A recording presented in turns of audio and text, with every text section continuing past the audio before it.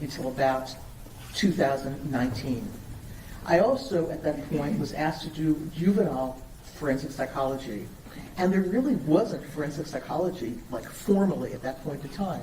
But local juvenile courts were asking me to do evaluations on people much like Tanner when he was an adolescent. Juveniles, although he did not get in trouble, but juveniles who were before the court, whether they were competent to testify, whether they should be tried as an adult, where they should be placed. And so I've had all of that experience in that area as well. Obviously, over the last 40 years, I've dealt clinically and forensically with a lot of juveniles and a lot of families and children.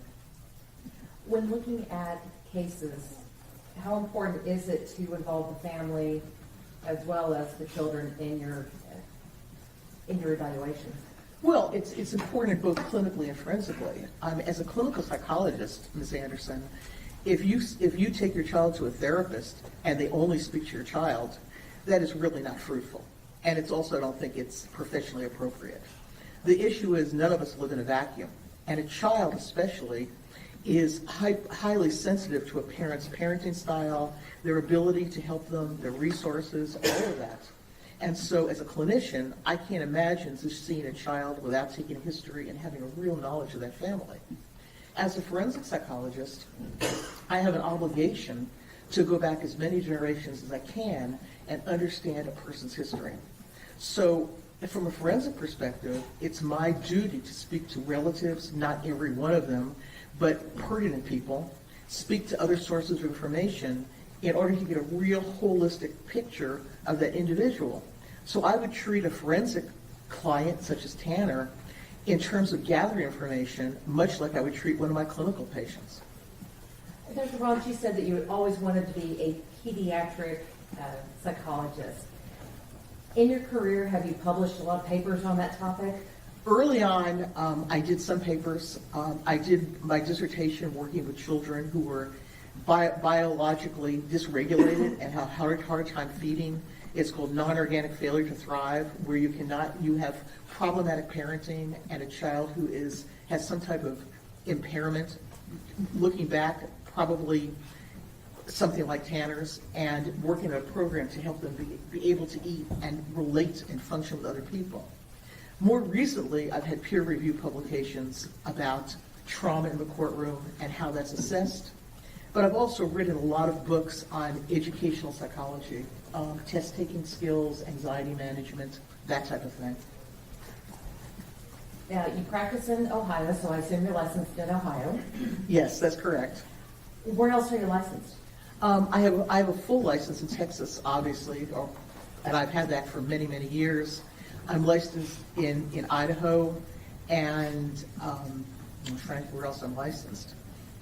Texas, Oklahoma as well. And then if I need to go to other states, I get a temporary license. You talked about doing forensic psychology, and that involves the courts, right? Yes, ma'am. All right, so how many times have you testified in proceedings? Many times. Not obviously as many as I've evaluated people, because many times cases get settled or other things happen. But I have been in state courts, federal courts, even military courts. I would say I've testified maybe 100 times. That's a guess. Oh, I'm sorry. What about juvenile court? Many times. And why is that relevant to a case such as this?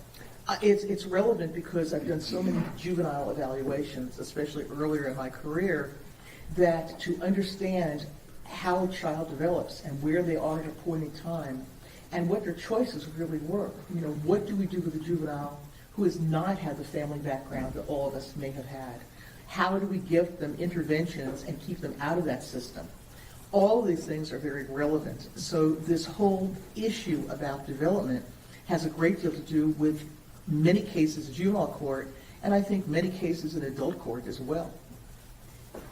Do you often deal with cases involving capital murder? Yes, I do. How often?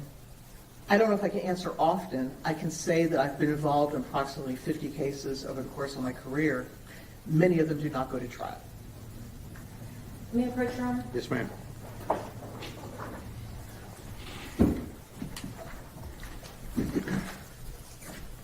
Dr. Brahms, I'm going to hand you what has been previously marked as defense exhibit number 47. Yes, ma'am? Do you recognize that? Yes, I do, ma'am. What do you recognize it to be? This is my resume, and it is 27 pages in length. Is this a true and accurate representation of your experiences? Having spoken to my office yesterday, I would say yes, it is. Okay. Your Honor, at this time, the defense offers defense exhibit number 47 for all purposes. I've seen it, Judge. No objection. Defense 47 is admitted.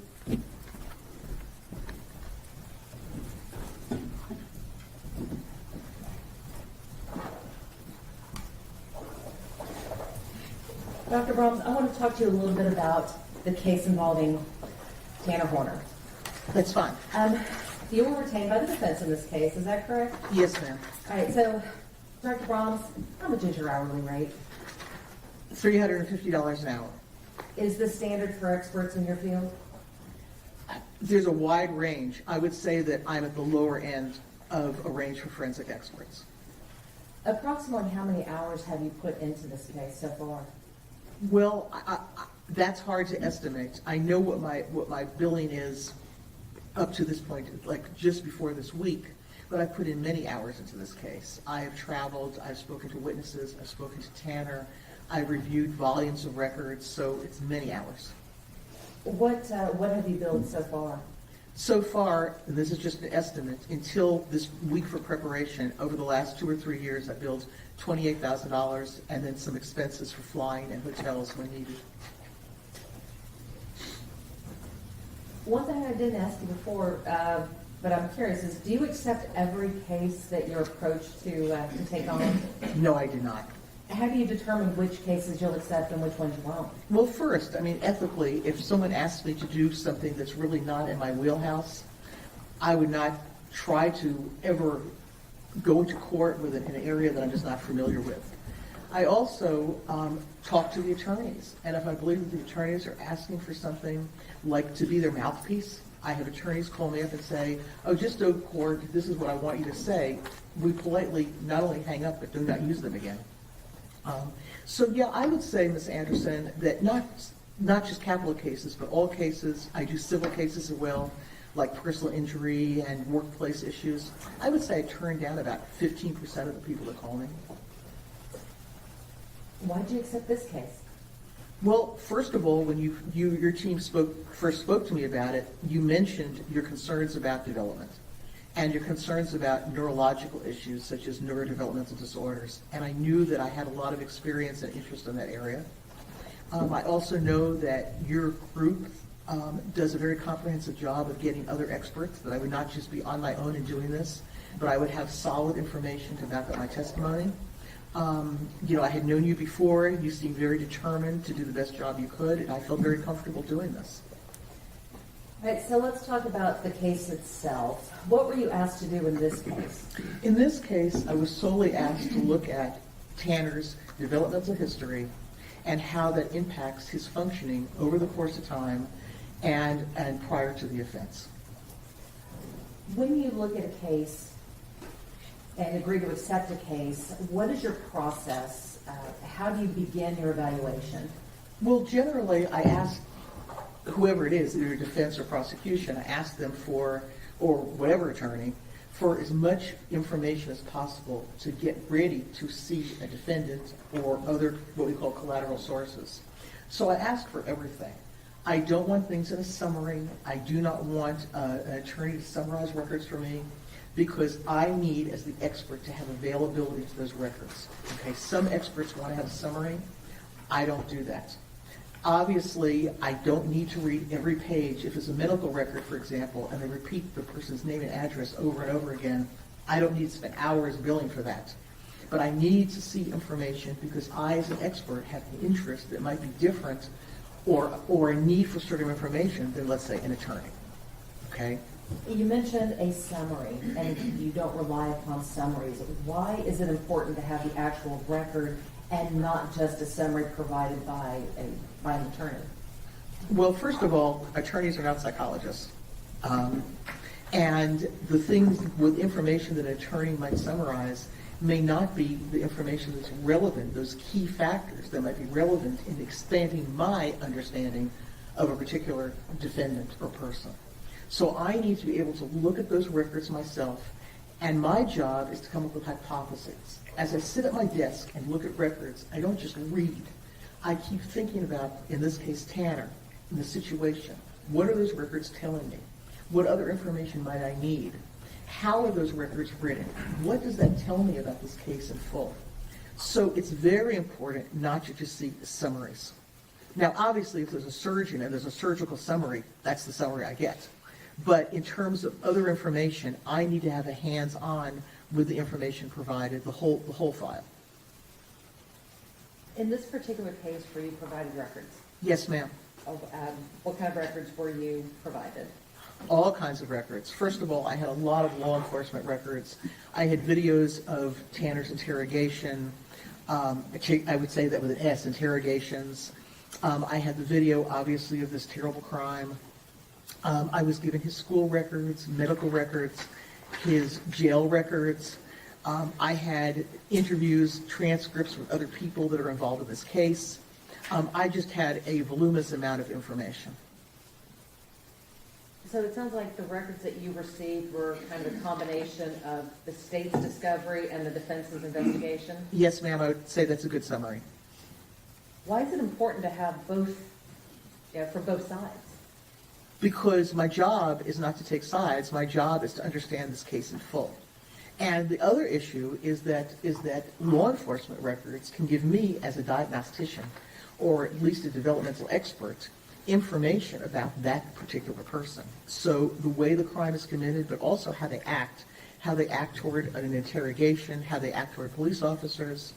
All of this information is very central in understanding, in this case, Tanner as a whole. Did you rely solely upon the records themselves? Of course not. What else did you do? Well, I met with Tanner for approximately 12 hours over the course of this investigation.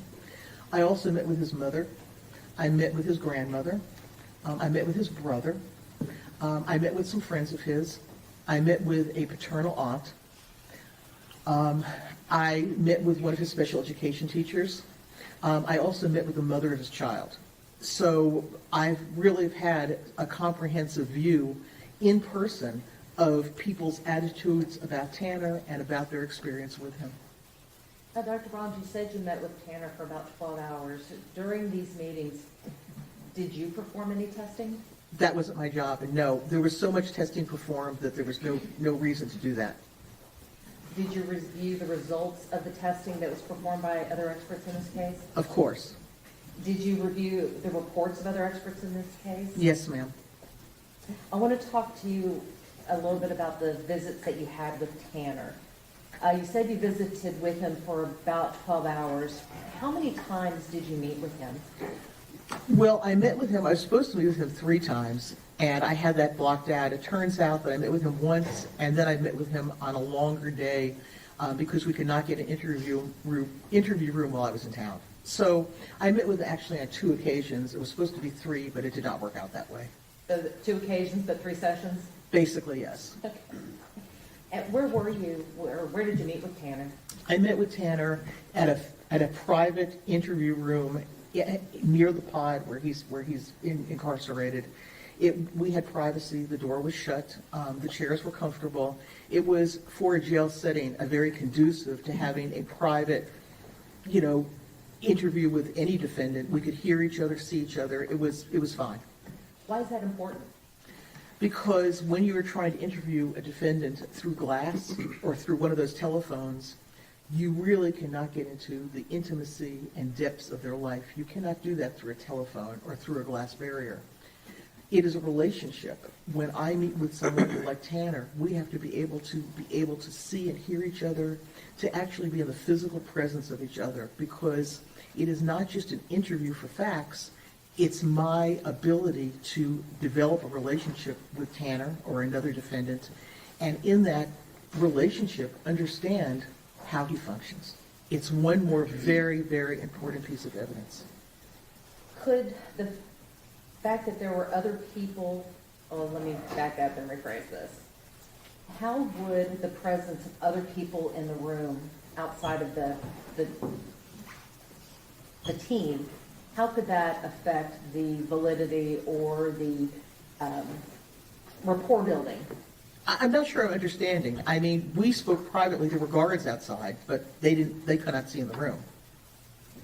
Would having the guards inside the room impede your ability to conduct a thorough evaluation? I would not have conducted an evaluation under those circumstances. There would be no way that private information, not just from a legal perspective, but very sensitive information, no defendant would ever, especially in an incarceration setting, divulge issues of vulnerability or loss or weakness or anything. So I would have probably asked you to find a court order that a guard should not be in there, because I could not conduct an evaluation like that. How important is it, you mentioned the word rapport, so how important is it to build rapport with the person you're evaluating? Well, I think it's important to define the word rapport. My job in this is not to become friends with Tanner.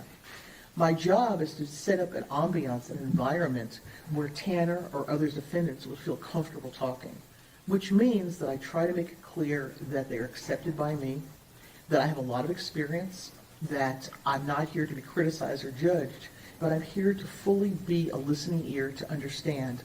And that, yes, I may ask questions that are going to be painful, that are going to be embarrassing, but I'm hoping that there'll be a level of trust and actual likability between us that a client or a defendant would divulge such information. During these evaluations and these interviews that you do, how important is it to get that personal information from the client? It's crucial. I mean, if you went to a therapist and you did not feel comfortable with that therapist, you would not divulge your information that is highly personal. You would not feel comfortable with that person. There's a big difference, and I get asked this question a lot, between caring and likability and respect. Okay, I want this to be a respectful relationship. It's fine to tell some jokes sometime, and Tanner sometimes says things that are a little bit off the wall, and that was fine, but it has to be a level of trust. And that it's not a therapeutic relationship, I'm a forensic psychologist, but it has to be that he knows that I am listening and that I will ask questions that will allow him to tell the whole story about himself.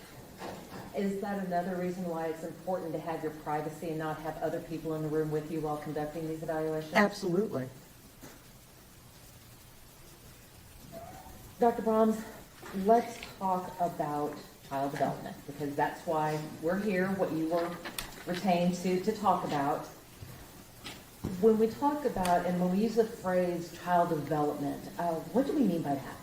What we're talking about is the trajectory of someone's life. We're talking about what happens, first of all, in the womb, in utero, which obviously is very significant in this case, but also historically. What are the people like that raised a particular person? What histories do they have? Obviously, in this case, both his mother and grandmother had problematic histories. Doesn't make them bad people, but they do. And then we look at stages of development. Every child, whether you live in Fort Worth or you live in, West Africa, goes through similar stages of child development, of where there's certain milestones and certain critical stages of life that children have to go through, hopefully successfully.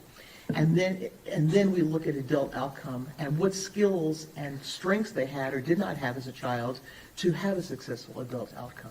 So development is looking at the whole course of someone's life and trying to understand at every point why things were either successful or why they might have been problematic.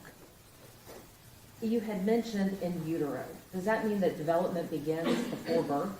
Well, it begins genetically as well, but yes, significant issues can occur when there are prenatal complications.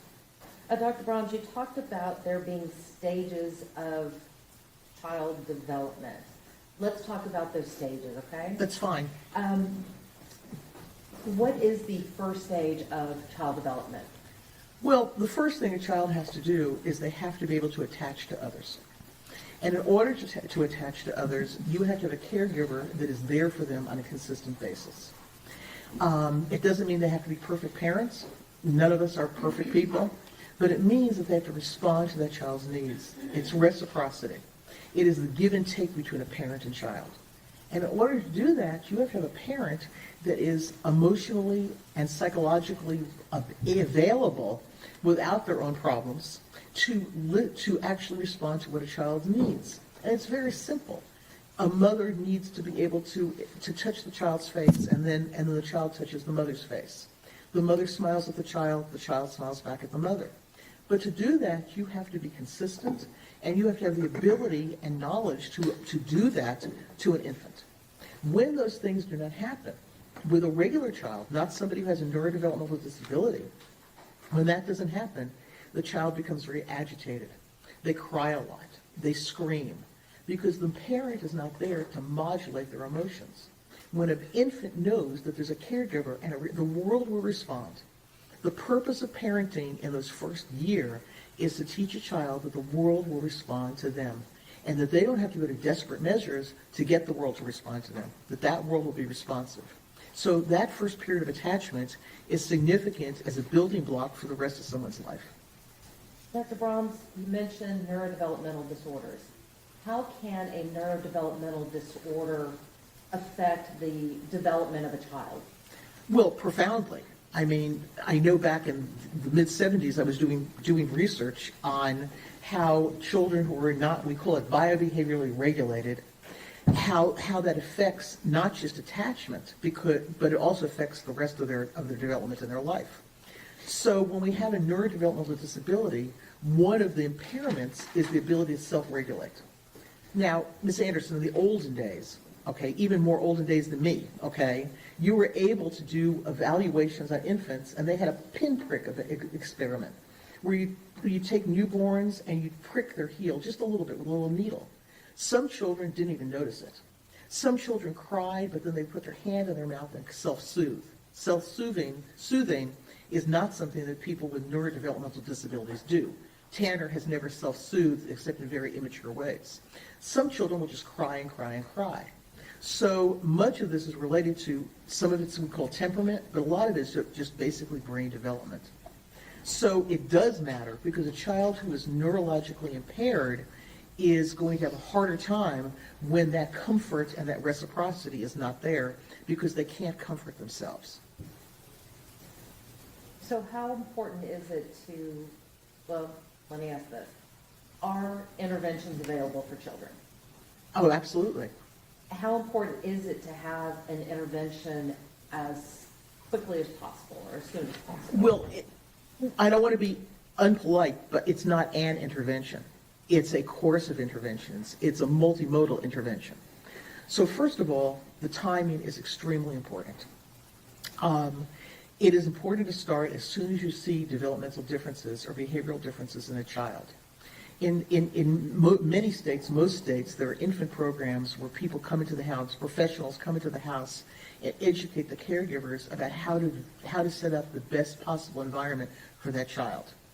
But what we do know in terms of early intervention with neurological disabilities, neurodevelopmental disabilities, that if there is not intensive intervention by about age 6, that child is far behind the 8 ball. That the types of skills, attention, self-regulation, socialization, attending to the environment, all of those issues need to be addressed well before a child starts to go into stages of development where those skills are absolutely mandatory. So if you do not have intervention early, and that would be occupational therapy, counseling for the parents or parent guidance, educational issues, there's a lot of interventions. If you don't have that early on, everything snowballs, because that child doesn't have the basic, we used to call it learning to learn skills. The skills that you have to learn in this world, to acquire information, to control your behavior, all of those things. If you don't have that by a certain time, your adaptation and your coping skills are going to be ineffective. You mentioned the term multimodal. What does that mean? Well, it's a fancy word, but what multimodal means is that you have interventions not just in one area, but in many areas, because neurodevelopmental issues are pervasive. And what we mean by pervasive, it's not just a learning disability. You know, I have friends who actually became attorneys and doctors, and they had a learning disability, and they got reading help, or they got whatever they needed, and they went on with their lives. And some of them they listen to audiobooks now because they don't like to read that much, but they still become lawyers or doctors. That's a learning disability. What we're talking about, and I know this jury has heard this forever, but we're talking about deficits that are pervasive. They're in the frontal lobe. They're in the limbic system. They affect the way that somebody perceives and interacts with the world. So there's language deficits. There are occupational deficits in terms of learning to learn, learning how to pay attention in school, getting other skills, whether that's baseball or handwriting. And then, of course, a very important core is the parenting issue. Those parents, because the people who really intervene emotionally as well as functionally, like teaching children, are the parents. And they are probably as important or more important than any of the other interventions that are available. You mentioned occupational, you mentioned learning disabilities, you mentioned teachers. What other kinds of interventions are available for children with neurodevelopmental disorders? Well, there's psychiatric interventions. There's always the option of medication. And this is an important issue because, number one, a majority of children with neurodevelopmental issues have, in quotes, ADHD. They do not pay attention. They are impulsive. It's all of that. You know, we can use whatever diagnostic terms we want to use. I usually don't say ADHD because I think it's part of the whole neurodevelopmental issue, but they have those problems. And you can treat that with a wide variety of medications. The secondary problem comes is that children who live a life with this type of impairment develop secondary diagnoses like depression. That's certainly true for Tanner. So we have to look very carefully at controlling those, or at least remediating, addressing those secondary diagnoses. Because then when you have a neurodevelopmental disability or impairment on top of a secondary problem that's major, now the problem, it's not just additive, it's interactive. What do you mean by not just additive, but interactive? Because what happens with this group of neurodiverse people, especially those, here comes another clinical term that we call level 1, higher functioning people, people with a normal IQ like Tanner, is they tend to get overlooked. And what happens is they're oddities. They're oddities in their family, they're oddities in the world, and they develop secondary diagnoses like depression. And then the more depressed they get, the less they function well in other areas. And when they function less well, then they become more depressed. They turn to drugs sometimes. Substance abuse is common in this population, especially these higher level functioning people, because they are not out there. Everyone expects things from them that they can't do. And so they try to mimic what they can do, but they can't do it, and everything snowballs. And so these are serious issues, both in terms of medication and other interventions. Dr. Brahms, I want to take you back to the stages of development. You had mentioned attachment. Is that the phase also where children start learning how to explore the world around them? Yes, after a child hopefully becomes healthily attached to the world, there's a stage we call autonomy. And autonomy is, anybody who's had a toddler is going to understand autonomy. You don't need a lecture about this. Children, let's say 3 years old, 4 years old, young, toddlers, a little bit above, will go out to the world and explore. And who do they come back to? They come back to their mommy or daddy. And their mommy and daddy tells them how to explore the world safely. If you want to look at a flower, you go look at a flower in the garden, but you don't rip it up. And you get compliments from your mom. You went and smelled that flower, but you didn't take that flower out of the ground. That is really grown up on your part. And then the child comes back to the parent for that compliment, and they get a hug, then they try to explore something else. So in that stage of autonomy, which is sort of toddlerhood, preschool, they start to learn how to deal with the world with their emotions being controlled and with their behavior being controlled, because there's a solid parental figure, a solid caregiving figure who is there to guide their behavior and give them that feedback and that reinforcement and that guidance. So when they go out to the world, their behavior is controlled. They can look at their environment, they can enjoy their environment, and they get attention. And I don't mean spoiled attention, but they get attention from a caregiver that they are able to be the big boy or big girl and do what has to be done to start to be part of this larger world around us. What happens if you don't have that kind of solid parent to help you during this stage? And what happens if you also have a neurodevelopmental disability? I mean, those things are going together in this case. What happens is children who do not have that guidance do not know really how to control themselves. Children who are neurodevelopmentally more normal may have less trouble doing those things. But when you have this hyperactivity and this impulsiveness and this generally agitated state, and when you have a family who can't give you what they need, then your ability to be able to go out in the world and act in an appropriate manner and not be afraid or not be overly inappropriate, that is compromised. And so in cases where you have a solid parental figure that can help navigate that aspect of child development, is it easier for a child with neurodevelopmental disorders or issues to succeed? Well, let me phrase that the opposite way, is that when a child with neurodevelopmental differences does not have steadiness, when they're moving all the time, for example, if their parent is on drugs a lot, if there's different people in the house, if they have different caregivers, they are getting the opposite of what they need, because a child with these disabilities needs predictability and stability and responsiveness. So predictability, stability, responsiveness.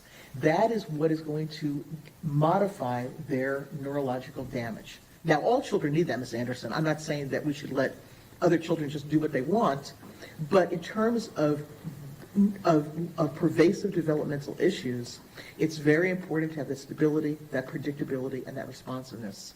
If you don't have that, the brain does not have a way to modify. I'm not saying heal. I'm saying to modify and have that child have the ability to use all of their ability and their skills to have a more adequate adjustment and successful adjustment. Hang on just a minute. We have a juror who's requested to take a short break. So let's take 10 minutes and we'll come right back in, okay?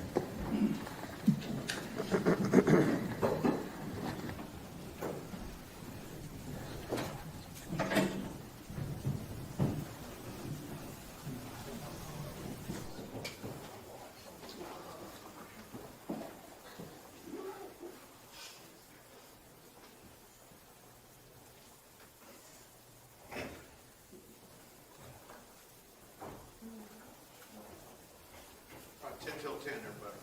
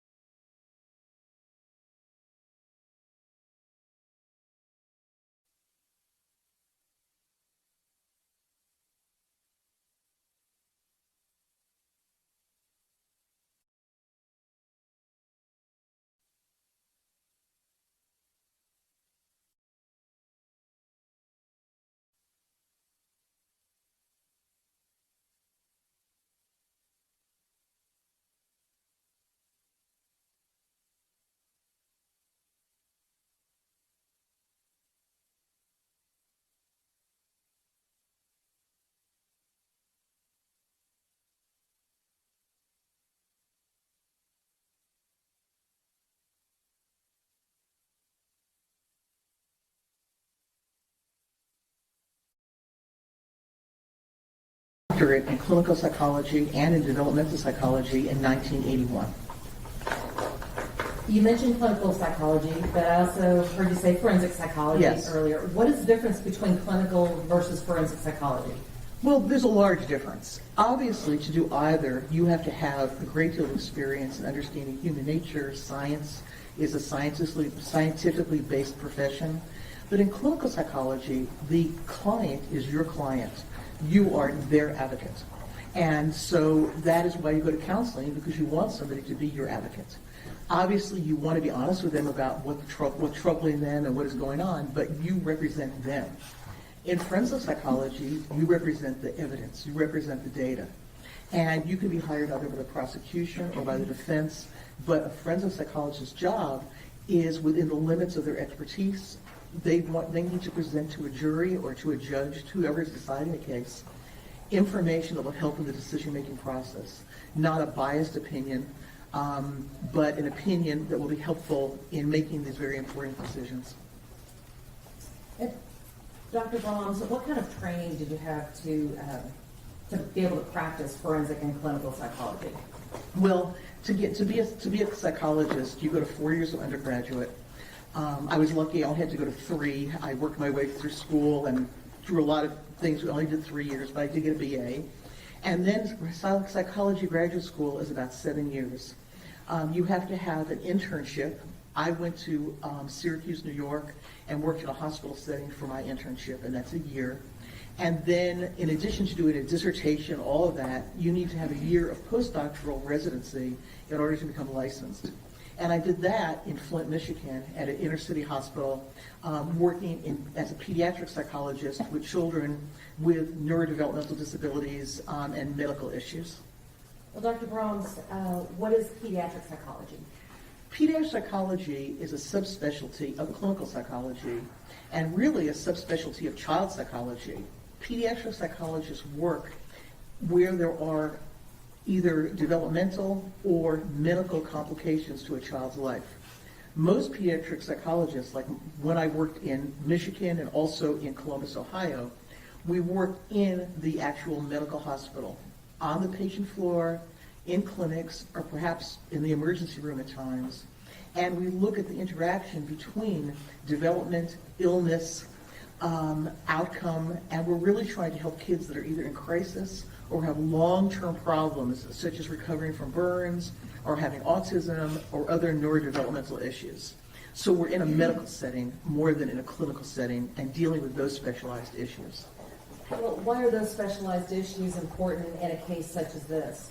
Well, I believe they're central to this case because when you have someone who's been diagnosed with a neurodevelopmental disorder, such as Tanner, it's very important to understand how that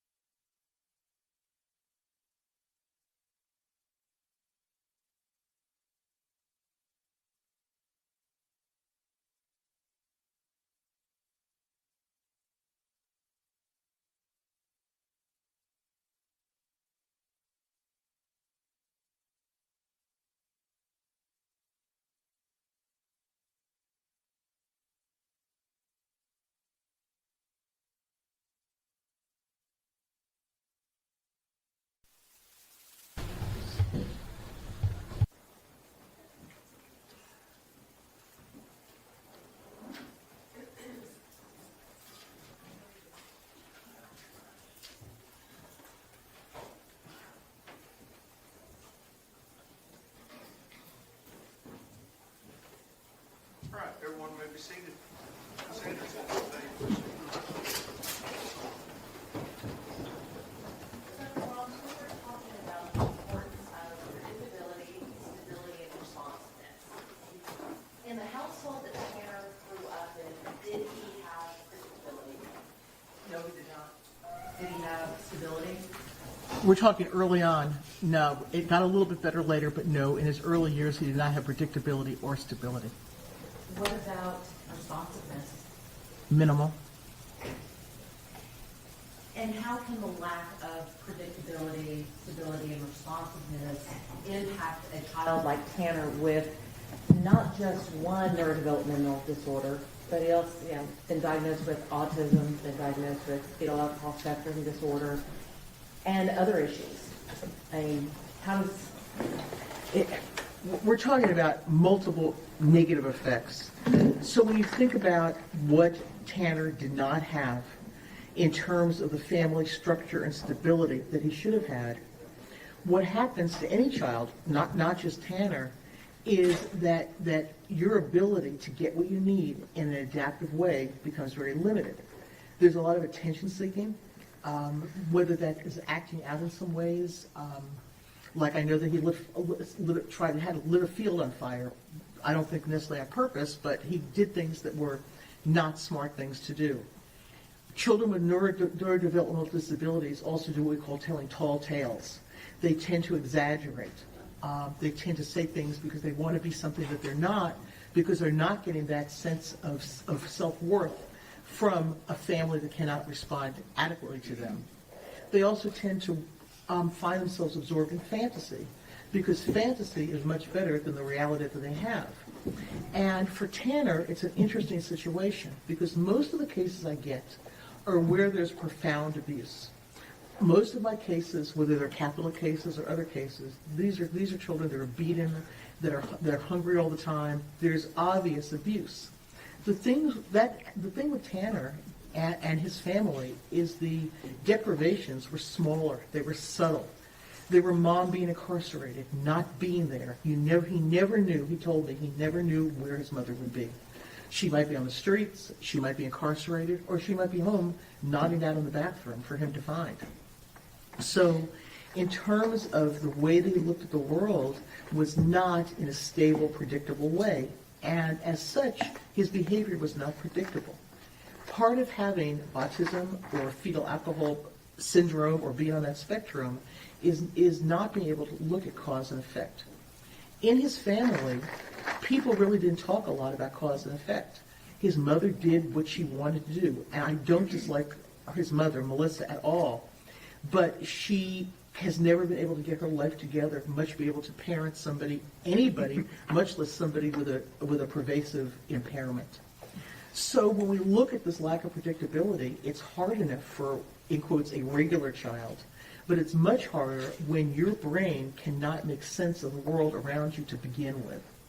So what makes this situation with Tanner so important to understand is that we're looking at subtleties. We're looking at brain impairment. We're not looking at gross abuse, but we're looking at abandonment, being babysat by a 10-year-old, not knowing where your mother is, having a father who doesn't care about you, being with a, in quote, stepfather who is a meth addict himself. There's all of these things that it'd be so easy for me to sit here and say, well, he was beaten every day and he was locked in a closet. That is not true. What happened in this case is that his brain was neglected. This is a case of brain neglect. It's not a case of abuse. But in that way, in all the 44 years that I've done this, that is abusive. It is a neglect of what gives somebody the opportunity to develop to be a fully functioning adult. Dr. Baum, let's talk some more about the stages of development. Certainly. After a child learns autonomy and begins to explore their world, what happens next? Well, the next stage that all children confront is mastery. When you start entering the elementary school age years, you have to learn how to master the environment. Some of that is reading and writing, because from an educational perspective, you learn more basics between first and third grade than you do for the rest of your life. You're learning how to read. You're learning what mathematical principles are. It's the basis. Very important years. But you're also mastering your abilities to be socialized. You're mastering the ability to be part of the larger world around you. That is basically what kindergarten and first grade is about. And yes, it's about ABCs and it's about learning numbers, but it's about how do you learn to be in the larger social world, to hang up your coat, to put your boots in a locker, to sit there with floor time and be with your friends, to learn how to interact with people, to be quiet when you need to be quiet, to ask questions that are appropriate. I mean, we know how many little kindergartners say inappropriate things. We've all had kindergartners. They say things that it's because they're kindergartners, and we teach them in a loving way why that would be appropriate or not appropriate. Tanner, in reality, as an adult, doesn't have much of that. Sometimes when I talk to Tanner, I felt like he walked out of a textbook. That this is something that, if it wasn't a capital case, I would use when I teach law school. I mean, it's a typical case of children who have not been able to master their social abilities and master that part of the larger world. And all of us want to master things. Just as an example, I can't take a survey in a courtroom, but I would imagine that most of us have collected something at age 5, 6, or 7. I know that for me, we used to take our bikes and collect pop bottles and return them for like 2 cents. Some people, I didn't become rich, but it was interesting. Some people collect rocks. Some collect Matchbox cars. Because why do little kids collect? Because that is their world that they can master. These are my Matchbox cars, or these are my rocks, or these are my throwaway Coke bottles. Okay, these are my pieces of glass that I put on my shelf that I found in going around my neighborhood. So that sense of mastery makes you feel competent because I can do something. I am a little kid and I can do something. And you feel confident. You feel like you have skills. I'm able to do these things. When you talk to people about Tanner, and when you talk to Tanner himself, that sense of mastery was not there. He was the one who was continually bullied. He was the one who never could do anything right. He was the one that didn't have parents. Probably he had grandma on and off, but he didn't have a family that taught him to be competent and confident. And when you're not taught that, later in life, you act like the age that you never got that at. So there's times when I talk to Tanner, I literally can believe I'm talking to a 6-year-old in terms of inappropriate comments, not sexual ones, just inappropriate comments, laughing when he shouldn't, blurting things out, all of those things. It's almost as if I'm talking to a big man who is 6 years old. Dr. Brahms, you mentioned socialized, socialization. What do we mean by socialization? Well, we all learn about values and morals from our teachers, from our parents, sometimes from like Sesame Street, from various different places. So the way that you learn about the values of society is 2 ways. One is by direct guidance, like it's important to go to church, okay? That's an important part because you were brought here by God and we need to respect God. That's verbally stated. But then there's what we call vicarious learning. You learn by example. So you learn when your grandmother goes to church and says, that was a great sermon, I feel so much better. And you're listening, you're saying, you know what? This has some value, and my family's values are that we need to respect something higher than us, okay? Whatever religion you want to be. They were good Christians, so whatever you choose to be. But you learn by guidance and you learn by watching. And that is part of development. Now for Tanner, I believe that underneath all of the problems here and this terrible crime, he did learn some things from his grandmother and even from Melissa. Melissa feels terrible about what she did, and she's able to express that. And she was able to express love to him even in her worst, darkest hours. And I've seen her worst, darkest hours, and they're bad. She understands the importance of family. Jackie did everything possible to have a family with really limited resources. Not a lot of education, not a lot of money for sure. She had to deal with Bill. That was not an easy task because he was against things that she tried to do for Tanner. But what he learned is love. He did learn the importance of certain things that make us human. And he learned that because despite all of their problems, there still was that sense of that in the family. And even with Bill, Bill is a tunnel rat. He's a Vietnam, and I may his memory be blessed, but he was, fought for our country. And he took in Tanner, and it was not done with hatred. He did what he could do, but I believe that they tried their best to have a family. And I believe that in the long run, years later, Tanner wanted and wants the same thing, that he wanted to have a family, even though he had a very dysfunctional partner and very limited abilities cognitively, not intellectually, not in terms of smartness, but in terms of this pervasive developmental disorder. So those are the values that you get that you carry on. You mentioned guidance and modeling. What happens if you don't get proper role models, proper guidance, Well, proper modeling? You get it from somewhere. In middle school, you get a lot from your friends. I mean, we all know that middle school is hell, okay? I mean, I don't think I need to tell anybody that, but those years are very, very difficult in terms of developing who you are and understanding who you are. And then we'll talk about that probably sometime about identity. But you get it from other places. Now for Tanner, he started learning things through channels that were not appropriate. He got into heavy metal music. He got into a fantasy life of superheroes, of all of these things that were avoidant, which is so typical for autism, is you go into a fantasy world. And so I think that Tanner developed values that were not his parents' values and were not necessarily the best values because of the environment that he put himself in. Because he was socially limited, he wasn't going to be a typical person's best friend. They didn't want him as a best friend. And he needed to find some way to understand the world, and I don't believe he did that in the most pro-social, adequate way. But that is part of his impairment. Dr. Brahms, you had talked about Tanner's mother and his grandmother. Did you hear the testimony of his grandmother? Yes, I did. Did you interview her on your own? Of course, yes, I did. When she was here to testify, was she able to tell the whole story about how Tanner was raised and about her life? No, she did not. Why do you think that is? I think because his grandmother has a great deal of regret and shame.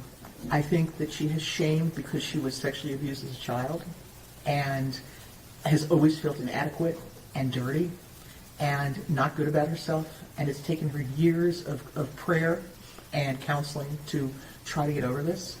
She feels terrible that her daughter became a drug addict, a real drug addict, and that she could not do anything to stop that.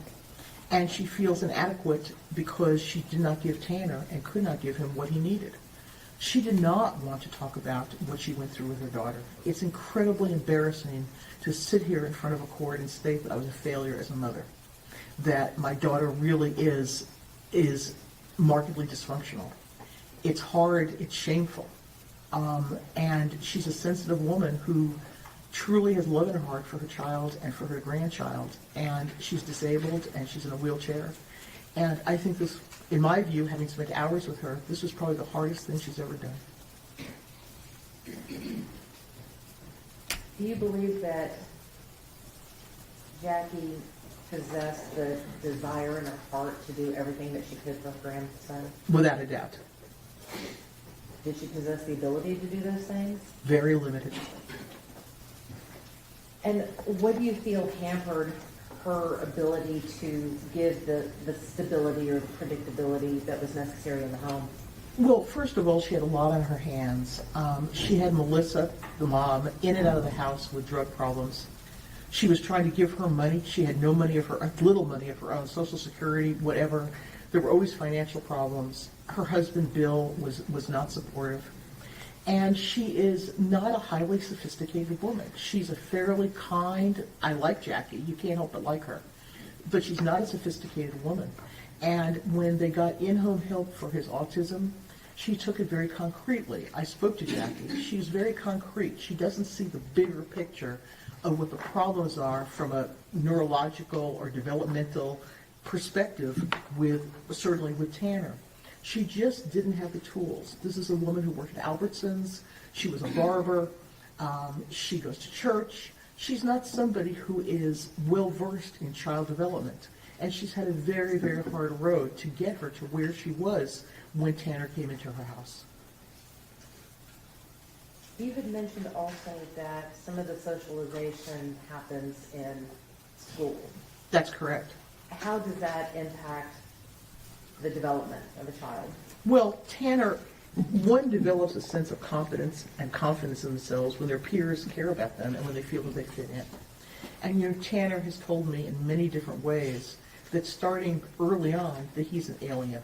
I don't mean a real alien. This is not a psychotic delusion. I mean an alien that he is somehow in this world but does not have the skills that, in quotes, humans have. In his own fantasy way, he sees himself sort of like a robot when he was a little kid, like a robot in school trying to be a human being, which is, if I ever write a book about autism, should be the title of the book. Because people who have these disabilities have to mimic, they have to cover, they don't know how to do these things on their own. And so, of course, he was bullied. He was painfully bullied. And he never wanted to tell his grandmother much about it because he was embarrassed. But he was bullied terribly through school. So you have somebody with autism, and you have someone who's on the fetal alcohol spectrum, who really cannot mimic everyone's talking about theory of mind, but to understand how he should act, how people perceive him. Tanner even now doesn't understand how people perceive him, how the guards in the jail perceive him, how I perceive him. I don't think he even knows how his lawyers perceive him. So what we have here is a child who developmentally, when we talk about mastering the environment and feeling good about himself, is that he never was part of things socially. And when you're not part of things socially, you don't learn the things about interaction and socialization that your peers are learning because you're not in that group. You're in your own little group. So when we're talking about socialization and the mastery of the environment, would interventions have assisted him in going through these stages? Absolutely. Absolutely. Even if he had received interventions through all of these stages, would he still have brain impairments? Of course. Would they still be pervasive? Yes. Would he still need guidance? Throughout his life. So how do you reconcile all of this with the fact that he had a job? He knew how to drive a car. He had friends. He went out to the clubs. He had a life. How do you reconcile the need for guidance and the need for interventions with all of the strengths that he has in his life? Well, we've not talked about this before, so I'd like to just give an example, okay? And then we can talk. I want to tell you, prior to coming to court here, I was hit by the postal man who rear-ended my car. Okay, so nobody was hurt. He got out of the car, and he clearly was neurodivergent. He was twitching. He was crying. He said he looked at the floor and he has a hard time paying attention. He told this to me. I'm a police officer. So what we have there is a Tanner. Okay, we have somebody who has a job. He's a contract postal delivery person, kind of like a contract FedEx person. And he is begging. He's like, don't fire me, don't fire me. He's a grown man, and he's crying. And then his supervisor comes. They come to where the accident was, and they're like, well, we're going to write you up, and this and that. And he's twitching and twitching and crying and crying. And it's obviously that he is neurodivergent in some way. Now, he has a job, but he looked at the floor instead of looking at the road and hit my car and did $9,000 worth of damage. And so what we have here is someone who on the surface you can say, well, you're a contract person for the post office. In reality, he is barely able to have the attentional skills to do his job. So when you do an evaluation of someone, you never just say, what is your job? Or what's going on in your family? Or anything like that. Or what are your hobbies? So you can say to somebody, I have a job doing X, Y, or Z. But to understand their impairments as well as their strengths, you need to have functional details. And by functional details, it's not just do you have a job, but what are your daily routines? How do you master challenges? What do you do about stress? What happens if you have to make a decision about a FedEx route or how you stack dishes? How do you make these decisions? So you could be working as a dishwasher and the dishes are piling up, you have to make an independent decision about how to stack them so they don't fall down. Do you have the problem-solving skills to do that? You can say on paper, I wash dishes at Olive Garden or wherever, or Outback or whatever. You know, I know he worked at Outback.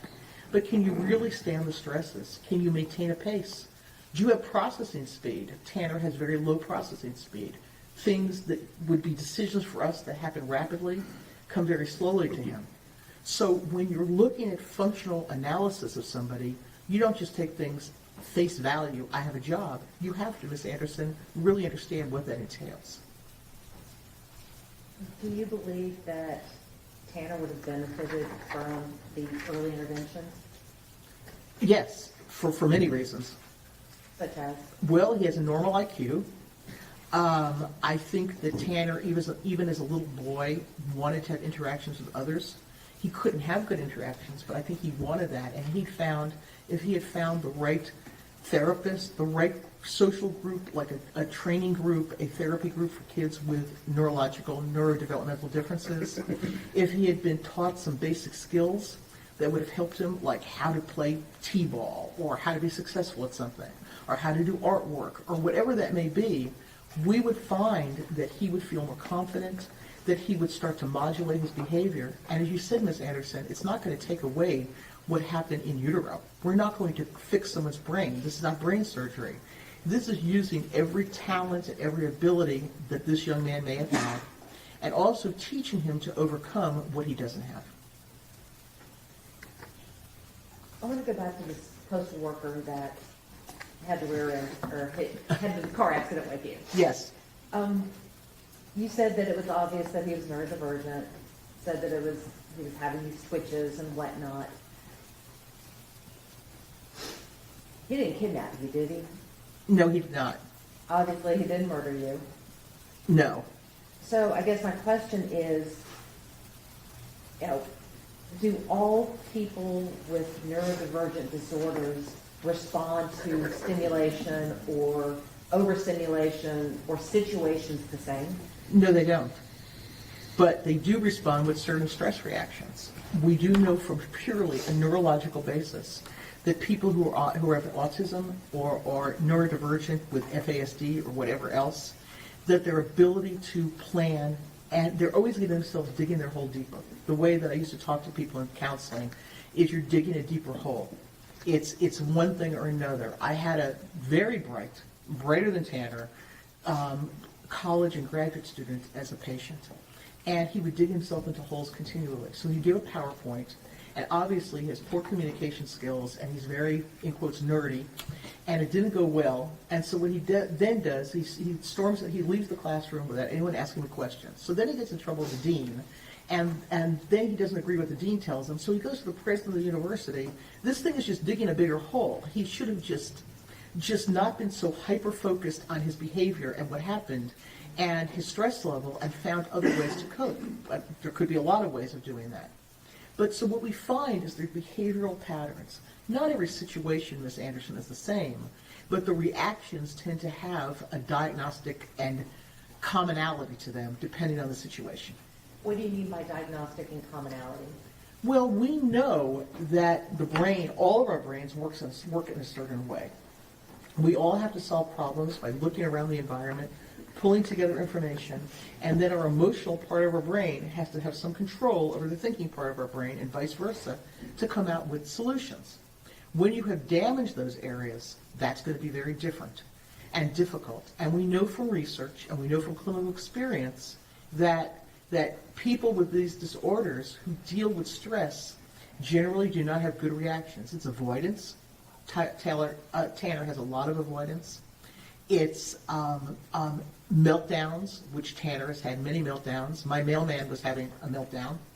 These are predictable things. So not everyone's going to respond to the same situation in the same way, but the impairments are generally the same. Dr. Brahms, when you were talking about mastering the environment, you used the phrase competent and confidence. Yes, ma'am. What did you mean by competent and confidence? Well, in order to be successful in this world, you have some competencies. And to have competencies, you have to be able to follow through on things, pay attention, solve simple problems, not get discombobulated by stress. All of those things and many more are part of having this type of disorder and impairment that Tanner has. And if you don't feel that you're able to master the environment as a child or as an adult, Tanner could not master the world as an adult. He couldn't find the right place to live. He couldn't handle a job. He couldn't handle relationships. Then your feeling confidence about yourself is minimal, if not less than minimal, and you start doing things to make yourself feel better, whether it is resorting to fantasy or thinking you're someone you're not or hoping you are. Whatever that is, it's not a fully formed, competent, and confident individual. How can trauma affect a person's ability to master their environment? Well, trauma takes away from everyone's ability. I'd like to use Jackie as an example. I mean, his grandmother has had a lifetime of trauma, and her ability to focus and to think things through, she struggles every single day to do that because of the trauma that she's been through. Now, trauma can have both a behavioral impact because of your experiences. So someone is traumatized, they act out in certain ways, or they become depressed, or whatever that may be. It's somewhat more damaging, though, because trauma also causes changes in brain function and brain structure. We know that toxic stress, abandonment, which he's had a lot of abandonment, seeing things that no child should see, that type of thing, all of that impacts not just the way a child responds, but the way their brain responds, and the actual neurochemical changes in their brain and structural changes because of that stress. You mentioned the term toxic stress. What does that mean? Well, toxic stress, there's good stress and there's bad stress. So all children grow through stress. All of us grow through stress. So if we have a problem at work and we resolve it, we've learned a lot, we've grown, we're stronger, we're less afraid to make a mistake, we've figured it out, okay? That is a level of stress that we can tolerate, okay? Toxic stress is when we do not have the tools to overcome a stressful or challenging situation. It might be two things. One, it might be that the situation really is insurmountable. There are situations that will cause anybody toxic stress, no matter how smart we are, no matter how our brains operate. But stress can become toxic when that person has an impaired brain and then they're faced with challenges that you or I might be able to deal with, but they cannot. And that becomes toxic, especially when they're faced with those stresses over and over again. For Tanner, it was never knowing where his mother was, never knowing if she was alive or dead. It wasn't toxic stress like being beaten every day, okay? It was toxic stress that this world is unpredictable and this world is something that I cannot control or master every single day, and he doesn't have the skills that we do. We're talking about trauma here. Did Tanner share with you some of the more traumatic events in his life? Yes. Yes, he did. Let's talk about that. Did he share with you about the time that he himself had been sexually assaulted? Yes, he did. What happened? Well, not surprisingly, it was difficult for Tanner to talk about. What happened is that his mother, they were living on a property that had several homes, and there was a landlord. And as I think I mentioned earlier in my testimony, he was involved in setting a fire and causing some problems on that land, and he had to apologize to the landlord. And his mother, despite her difficulties, had him apologize, and he was sexually assaulted by that landlord at that point in time. How old was he at the time? He was about 10. You talked about setting the fires. Were those fires, or let me rephrase that, was there any indication that those fires were set with the intent to burn down a house or to cause mass destruction or anything like that? No, not at all. When he told you the story about the fires, what did you make of the fires? I felt that I was talking to a young man who was unable to predict cause and effect, and he thought it would be interesting to see what it looked like if some dry brush was burning, and it never occurred to him that that could spread. When someone who has been sexually assaulted, like Tanner was, at such a young age, can that cause that person to either, to mimic that same behavior? Well, I don't think that the research, again, Ms. Anderson, I know you're not a psychologist, but it's not a matter of mimicking behavior. It's a matter of having, when someone is sexually assaulted, there's a lot of questions raised in that person about their sexual competence, about why they were picked upon to be abused.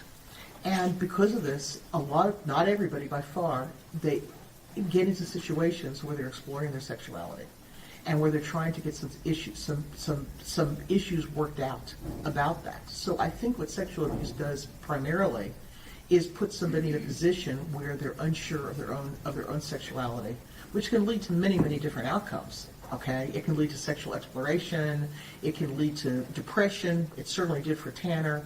He had some traumatic symptoms after that. Even now, it's in his memory. I would not diagnose him with PTSD, but I would say that at the time he had many trauma symptoms that sort of have remediated over time. But the actual event is something that he clearly does not get out of his mind. That is something that is still very troubling to him today. And difficult to talk about? Very. You had mentioned earlier about identity. Yes. Tell us about that stage of development. Well, during those middle school years and beyond, one has to establish who you are as a person. What am I? Am I a smart person? Am I good at certain things? What am I going to be when I grow up, so to speak? Much more than I want to be a fireman. We're not talking about a 6-year-old. We're talking about forming an identity that will lead into adulthood. So when Tanner was in those stages, most children in healthy situations have positive experiences. They're not bullied. They don't have home life problems. And they're able to have experiences that mold who they would be. For Tanner, he did not have those positive experiences. His identity started being formed as that alien, that person that can't really get along, who has to mimic, who doesn't really understand the social world around him. And when he started to develop an identity, what was left for him? I mean, what really was left for Tanner? Well, it was the odd things. It was the outlier things. It was the rock music and the heavy metal many people don't listen to. It was watching Marvel movies 20 times. It was Dragon Ball Z, a cartoon that I still can't understand, by the way. But it was all these things that he created his own identity. But it wasn't an identity that was the typical identity of I'm in 4-H, I'm in the school play, I play basketball, I do these things. At that point, he was a church-going kid, and he could not sustain that. Now, I know later on he's become much more serious about the values his grandmother taught him about religion. But at that point in time, he couldn't get along with the youth group there. I mean, I think he played some kind of musical instrument, but he shared. He's always an outsider. So he went to activities that made him comfortable because he found people like himself.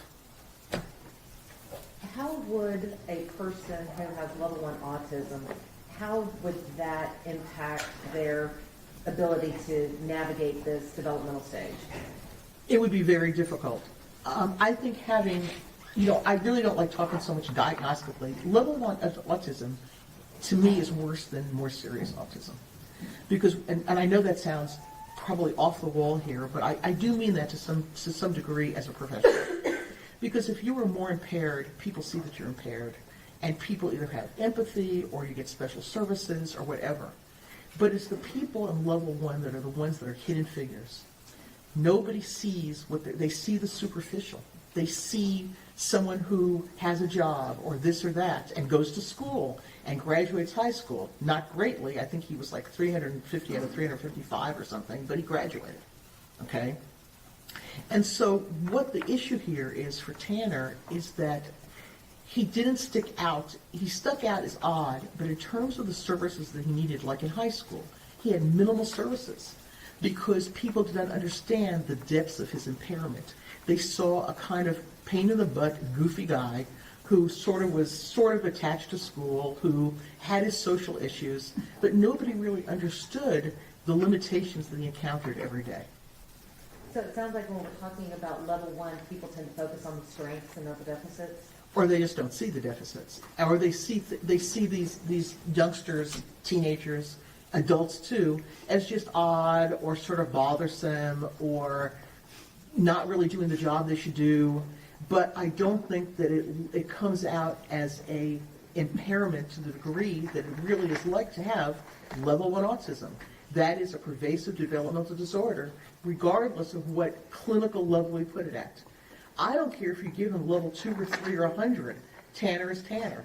Tanner has these impairments, and he has struggled with them without very much help. I mean, he had Miss Weaver, who's a lovely person, but the type of intense, continual intervention that he needed till adulthood and through, he did not have. You had talked about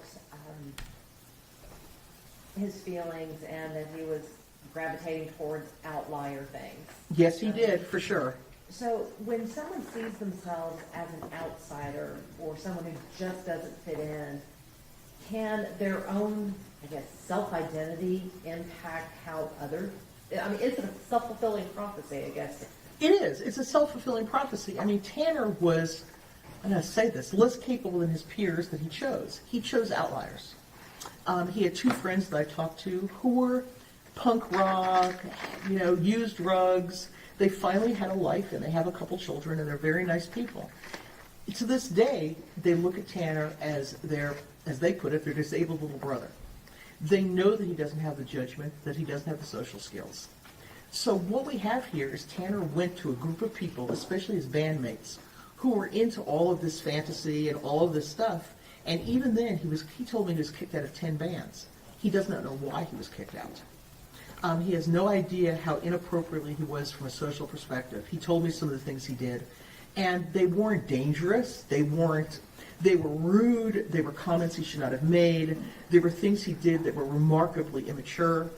And even those guys who were in that outlier group thought he was more of an outlier. So how would having someone in the home to help form this identity affect their ability to form that identity? Say that again more clearly, if you don't mind. I don't know if I can. Okay. I'll try again, though. How important is it for a child to have someone to encourage them in the home, Dee? Well, when you talk about adulthood and you talk about going into adulthood, you need to have the resources to become an adult. And I think that's kind of what you're getting at, in a way. Yes, I think you're talking about what do you need to become an adult. Well, first of all, you need to have a brain that functions well, because adulthood has complicated challenges, really complex challenges. Whether you go to college, whether you get a job, you have to have the ability to plan, to problem solve, to pay attention, to deal with stress, to control yourself behaviorally, not have meltdowns, all of that. But then you need to have a home that gives you some type of support and guidance. It doesn't matter, Ms. Anderson, if they're rich or poor. I have families that are not wealthy at all, and that their son or daughter knows that if they need $20 for gas, you can go to mom. They also know if they're having a problem with a girlfriend, they can go to mom or dad. And as you have that support, you're slowly able to start to acquire those adult skills and independence, that adult independence that we all need. But you can't just go from being a teenager like he was with these pervasive impairments, and all of a sudden he's in the adult world.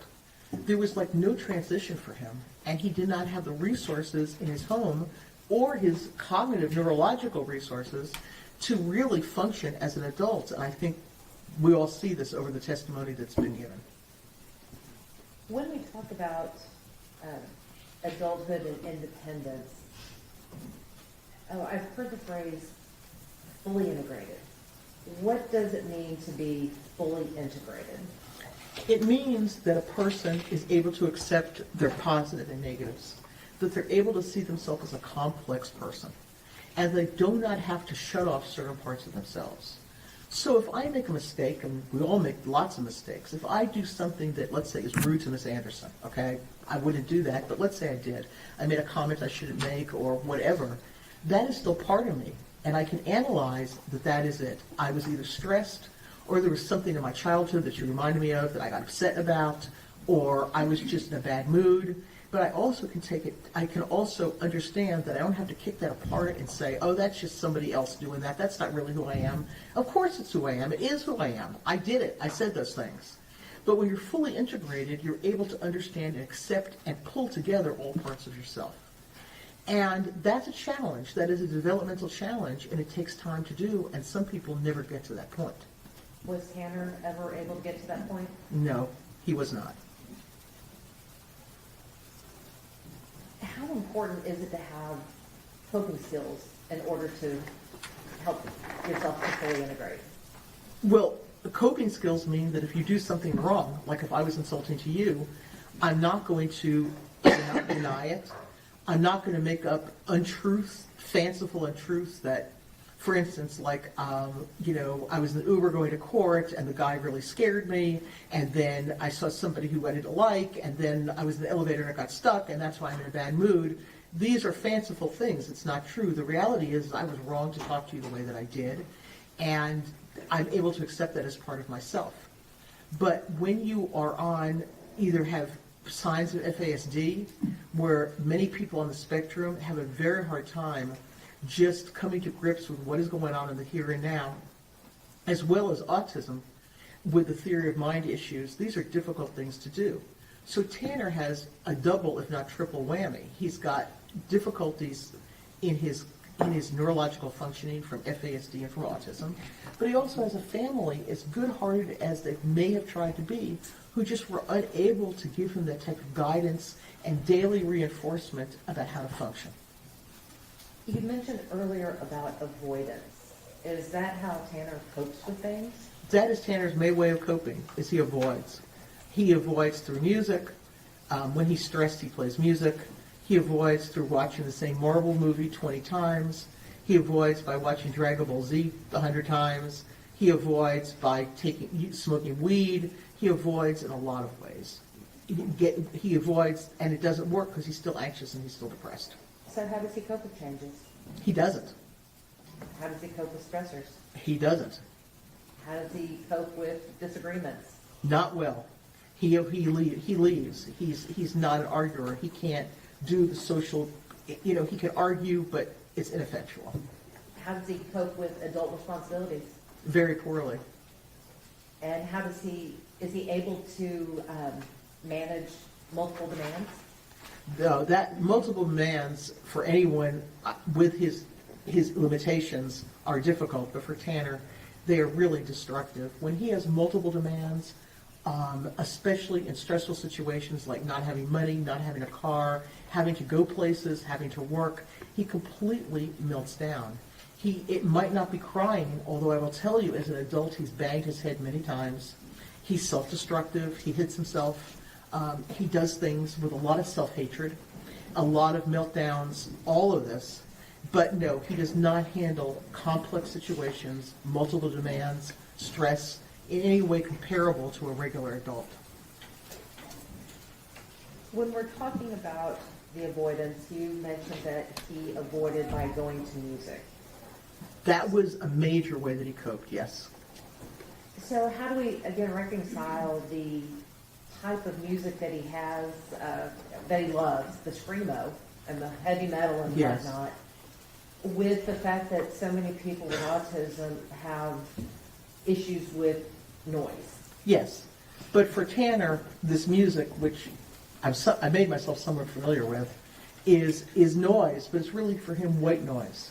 Children on this, adults too, who have these disorders do very well in environments where like a fan is whirring or there's these white noise machines. Many of my clients, the parents would buy them these white noise machines where it just blocks out other sounds. But for Tanner, he knows the lyrics of every song. He has that control. He likes the loudness. It sorts out it sort of avoids the thoughts in his head. He completely goes into the music. And for him, it's calming more than overstimulating. Let's talk about the interrogations. Okay.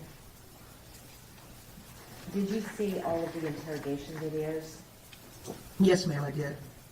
Now, from a clinical point of view, what were your impressions of these interrogation videos?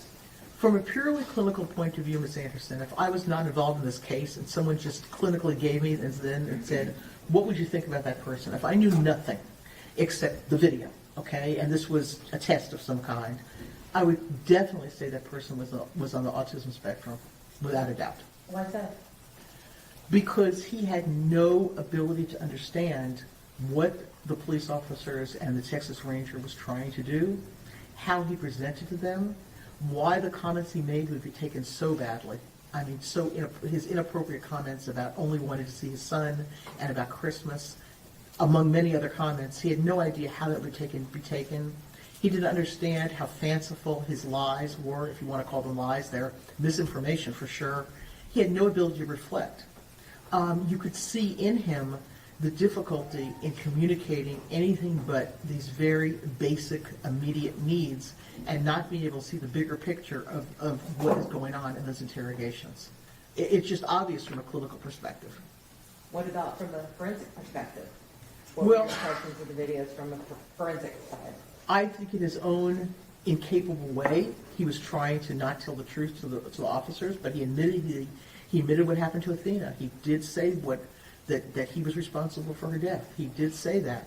But then he tries to either delay the inevitable, try to come up with some type of excuse or something about what happened.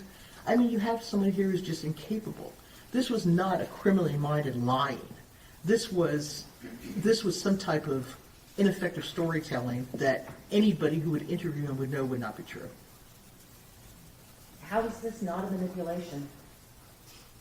It's a sign of autism. It's a sign of what he has on. What is he manipulating? He admitted what he did. Eventually, I hate to talk about this, it's very painful to talk about, but they eventually found Athena's body. Eventually, he got them into the area. What is he getting from that manipulation? What is he gaining? He's gaining nothing. There's nothing to gain. My question watching the interrogation was, is this a fantasy?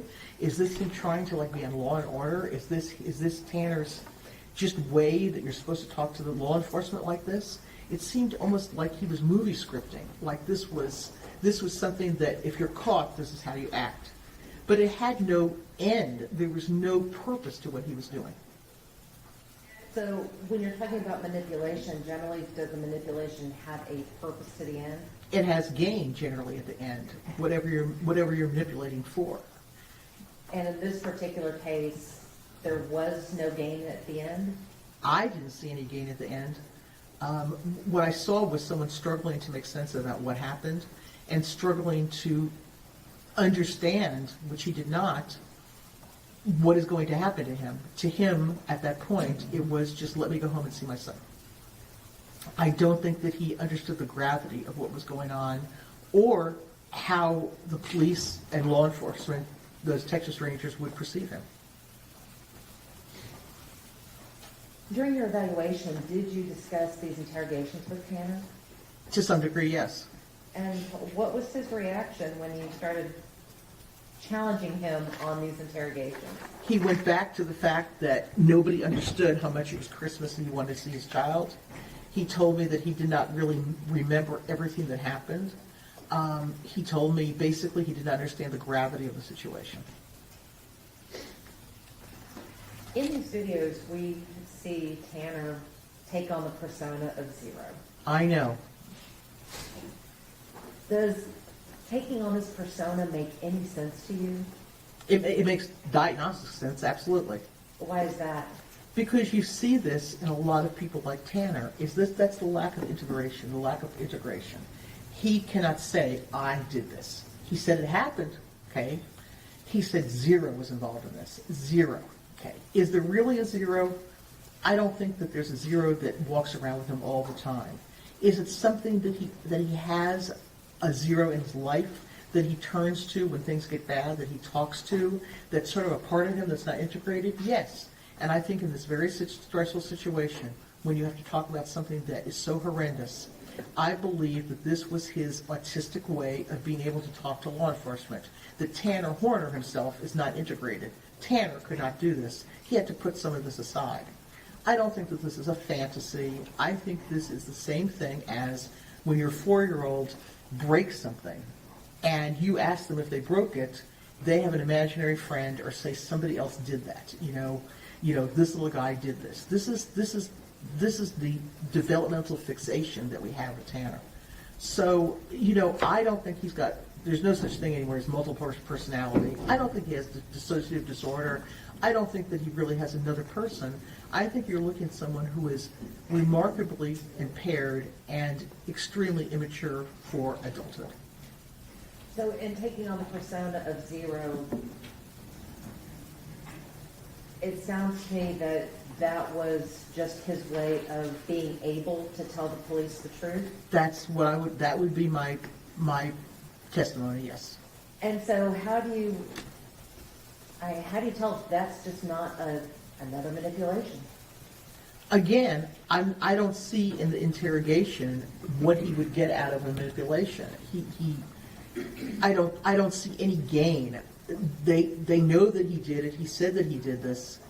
I don't see that there's anything else that he would gain. You've got to understand that Tanner also takes on other persona. I mean, he sees himself as a Marvel character.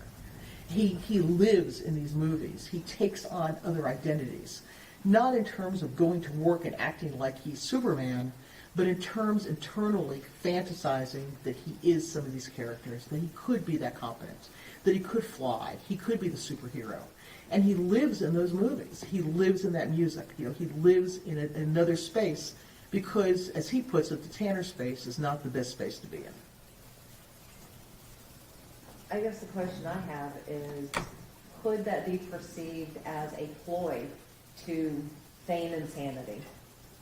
Well, let me put it this way. He's never feigned insanity with me, ever. He's never said that he's had psychotic features or he sees things or hears things.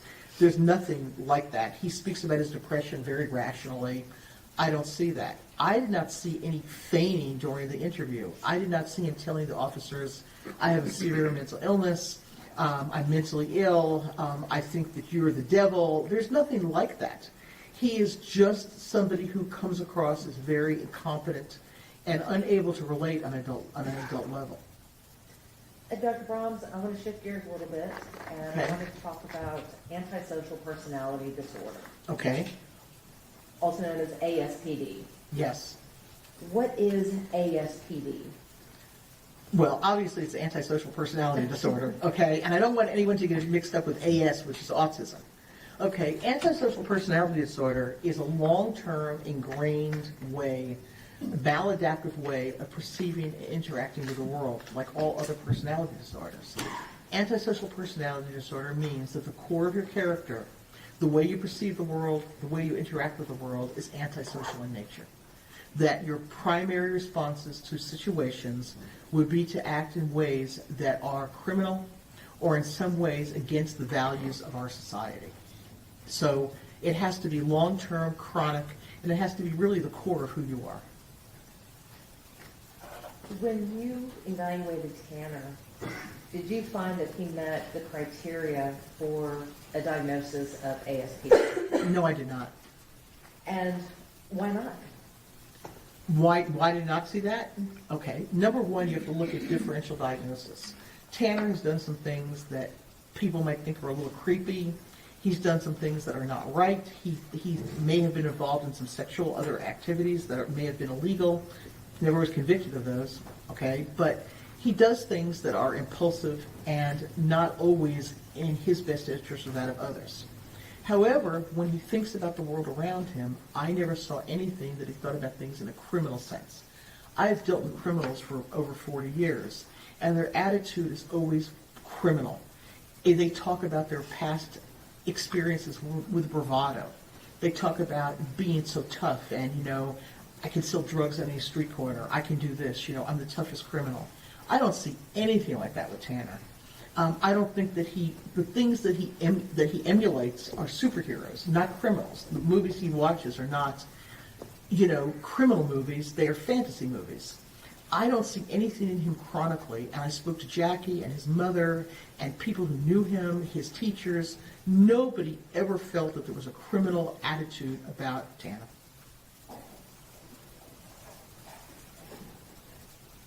Your opinion that Tanner does not meet the diagnostic criteria for antisocial personality disorder is based on the evaluation that you did of him, Yes, ma'am.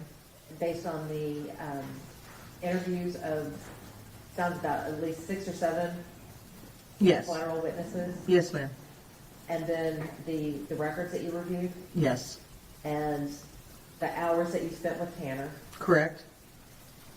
and nothing in any of that would lead you to believe that he meets the diagnostic criteria for antisocial personality disorder. That's correct.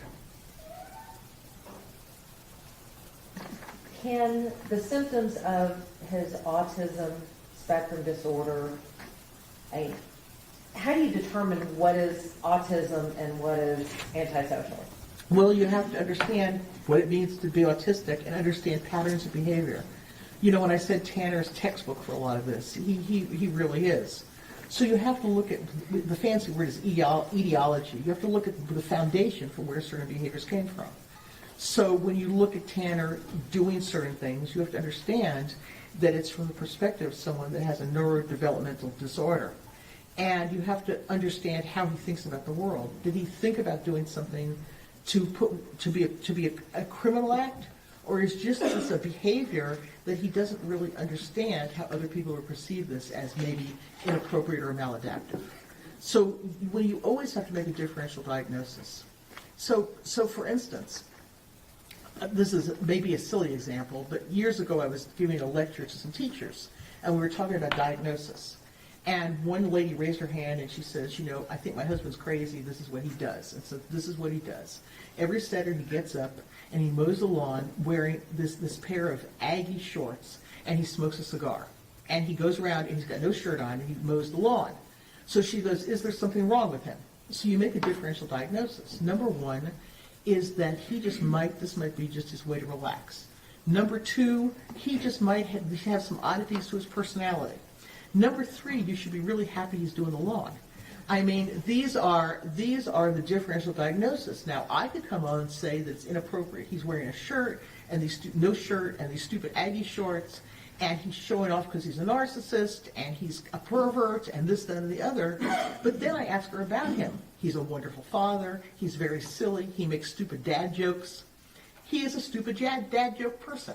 So she was just raising her hand in a teacher's workshop, but that is a differential diagnosis. You have to understand the person as a whole before you look at the behaviors and decide what the foundation of those behaviors are. So it sounds to me what you're saying is that you don't take things at face value, you have to dig a little deeper. Absolutely, and you would expect that if you went to a therapist. You would expect that for your family, much less for a court. It's very important to dig deeper and just not look at a symptom or a behavior as a behavior. You have to understand where that came from. Can someone have an antisocial trait and not be diagnosed with antisocial personality disorder? Well, all of us have antisocial traits. All of us have done some antisocial things. There's not a person among us who has not anything could be considered antisocial. You know, what does that really mean? Have you ever filled your cup up at McDonald's twice and you're really supposed to get one refill? Many people have. Okay. We've all done things. Have you ever run a stop sign? I have. Okay. Have you ever done things that are probably wrong? Yes. Everybody has done things that you know are against the law. Okay. And little things or bigger things. The question is, we all can have some traits and some behaviors, but that doesn't mean that we are diagnostically antisocial. It may mean that when we're risk takers than others, I mean, somebody on the jury might never fill up their Diet Coke again. I have. I mean, okay, I have because I had to be in court and I'm in a rush and I just put some more Coke in there. Is that stealing? I guess. Although one of my clients worked for McDonald's and said all their profit comes from pop. So I felt less bad. But the reality is that an antisocial attitude, Ms. Anderson? Probably a little bit. But does it give you a personality disorder? No. Well, can someone commit a crime as horrible as the one that Tanner has committed and has pled guilty to? Can someone do something that horrific and still not be antisocial? Yes. The last thing that I want to talk to you about is his impairments. Dr. Brahms, did Tanner's impairments cause him to commit the act to which he pled guilty? No, but they set the stage for his life.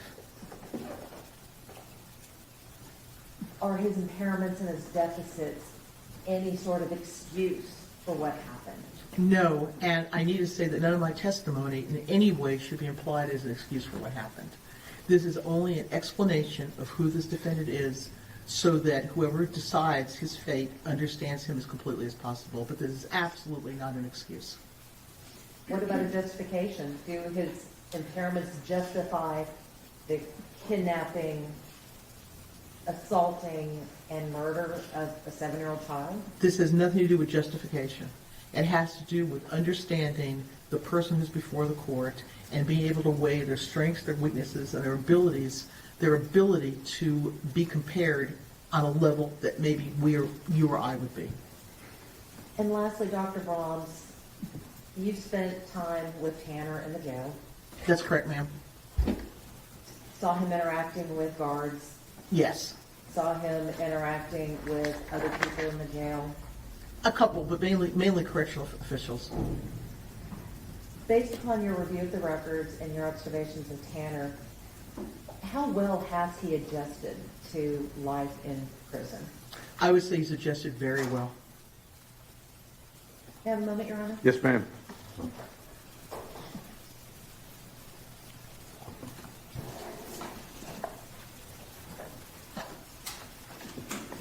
I'll pass the witness, Your Honor. Cross-examination. Yes, Your Honor. Ma'am, how many psychologists does Tanner Horner have in this case?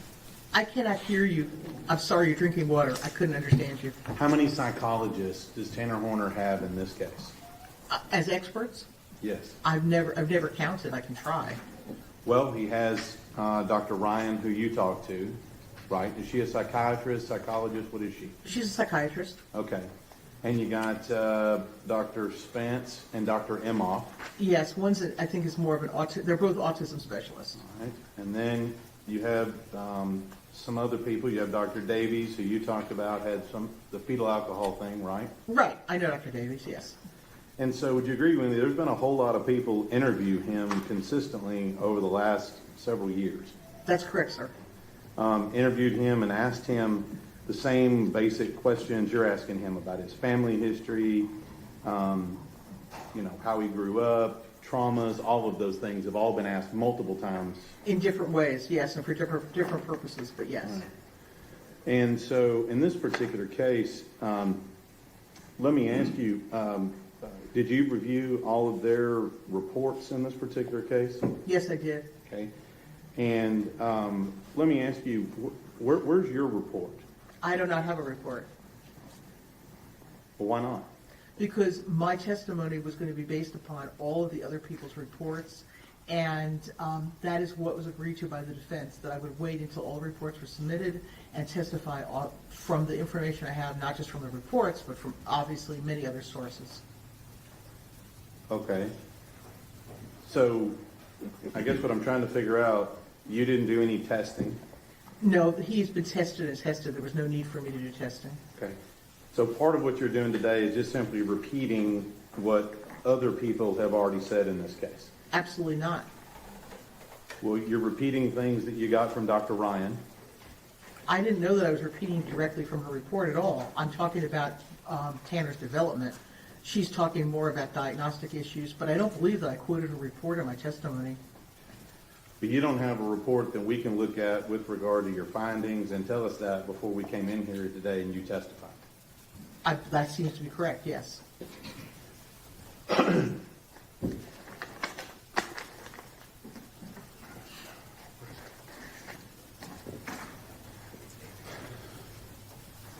I'm just going to start from where you ended here. You said that Tanner has adjusted to jail life, correct? That's correct, sir. And that's because he's been in SEG the entire time, correct? Well, it could be SEG is difficult to adjust to. Sometimes people have a lot more problems in segregation than they do in general population, so that's a difficult question to answer. Well, being in SEG, he's had no changes because he's been in SEG. Not any meaningful changes, not a lot. Some, He's had structure because he's been in SEG, correct? that's correct. He's had a routine because he's been in SEG, correct? Yes, And he hasn't had at least access to any other inmates, correct? not really, Physical no. access, No, okay? And the only people he would have access to would be guards that come by and interact with him at some point. that's correct, sir.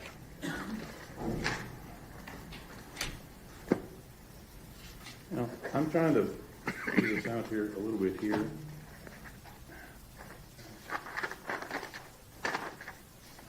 You talked about he's got some development problems as a child. Is that right? He has many problems with his development over the course of his trajectory of life. Yes, that's true. First thing you said is that he had a problem with reciprocity and attaching to others. No, that's not what I said. What I said was the environment that he lived in and his mother's difficulty would make it difficult for him to have that stability and reciprocity. And I think that we see that in his adult development. That's what I testified to. All right. And so because of that, that's why we've ended up here today. Is that what you're saying? Absolutely not. I think I just testified with Ms. Anderson that I'm not saying there's a correlation between what he experienced as a child and this terrible crime. My only role here today is to try to give information, unbiased information to the jury so they can understand Tanner more fully. I'm not talking anything about the causality of this terrible crime. All right. So all the stuff that you talked about with regard to his development up and through his childhood, you're saying that didn't have anything to do with his crime? It has to do with the jury understanding what his functioning was like at the time of the offense and what his impairment has done to him over the course of time. All right, so let's talk about that. Did you watch the audio and the video in this case? Of what? Of the interrogation or? Of the murder, Yes. okay? And you've testified, and I'm going to try to use some of the words here, that he can't handle stress, he's impulsive, trying to remember several places here, but essentially he doesn't have the ability to cope. Am I right so far? Generally, yes. Okay. And Well, to does- cope adequately, cope adequately. yes. So what is your belief as to what happened that precipitated him kidnapping Athena Strand? What's your belief on that? I do not have a hypothesis. I've thought about this a lot, but that's not my job to address that. Okay, what did Tanner tell you went on before he kidnapped Athena? What he told me is that he believed that she saw him snorting coke, and he felt that this would be detrimental to his job. That is what he shared with me. So do you agree with Dr. Ryan that this was all some form of catastrophe and cascade of decisions because of his disability that resulted in Well, this? Do you believe well, that? Let me slow you down for a moment. Dr. Ryan did talk about catastrophizing, which is a term that's used often in autism. Do I believe that he catastrophizes or digs himself deeper in a hole? Absolutely, 100%. He's done that in relationships and jobs. As a middle school student, I mean, that is Tanner. So I don't know about Dr. Ryan. I believe that her observations and her findings are correct. At least they're in agreement with what I feel independently about Tanner. And so you'll agree with me that everything with regard to that theory begins with what Tanner says he saw at the time before he did it. Everything begins with that. Is that right? My job is not to talk about the offense. You asked me, does he catastrophize? I agree with Dr. Ryan. I might use a different word, but I totally agree that he gets himself in situations that he cannot get himself out of, yes. I mean, don't you think the facts of the offense in this case are the most important thing that we can talk about?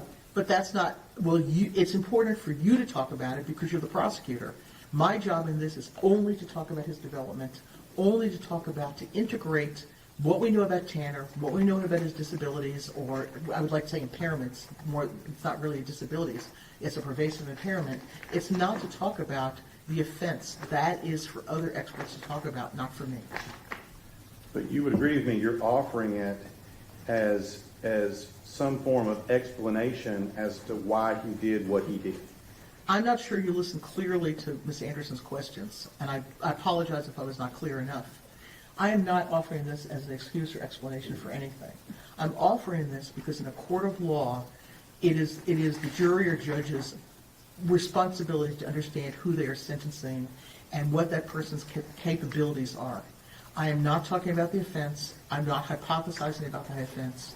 What my role in here is to present to the best of my ability what this man's development was like and how he ended up to be the person that he is. And that is what I was retained to do, and I've hoped that I've been clear as I possibly can.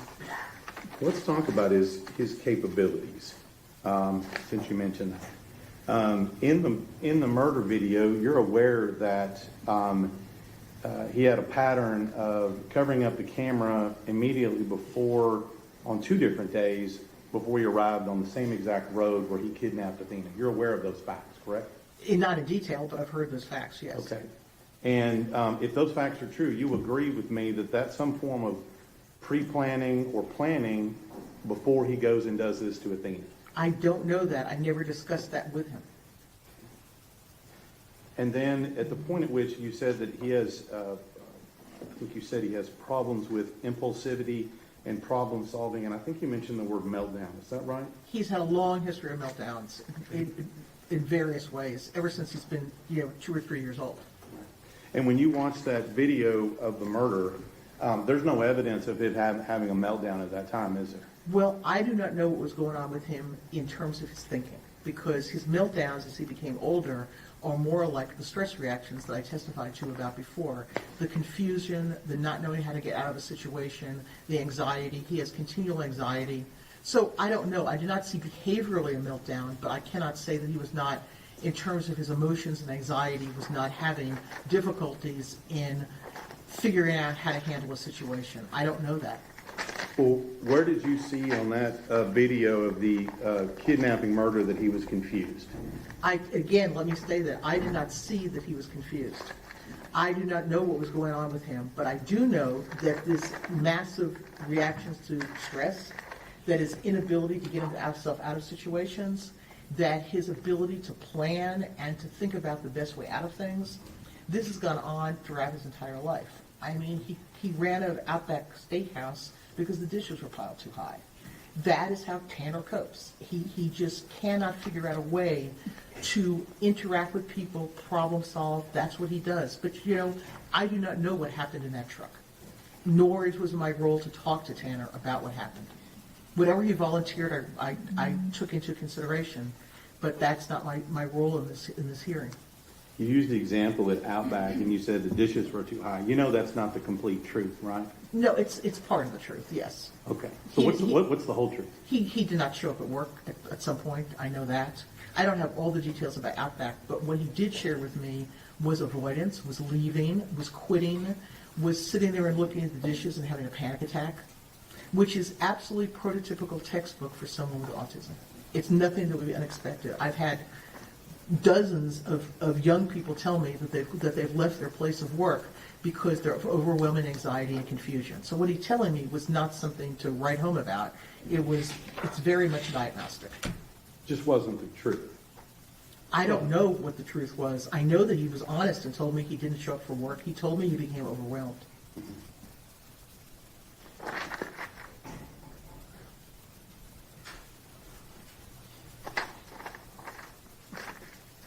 You said he has problems with problem solving and low process speed. Did I read that correctly? Slow processing speed, yes. Okay. When he's committing this offense, is he having problem solving issues and low processing speed? My guess would be that if you look at this, and again, I did not talk about the offense, is that I think making decisions is difficult for him, and it would not surprise me if he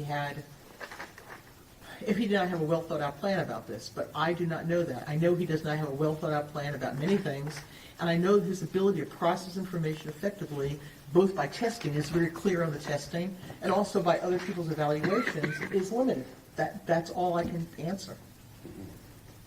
You talked about Zero like being an imaginary friend, and you said that when it came to the interrogations, that was his way of talking to law enforcement. Was I right about that? It was his way of trying to share what happened without, the word wouldn't be taking responsibility, but it would be very difficult for him to talk about those things, and this is how he's learned to cope. This is something over the course of time. This is not new to this evaluation. To that interrogation. But in that interrogation, whatever imaginary friend he created didn't actually tell the truth, did he? No, I'm very well aware of that. Is that what he does is I used an imaginary friend example of a 4-year-old, but what we're really talking about here is a not integrated person who copes in a way to try to distance himself. Instead of being an integrated part of him, he distanced himself with a 0. It's very easy to focus on 0, but we have to focus on the totality of Tanner. Well, you understand that when he was playing his imaginary friend, like you said, he was making up a consistent pattern of lies during the entire time, wasn't he? There were a lot of untruths, that's true. And he was also able and consistently to make up a pattern of information, where things were, details, directions, and things like that, correct? Well, many of them were not correct, but yes, he finally gave details that led to finding Athena. But still stuck with his lie about backing into her and everything else. Whatever that was, yes, he told a story that clearly was not true. And he still lied about that in January of 26 when he got interviewed by Dr. Fritz. I remember He came that. back to that too. Yes, I don't remember the month, but yeah, it was earlier this year. So is his imaginary friend back when he's talking to Dr. Fritz? His coping mechanisms are the same. His So- coping mechanisms of whatever his inability to tell the entire story is there. I didn't know that Dr. Fritz was going to ask him about the offense. I certainly was not. So he copes by lying. At times, he certainly does. And he copes by avoiding responsibility by deflecting it off on anybody but Tanner. Many times, yes.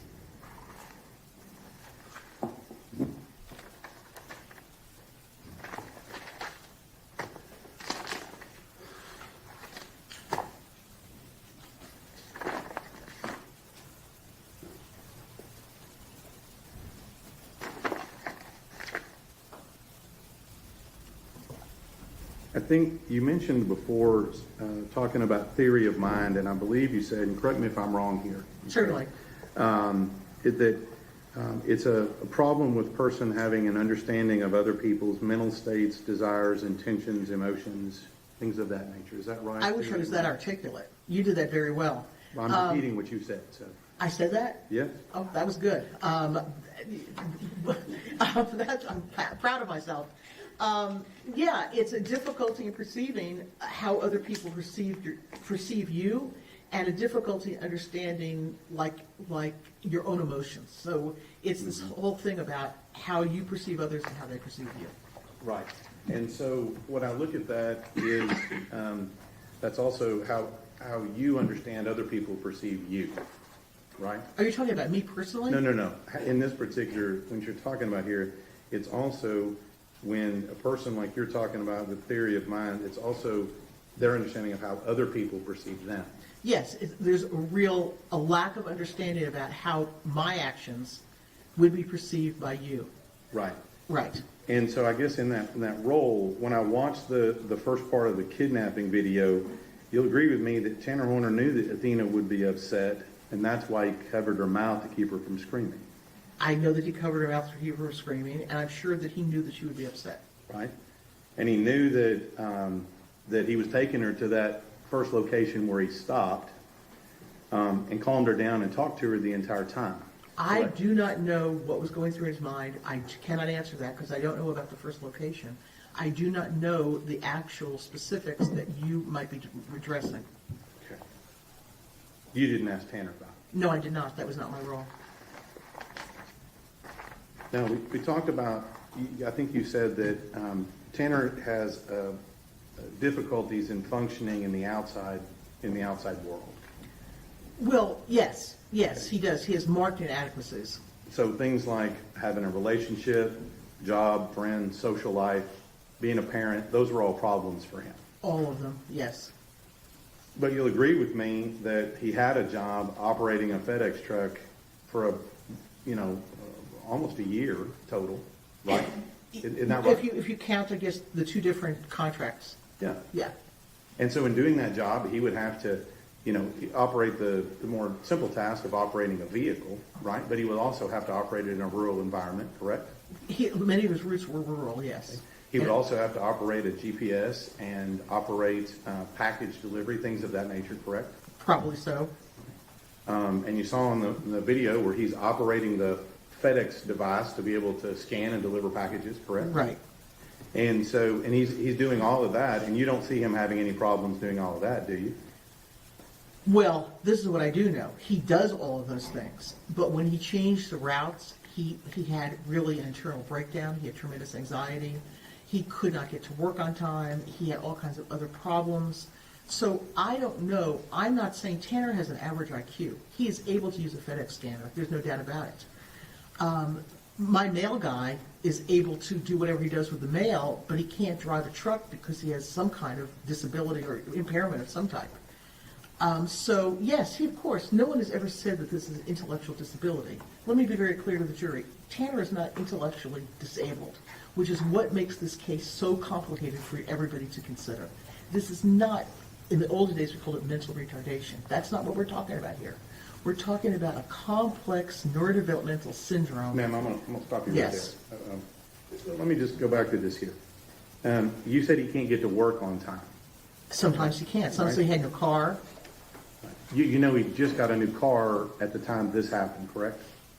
I think really recently to that. I don't remember the dates. Right. Yes. And is it possible that him not getting to work on time is because he's partying on the weekends and doing cocaine? That could be possible. Is it possible that he can't get to work on time because he's playing video games and watching Dragon Ball Z all night? Objection, Your Honor, that calls for speculation. Overruled. I don't know. I don't know. I know that he loves video games. I know that he watches TV. I also know, like other people on the spectrum, he's incredibly disorganized. Getting his life together, the way that they lived, which was horrendous, just dealing with the daily tasks of life were very confusing to him. He was inefficient. That's the best way I could put it. He was inefficient. And that's just a sign of his impairments. So back to what we're talking about, functioning in the outside world. You read Dr. Emhoff and Spence's report, correct? Yes, sir. Where they indicated that they felt satisfied that he had friends and things and a social life. You'll agree with that's what they said, right? I'd have to look at the exact quote in the report, but I remember them saying that, yes, he had friends. Okay. And he had a social life. I don't remember those exact words, but if you say they're there, I'll take you at your Well, word. let's talk about this. You'll agree with me that he did have a social life, being in bands, going out with his girlfriend, things of that nature. Well, the bands were a failure, but he had friends. He did have friends. Okay. And he had a social life. He went out, did things like normal people do, right? Well, I don't know about normal, but he did go out and do things at times. They also stayed home a lot. Okay. And then also was able to be a parent and have a child with his girlfriend, correct? With as much outside help as possible from the mother's mother, who happened to be a nurse, and with as much help as possible from his grandmother. Despite his best desires and best efforts, it was incredibly difficult for them to take adequate care of that child. But you agree with me, you said before that he has difficulty functioning in the outside world, but don't you agree that with job, friends, social life, parent, he is functioning adequately in the outside world? Not if you take those apart functionally. No, I don't agree with that. He's doing everything else that everybody else does in life, isn't he? No, he's not. Doesn't have a job, doesn't have friends, doesn't have a social life? How is that? He's not doing that in a way that would be productive, in a way that's effective, in a way that would be reflective of his IQ. He is not functioning. Yes, he has a job, and he has a child that was incredible. As much as he loved that child, struggled to take care of. He has jobs that were struggles. He has friends that are struggles. All of these, you can, again, we're getting back to the superficial, and my role here is to go beyond the superficial.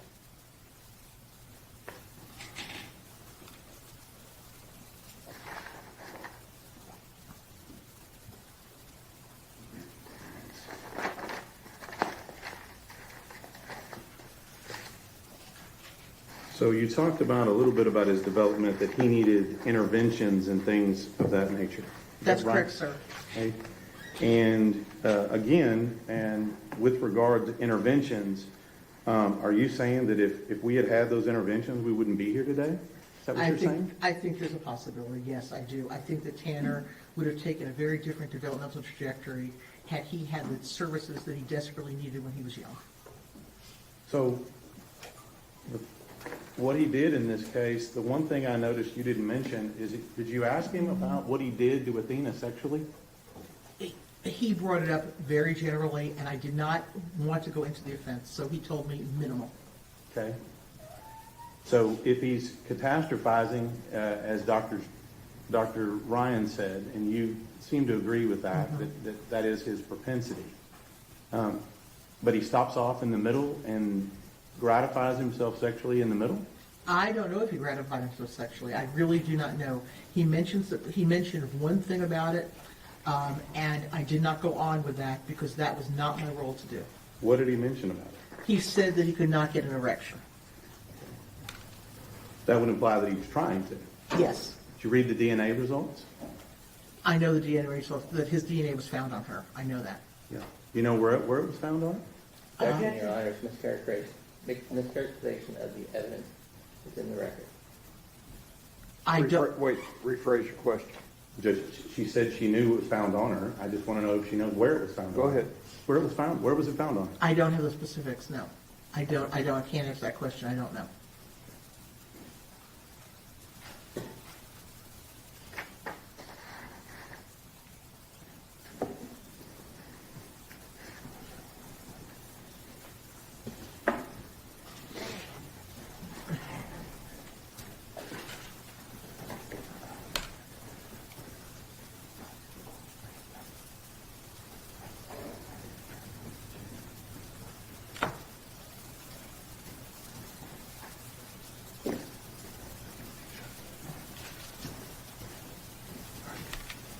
That's what you're trying. Redirect. Yes, Your Honor.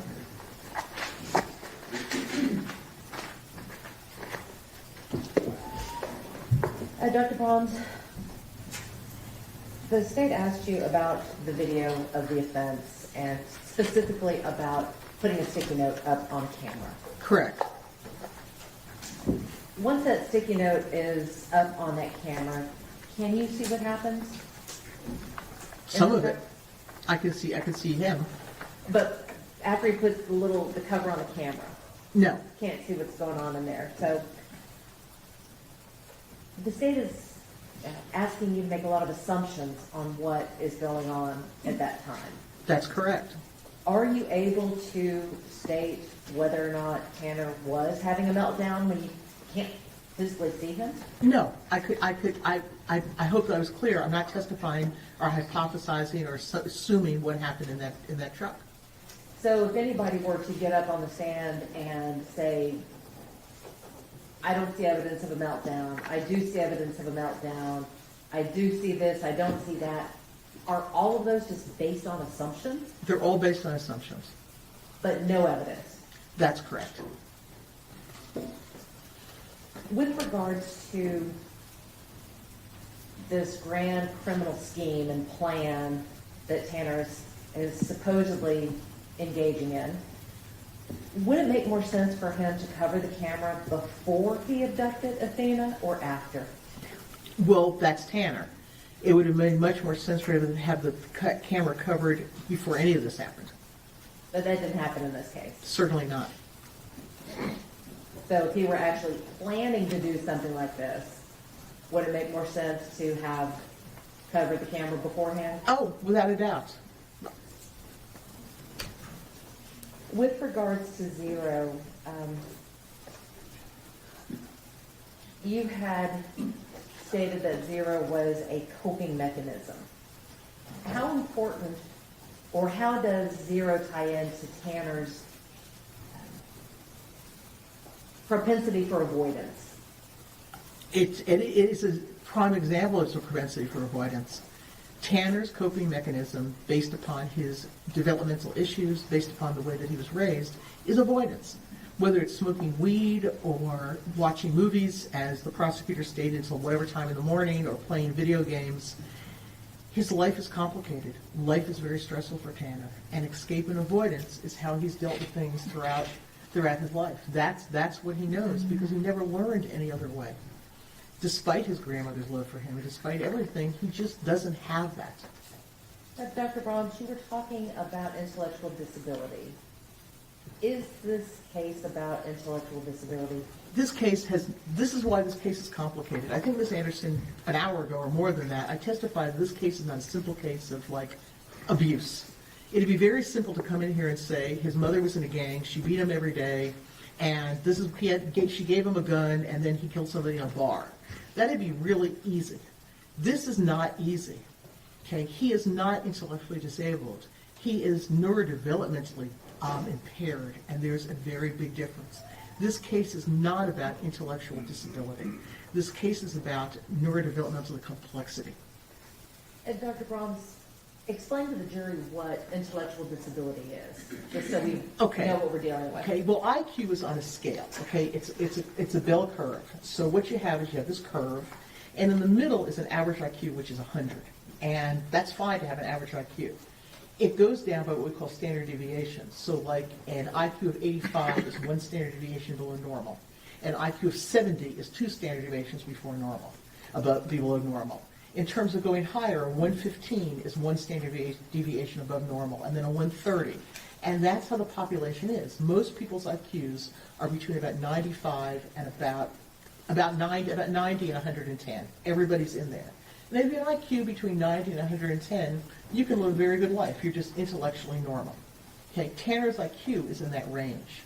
When we talk about developmental disabilities, in the olden days we called it mental retardation, you would have to have an IQ of below 70.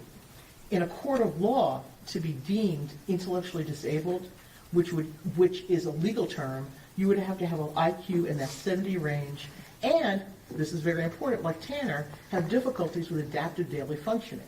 Tanner has marked difficulties with adaptive functioning. If I had not known his IQ, okay, which I do because he was tested, and I just spoke to him and learned what he did in his daily life, I would estimate his IQ to be lower than what was tested. Okay, that's how he functions, lower. But he is not, in quotes, mentally retarded. This is not a case about that. It's a complex issue. Can someone have an active social life and still be impaired? Of course, he did. Can someone go out to the movies, the bar, restaurants, and still be impaired? Yes, Can someone have friends and still be impaired? of course. Can someone be a parent and still be impaired? It's hard, but yes, you could still actually have a child, but it's difficult to do the complexities of parenting. Can you drive a car, deliver a package, hold down a job, and still be impaired? Well, getting back to the intellectual disability, there are many people who have IQs close to that developmentally delayed, in quotes, mentally retarded range, and they're serving you, they're cleaning the floors of McDonald's, and they're absolutely fine because they can do that type of simple, repetitive work. So just because you have an impairment doesn't mean that you can't work. It's how that impairment affects your functioning in real life. And Dr. Brahms, you had used the phrase, go beyond the superficial. Yes. What did you mean by that? I meant just what I testified to, is that it is, okay, if we take a clinical situation, if you go take your child to a therapist, that therapist better go beyond the superficial or you should not come back, because they need to get to the core of what is going on, not just the behaviors. In terms of forensic responsibilities, it's my responsibility to go. Anybody can say he had a job. You can say he has you don't have to have a PhD, Ms. Anderson, to say that he had a job, or that he had a baby, or that he had a girlfriend, or that he had friends. The question is, what were those like? You mentioned going to a bar. He kept saying things at bars that would really aggravate people, and he thought he was funny. He wasn't. But did he go to the bar? Yes. Was he socially appropriate and made tons of friends? No. The state asked you about the facts of the offense several times. Yes, they did, ma'am. In this particular case, did we ask you to talk to Tanner about the facts of the crime? No, you did not. would it be important for your evaluation, the development side of it, would it be important to that evaluation to know about the facts? Oh, well, I had to know about the offense, obviously, Ms. Anderson, but I did not, in no way would my understanding of his development have anything to do with what happened in that trunk. I am here to talk about how he developed, who he is, what his limitations are, and in real life, what it means to have these neurodevelopmental impairments, not just a diagnosis or a test score, but what it means for him over the course of his life. And lastly, Dr. Braun, the state mentioned that you didn't write a report in this case. That's correct. Is that uncommon? No. But the state had the opportunity to speak with you before about your findings in this case. Well, they didn't ask me. That's true. The state can call me they had the chance to interview me in a Daubert hearing, so they knew what I was going to testify about. There's a pre-hearing where you talk about what you're going to testify about, and that was, I don't know, a couple months ago, maybe less than that, something like that. And they also have a right to contact me at other times, and you might want to have the defense attorney on the phone or on the Zoom with you, but it's their right to talk to me, and I would have talked to them. I have nothing further. Mr. Staten? Ma'am, Senator Horner knew exactly what he was doing when he kidnapped Athena, didn't he? I don't know that. I did not ask him about the offense. He knew exactly what he was doing when he sexually assaulted her. If he's sexually assaulting her, he knew it was sexual assault. I will agree with that. And he knew exactly what he was doing when he choked her and he beat her to death. I think that is true. I think he knew that would cause her great harm, if not death. That's what, Ms. Anderson? Nothing further, Your Honor. May this witness be excused. Yes, sir. Thank you, ma'am. Thank you, sir.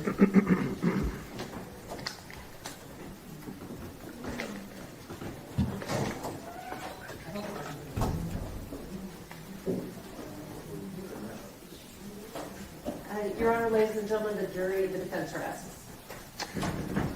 Let me see the lawyer just a minute.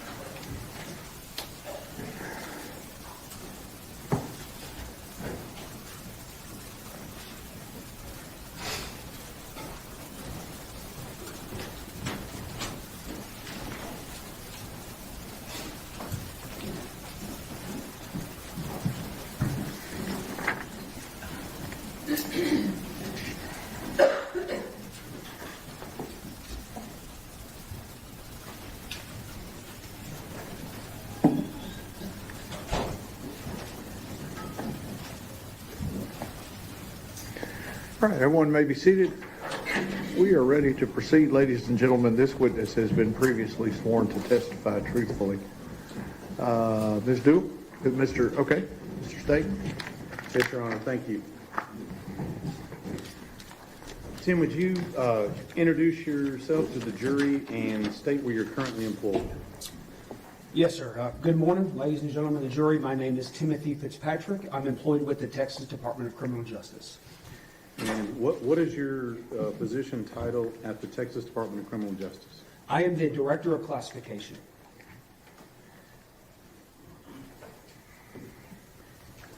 And I'm going to get to your CV in a minute, but how many different jobs have you done in the TDCJ system? I have done numerous jobs. I started off as a correctional officer when I was 18 years old. I have held every correctional security rank, so including sergeant, lieutenant, captain, major, assistant warden, and warden at numerous facilities before I was assigned as the Director of Classification. And when you say Director of Classification, what are your duties as the Director of Classification? Sure. So just at a high level, those duties include and begin with the admission of all convicted felons in the state of Texas. So we have 254 counties in Texas. When someone is convicted of a crime and sentenced to the Texas prison system to serve their sentence, I have a department that begins with receiving all of that documentation from the courts. We review and certify that documentation, and then we schedule them for admittance into our custody. We are then responsible for all the physical admissions. So when someone arrives at one of our intake facilities, we conduct intake processing, which is a 30-day comprehensive process that we put them through. We are responsible for all time calculations, so making sure that the intent of the court and what someone is sentenced to is calculated correctly based on all of the court documentation. We assign every inmate that is received to one of our 104 prisons in the state of Texas. So they are spread throughout the entire state, and we have to make decisions on where to best assign those individuals once they get to our custody. Once they're at the facility that they're assigned to, we make decisions on housing, job placement, and things of that nature. We also process all releases at the very end. So essentially the way I like to describe it is it's incarceration from A to Z. It starts at the very beginning before they even get to us while they're in the county, and it ends the day they go out the door. So we are involved from start to finish. All right.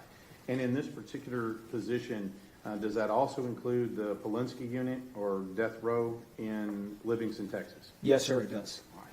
And how long have you been doing this particular Director of Classification job? I've been the Director of Classification for about 4.5 years. And in this particular capacity, how many people do you manage in this position? My division particularly has a little over 2,000 employees for the state. And when we talk about, I'm going to use the term staff, is staff, is that term defined, is that just prison guards in the TDCJ system, or who is that? No, sir. We have a wide array of public servants who work within our prison system, so it's not just the correctional officers. All right. So what other kinds of people would be considered as staff in the TDCJ system? Sure. So we have staff that work, like I said earlier, in the classification and intake departments. Those folks do not wear uniforms like our correctional officers. We have maintenance personnel. We have employees that work in the commissaries. So there is folks, all kinds of support functions that have to operate at prison center. And in addition to those people that are employed by the TDCJ system, are there other people who work in the system but are not technically TDCJ employees? Yes, yeah, we have a large base of contract employees, so all of our medical care is conducted by contract personnel. We also have the Wyndham School District that comprise all of our educational services for the prison system as well. So there's a lot of different contract employees that work inside the fence.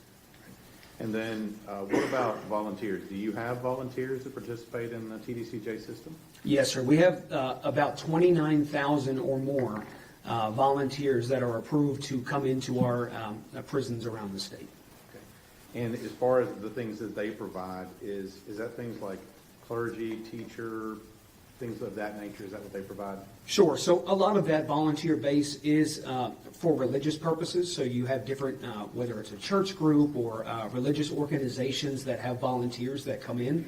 But also you'll see a lot of things like Alcoholics Anonymous, Narcotics Anonymous, anger management courses, things on how to be a better parent, things of that nature. So there's a lot of different organizations that have volunteers that spend their time to come in and try their best to help on that rehabilitation of the population. Now, what I'm going to do is talk to you a little bit about the classification of people that are in the prison system, as we talked about, and then the difference between people that are in the Polinsky unit, death row, okay? So let's start and focus on classification for people that are actually serving an actual sentence, okay? I'm familiar that there's a G scale that we classify those people on, correct? Yes, sir. And I'm just going to focus on two parts of that, just in the nature of brevity here. What's the difference between a G2 inmate and a G3 inmate? Sure. So just for the jury's understanding, G just stands for general population. And we have a scale, like he mentioned, it goes from G1 to G5. G5 being the worst, G1 being the very best.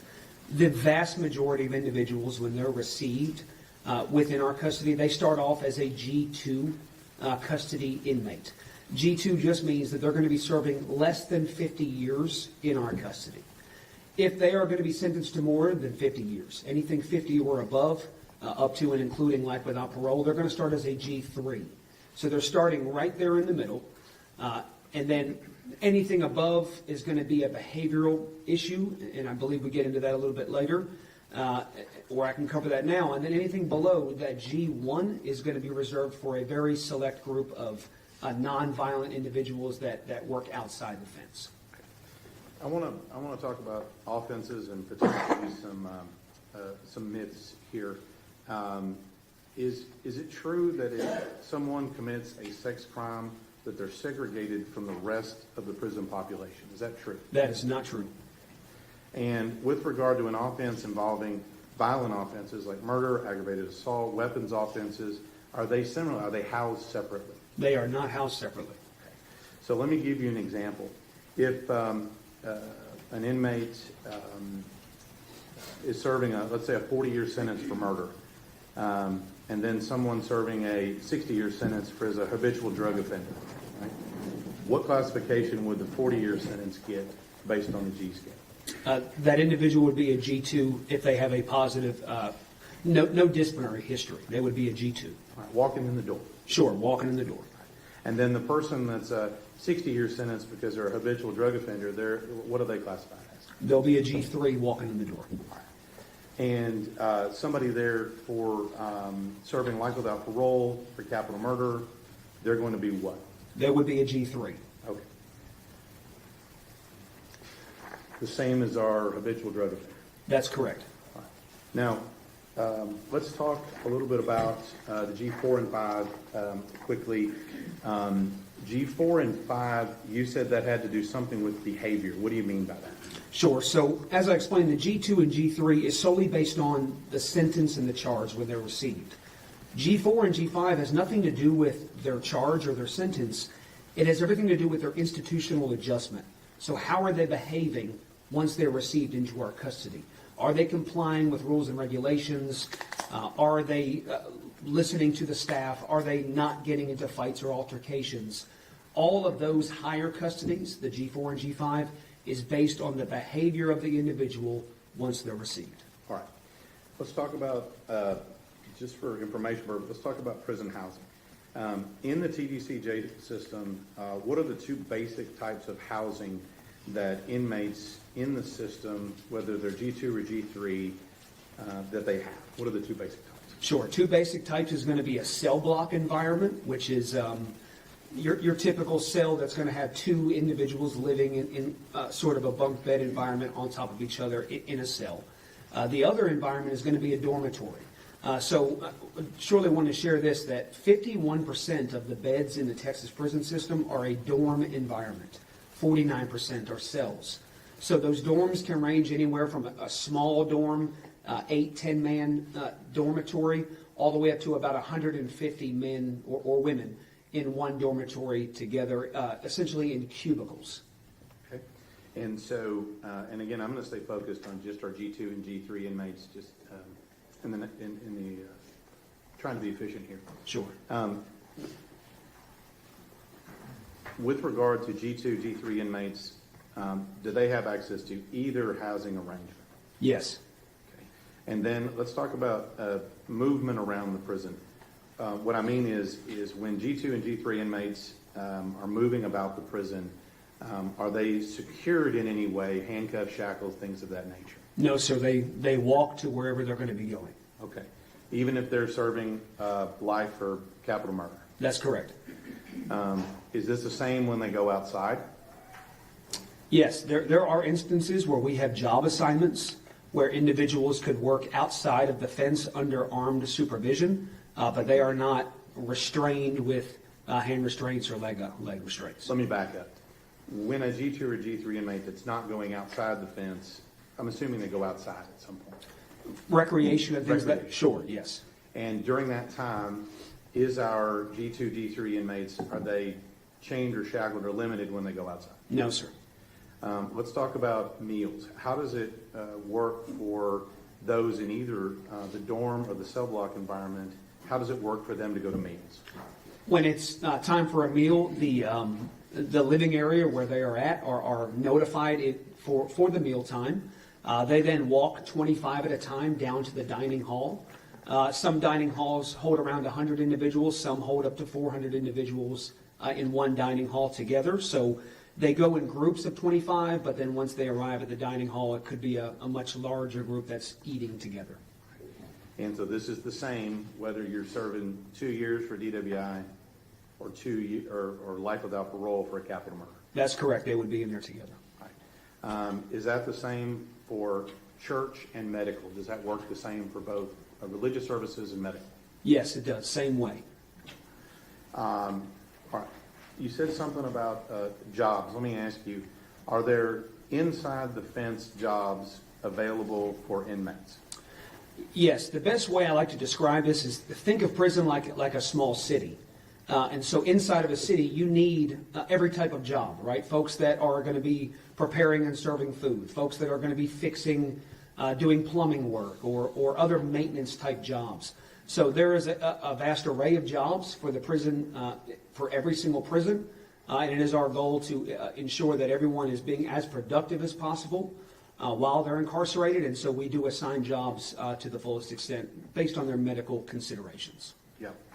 And so is that, whether or not they have a job or not, is that limited by the type of offense they committed if they're a G2 or G3 inmate? There is very minimal limitations. Is it limited by the type of offense as far as violent or nonviolent? No, it's not. Is it limited by the type of offense, whether it's drugs or theft? It is not limited based on that. I'm going to talk a little bit about transport. Inmates that are serving time, including our capital murder inmates that are serving life without parole, are they sometimes transferred between locations? Yes, we as TDCJ has to make decisions on those placements around those 104 prisons, as I mentioned earlier. We move anywhere from 1,500 to 2,000 inmates a day on buses or vans all around the state of Texas, so they are moved frequently. And again, kind of the similar question with regard to jobs. Is that movement, who you're moved with, limited by virtue of your offense? No, sir. It's only based on the custody. So when an individual, any individual G2 or G3 custody could be on a bus, and that's with up to 40 other inmates traveling together on the road. We talked a little bit about medical treatment. Who provides all the medical care for the Texas inmates? So we have two university partners. So the University of Texas Medical Branch provides the vast amount of medical services and mental health services for the entire eastern and southern part of the state of Texas. and then the northwestern part is provided by Texas Tech University. Talk about housing, jobs. Let's talk a little bit about commonly, how does visitation work with people serving a sentence in the Texas prison system? So we have two different main forms of visitation. We call them contact visitation and non-contact visitation. And somebody serving in a G2 or G3 status, like we talked about, are they available to have contact visitation? Yes, they are. And what does that look like for those of us who are fortunately not presently in the prison system? Sure. So many of them are around a room this size. And within the room, you would have multiple small tables. It could be round or square tables. And the family members, whoever that might be that's coming to visit, including children, would come in and sit at those tables around the whole room. And then the inmate would come into the room and they would sit. I mean, it's context. So they're allowed to hug. They're allowed to hold hands. They're at the table with the person that's coming to visit them in the room with the other visits that are happening simultaneously. Okay. And any limits on which G2 or G3 inmates are allowed to have this type of contact visitation in these rooms that you're describing? There are no limits as long as the visitors are on their visitation list and meet the policy. Now, what process is in place to kind of warn these civilians that are coming in there as to who's sitting at the table next to them? What process in place to let them know who's sitting around them? There is no process for that. So the children and other people in the room, they're not made aware of who else is visiting them and what they did? That is going to be protected information, essentially, so security type information, so we would not be able to tell other families the charge or the sentence of the individual sitting potentially right next to them at the other table. And typically, how many guards are there in the room? 1 to 2 correctional officers in the room. Let's talk about other services available to people in G2, G3 status. What type of things, for example, like entertainment, TV, internet, what types of things are available to those G2, G3 inmates in the prison system? Sure. So almost every living area has what we call a day room area. It's just a common area where there's televisions. They can watch television throughout the majority of the day. They do have access to computers through different educational programs and college courses. The internet access is going to be very, very restricted based on the type of program or course that they're going through. So there is not just internet access for the population. And then they also are provided tablets. So they get a tablet that they are able to get their mail on digitally. They are able to read books on those tablets, send messages back and forth to folks that are outside of prison. They have games, music, books, everything else on those tablets as well. And that's for all G2, G3 inmates, including people serving life without parole? That's correct. Now, we talked a little bit about volunteers that are in the prison system. With regard to these volunteers, kind of a similar question to visitation. Is there any type of divider between these volunteers and the inmates? There is no divider. And so, for example, if we're having a religious service, is there any process to make the volunteers aware of the people that are in the same room with them? No, sir. Those volunteers come in and let's say they are going to do a church service on Sunday morning. We do what's called an all call, so we go to each living area and say, anyone that wants to come to this church service at 9 a.m., come on out and go down to whether it's a chapel or a gym area. It's just a little different based on the infrastructure of every facility, but once everyone gets down there, there could be hundreds of individuals in that room at one time. For that service, the volunteers are not made aware of every single convicted felon in that room and what their charges are. And they interact and mingle amongst the population. Let's talk about commissary. A lot of people may not know what that means, but give us just kind of a general description of what is commissary. Sure. So, way to think about commissary is just a store within the prison. They have spend limits based on their custody. So G2 and G3 inmates can spend $105 every 2 weeks within the commissary. They can buy all different kinds of food, drink items, shoes, different small appliances. We sell alarm clocks, fans, things of that nature. So there's a lot of different items, hygiene products and things like that are for sale. And is that limited between G2, G3 inmates? It is not limited, no. Including someone who may be serving life without parole for capital murder? They would have access to all those items. So, just to be completely clear here, is there any, other than the term of sentence, is there any meaningful difference between somebody classified as G2 or G3 other than just their time of sentence? The only real difference is when you look at basic prison life is going to be a slight difference in the job that they can be assigned to. So a G2 can have essentially any job within the prison setting. A G3 can have any job unless it has access to multiple areas of the prison. So a quick example is a G3 inmate could not work in maintenance because they might have to go and fix a shower on one side of the prison and then fix a toilet on the other side of the prison. So that's multiple areas. But that G3 could work in the kitchen because that's one area, or the industry building. So they surely still have jobs. It's just a small variance on the type of job that they can be assigned. You talked about G4 and G5 inmates, and that is changes due to behavior. That is correct. And when somebody has that type of disciplinary issue, would that cause potentially their classification to change? Yes, that is possible. And for example, let me just give you an example. If a G3 inmate, let's say, commits a minor assault, one that doesn't require extensive medical care, is that something that they would have potentially a classification change? Sure. So if someone commits an assault of that nature, a disciplinary infraction would be written.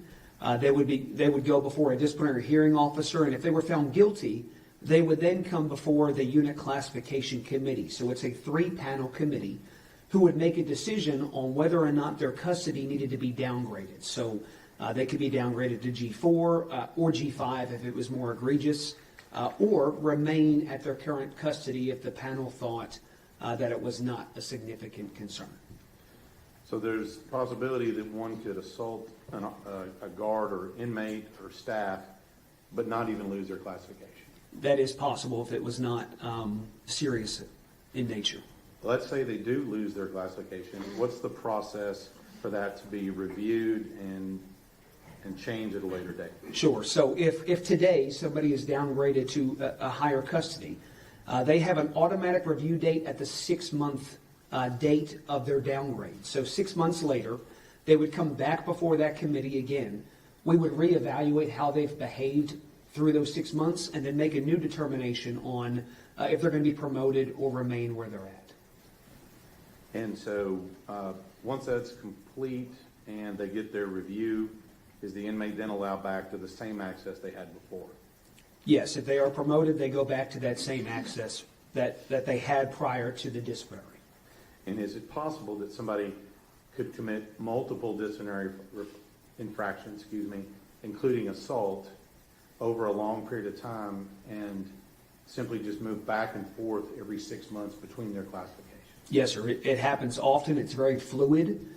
So a classification is a very fluid process, and we do see that often where individuals violate rules and regulations, get downgraded, get promoted again, get given another chance, and then continue down that path of negative institutional adjustment. So we do see that often. I'm going to talk to you just briefly about, I think it's called restrictive housing. Sure. These would be people that are, I would assume, are G5 inmates, is that right? No, sir. Restrictive housing is actually above G5, so it's a more secure housing environment that is above the general population. And is that based upon the offense you commit when you come into prison or something you do while you're in prison? It could be a culmination of both. So there's only 3 reasons why we place individuals into restrictive housing. This makes up a very small portion of the Texas prison population, about 1.8%. They have to be a confirmed member of one of our security threat groups or gangs. These are one of our this is not a street gang. These are organized prison gangs. They have to be a member of one of those 5 gangs. Number 2 is they have to be a current escape risk, or they have to be a current significant threat to prison operations. So this is someone who has consistently displayed aggressive behavior towards staff or other inmates. So they have to fall into one of those 3 categories. So it doesn't necessarily have anything to do with what offense they committed on the outside? Not necessarily, unless, for instance, they escaped from a county jail, per se. So that could be a situation where it was prior to incarceration, but the majority of these are situations that have happened during our custody. While serving time, how does someone tell the difference between a G2 inmate and a G3 inmate? Well, our line staff will not know that per se. They don't wear a different color uniform. They don't have any other identifiers other than for one of our correctional staff members working on the floor to understand or know that right away.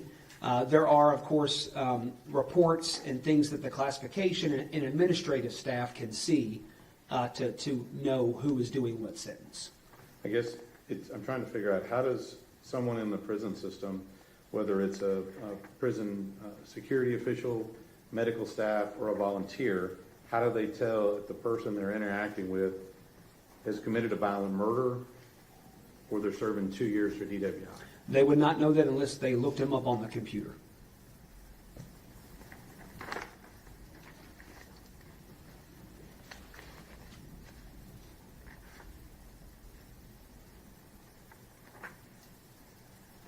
Let's talk a little bit about behavior management. You talked about how people have reviews in a committee and things. In your experience, what's the best motivator for people to act right in prison? In my experience, the very best motivator is going to be the possibility of parole. All right. So the hope of getting out.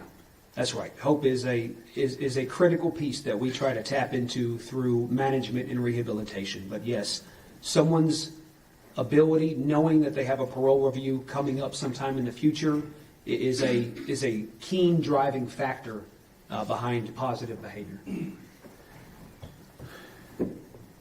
Just in general, is prison a stressful environment?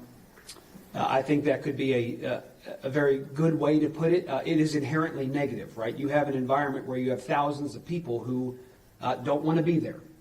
And so, yes, it can be stressful. It can be a negative environment, and that's something that we have to manage daily. Now, I'm just going to talk about a little bit how the prison system interacts with the inmates. Do inmates have any direct control over where they live and who they live with? No, they do not. Do they have control over the type of housing that they may have? You said it was dorm or cell block. Do they have any control over that? They do not. And then with regard to inmates serving a sentence, what is the possibility that their living arrangements may change? It is very possible. Earlier I spoke about the fluidity of classification, but it goes deeper than that. So each of our prisons have different missions, right? Whether it's a security reason, a medical reason, a treatment reason, there are a large amount of reasons why someone could be moved internally within a prison or to another prison altogether. So that is something at the state classification level that we monitor on a daily basis and then make those decisions on those 1,500 plus moves a day around the state. So with regard to prison life, is it possible that an inmate's location within the actual unit they're in, is it possible that that may change? Yes, sir. Is it possible that who they are housed with in a dorm, is it possible that that changes? Yes, sir. I think I already asked you this, but I want to make sure. Is it possible that they may be in Beaumont one day and in Wichita Falls the next? Yes, sir, that is possible. And that's just based upon what the prison system decides is in the best interest of population and efficiency. That's correct. Yeah. And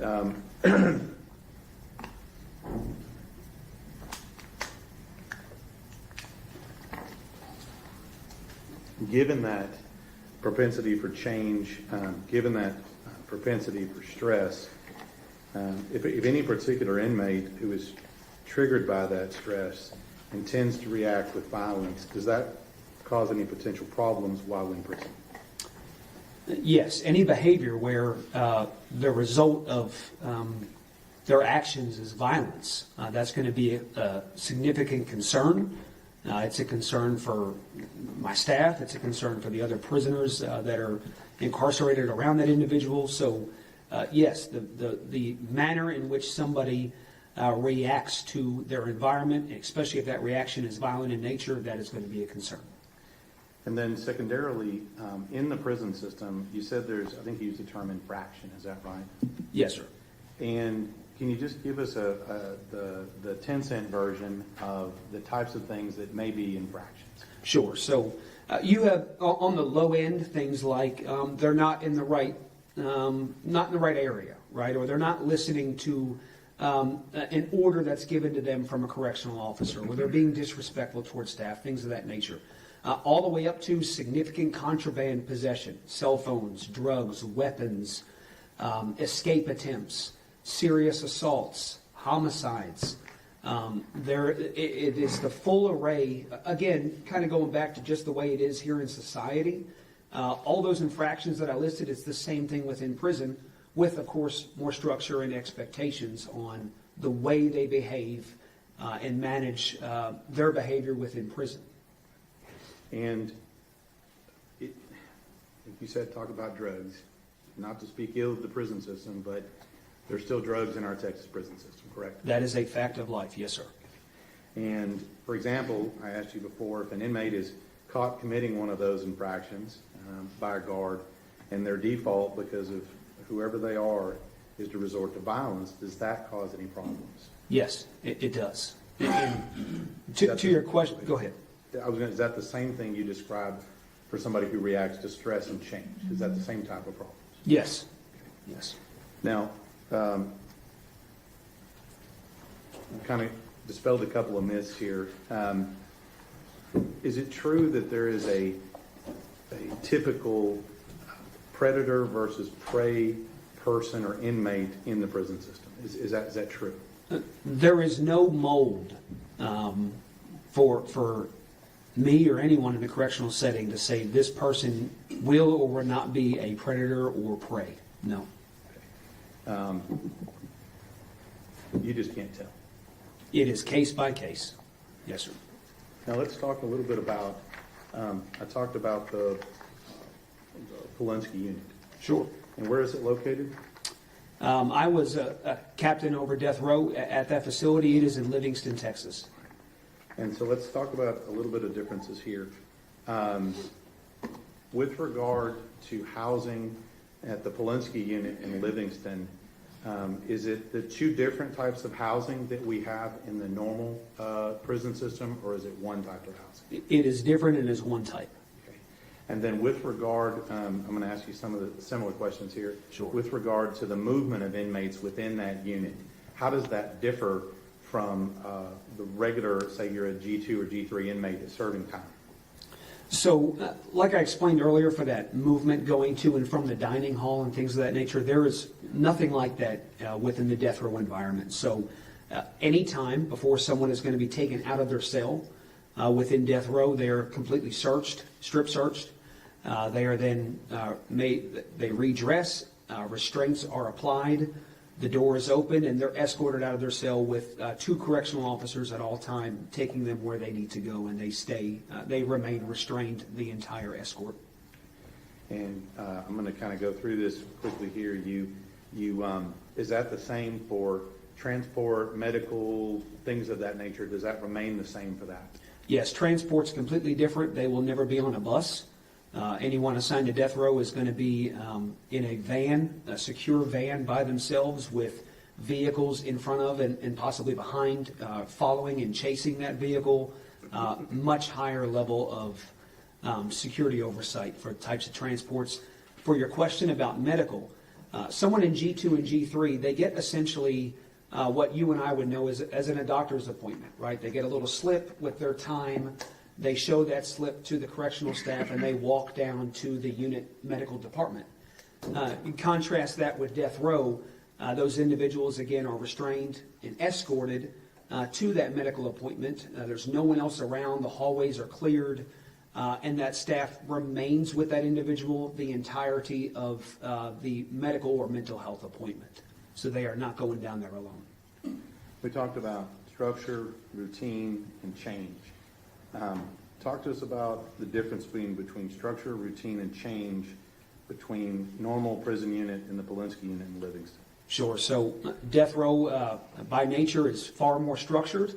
It is they remain at that facility for the entirety of their incarceration up until that sentence is carried out. The structure of their movement is much different, as I just explained. So it is very different compared to the general population movement. The living area, they are in the cell by themselves. There's not a cellmate that's assigned to their cell. So everything about it is far more structured and a lot higher level of management and oversight. Pass the witness, Your Honor. Let's break for lunch, okay, and we'll start up at 1:30. All right, see you then.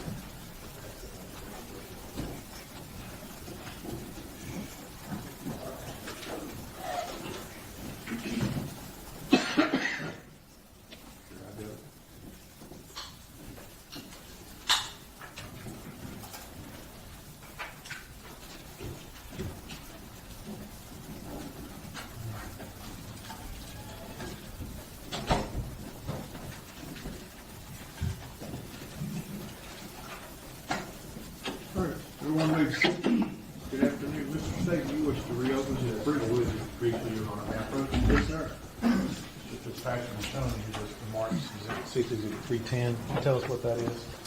This is my CV, sir. A true and correct copy of your CV. Yes, it is. Okay, does that reflect the things you talked about earlier with regard to your work in the prison system? Yes, sir, it does. So at this time, we'd offer State 310. State 310 is admitted. Now, cross-examination. Yes, Your Honor. Good afternoon, Mr. Fitzpatrick. Good afternoon. Good to see you again. Now, Mr. Stain asked you some questions that made it sound like you're just terrible at your job. The prisoners are running amok. You have no way to know who's violent. And God forbid you transport them in a bus or they're just free and roaming. That's not accurate, is it? No, sir, that's not accurate. Now, what's your top priority for your division? Our top priority as an agency is public safety. That is our number one core function, is providing the safe incarceration of individuals in Texas and protecting our citizens. And that also includes the safety of the staff, the visitors, and the inmates. That is correct.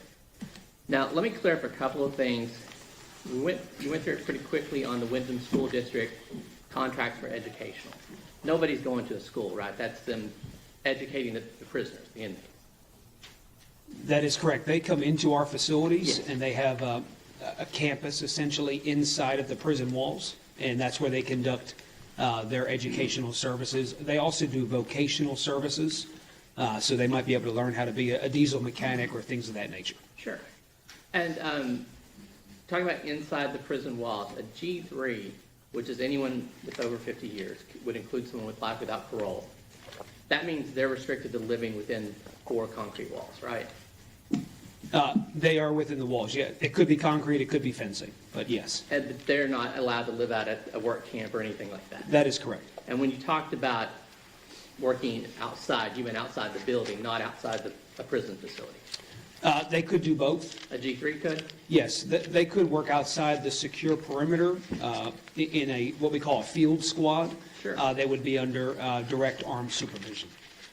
Now, you talked about there being 104 prisons. How many can house a G3? 34 of those prisons within the state they're designated to house G3 custody. And you talked about your division is in charge of transport too. That's correct. And you do safely transport prisoners all the time, intake to different facilities, that sort of thing. Yes, sir. That's one of our missions, yes.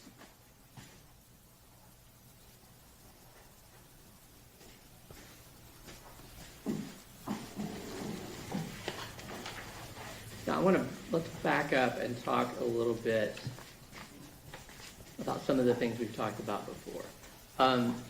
How many employees does TCDJ have? We have around 34,000 employees throughout the state. And how many inmates do we have approximately right now? This morning, the count was 142,464 incarcerated.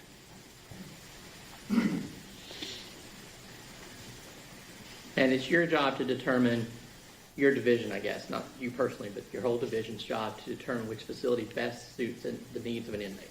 That's correct. That is one of our goals. And that's an ongoing process throughout their incarceration. That's correct. So when we're talking about reviews every 6 months, that's not because you're looking to be easy on people or turn them loose. That's because you're wanting to be current. That's correct. That 6-month time frame was more specifically geared towards when someone gets a disciplinary infraction. Sure. But there are many reasons why someone could receive a classification review. It could just be because they've been accepted into a new program or things of that nature. So it is very fluid, and it does change often. Now, let's talk a little bit about that. That determination involves more than just security, right? Correct. And what are some of the other things you're looking at? Some of the biggest driving factors behind classification and placement is going to be their medical needs. Mm-hmm. So, for instance, if someone needs dialysis, well, that 104 prisons becomes much smaller on the options that I have on where to send and place somebody. Their mental health needs, their treatment needs, programming needs.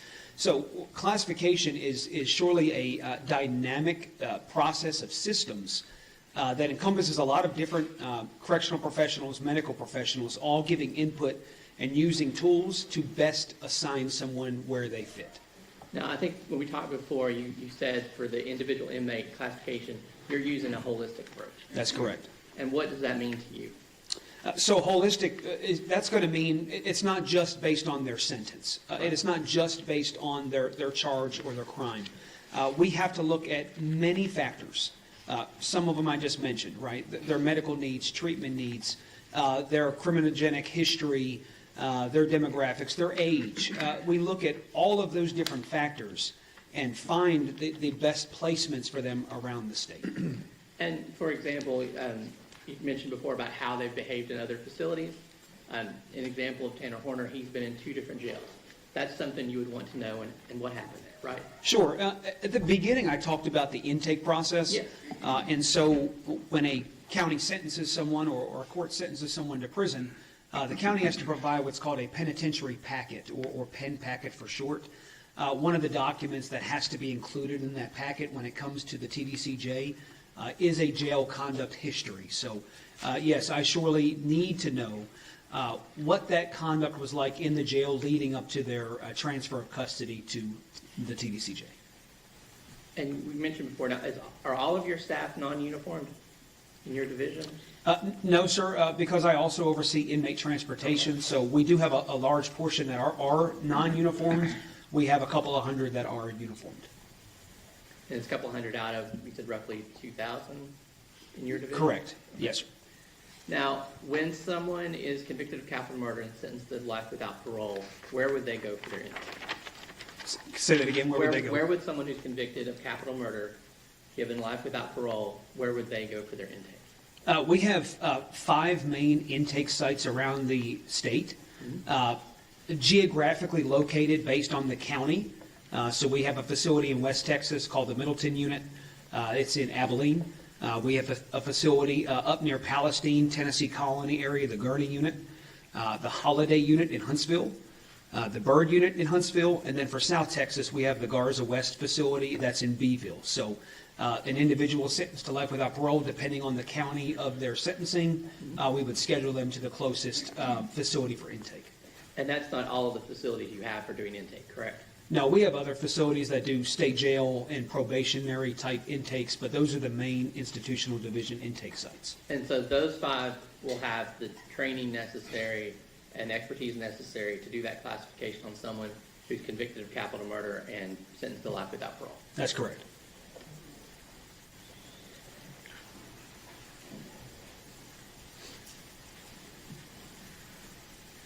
We talked a lot before about the 2 different ways that they could reside, either with a cellmate or in a dorm. And some of those dorms are pretty large, right? Yes, sir. And that persons who are G3 would have access, there may be volunteers, there may be staff members, things like that, that they could have contact with, correct? Yes, sir.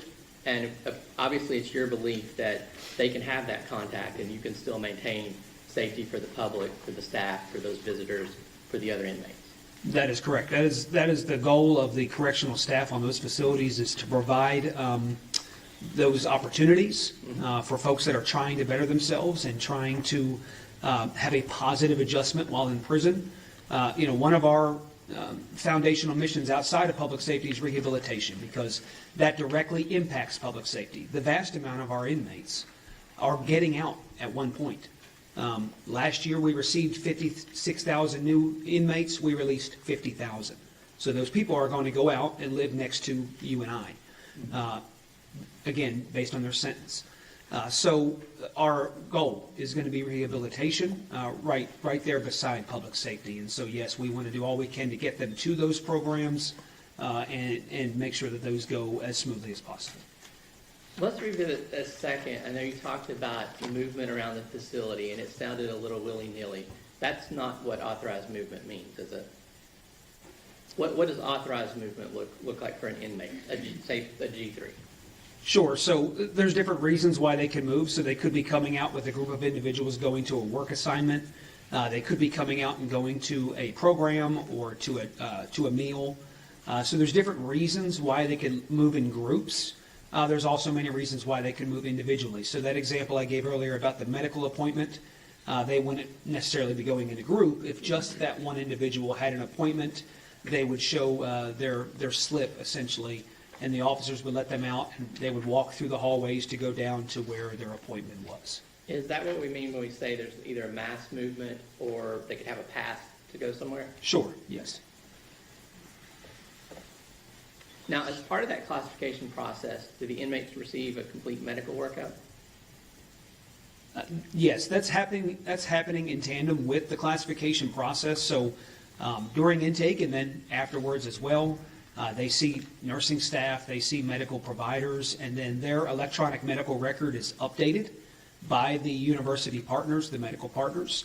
And when the EMR, medical record is updated, that feeds into our inmate management system.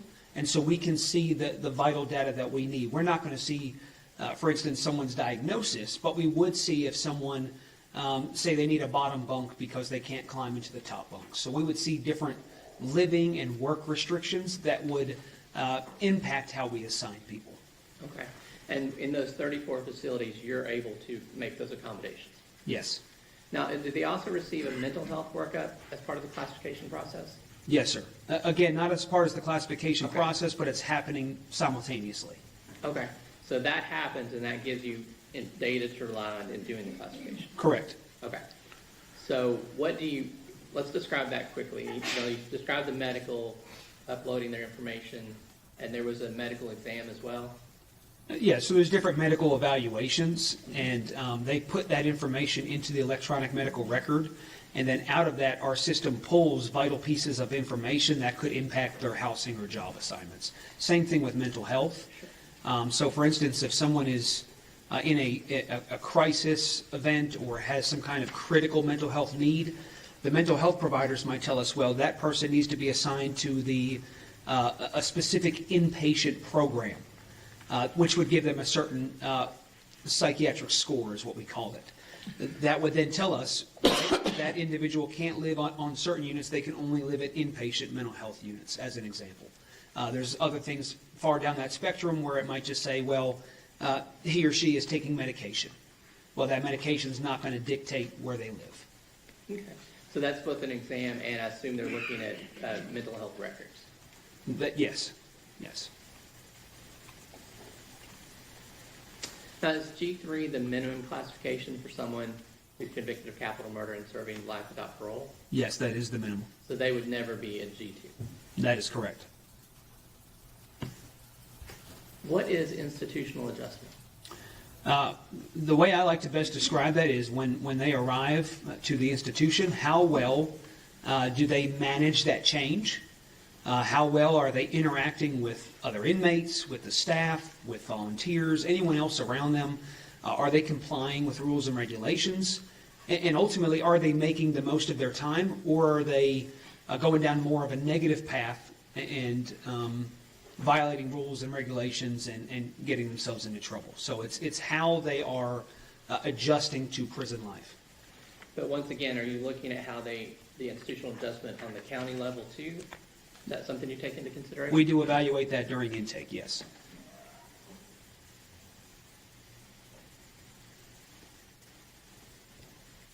And we talked about when someone gets downgraded to a G4 or G5. Those inmates would receive additional restrictions, I assume? Yes, sir. And you talked about you have different restricted housing available. Do you also have safekeeping housing available? We do have safekeeping, yes. How is that used? So we have a small portion of our population that's in safekeeping. They still are in a cell block environment with cellmates. But we have a very robust Safe Prisons program and a PREA program, which is the Prison Rape Elimination Act. So you have a lot of different factors that go into evaluating someone's potential likelihood of being a victim within prison, or the fact that they have been victimized. We evaluate all of that, weigh it out, and then if the committee, again, the UCC committee, that 3-person panel, decides that someone is in need of a higher level of safety or safe living, they could be placed into safekeeping status. They're still in general population buildings. They are just not in a general population living area. They're separated. They can still have jobs and go to the dining hall with other inmates and all those other examples. They just live separately. Okay. So that could be within those 34 facilities we're talking about. That's correct. Okay. Let's go a little bit bigger picture. Now, is there guidance available for how to manage and maintain a prison classification system? Yes, it is. There is many different guiding policies and evidence-based practices that guide classification. Now, I believe we talked before about the National Institute of Corrections had some guidance from the federal level. Yes, the National Institute of Corrections puts out federal-level recommendations and things of that nature that, depending on what that guidance is, could or could not influence the state of Texas policy that drives classification. Now, obviously, Texas may have some of their own guidance from the legislature, that sort of thing, correct? Correct. Now, are you able, in your role in your division, to take that kind of guidance and then build on it to improve the system? Yes. And how often are you updating policies, procedures to try to make this a better system of classification? It's frequent. There's many different standard operating procedures, policies, and plans. It's kind of 3 different buckets of information that are reviewed frequently. They could be updated because of new technology. They could be updated because of new, again, evidence-based data that shows us we might need to move in one direction or another. We look at different genders and how we're classifying females versus males. So there's a broad spectrum of changes that can and do happen throughout the years to make sure that we are providing for the mission of our agency, that's protecting the public. And so we do not want to stay stagnant. We always want the most informed decisions guiding how we play out our mission in the state. That was going to be my next question. And I assume when you talk about a prison being kind of a city, a secure city, you're also looking out for everyone within that city. That's correct.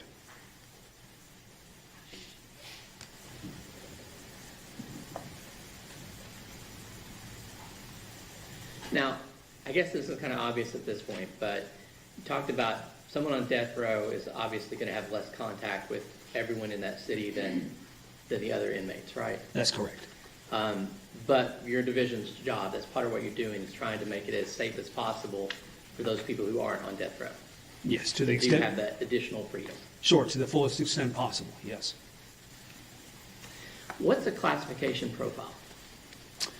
So the way that I like to describe that is this happens during the intake process, and then it never stops. So when someone comes into our custody, whether they're a first-time offender or if they've been with us multiple times, we are going to build a profile that works to encompass everything that we can about that individual.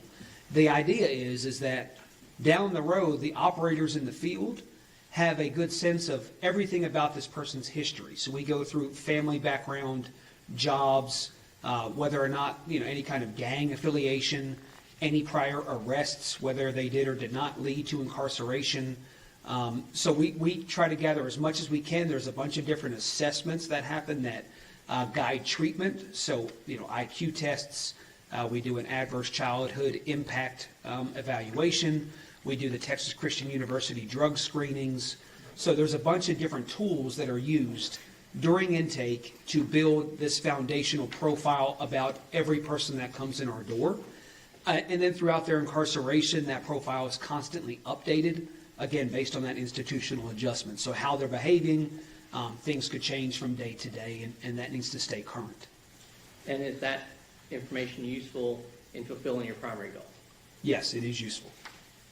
Now, I mentioned a second ago that the prison is kind of a city behind the walls, but this is a city that has 24/7 security, right? Yes. And the inmate movement is restricted, Yes. and the staff members are properly trained, Yes. and the civilians who enter are appropriately screened. They are screened, yes. So, in your expert opinion, is the process that you're using a reasonable and effective way to house someone who's been sentenced to life without parole while ensuring the safety of the public, your staff, the visitors, and the other inmates?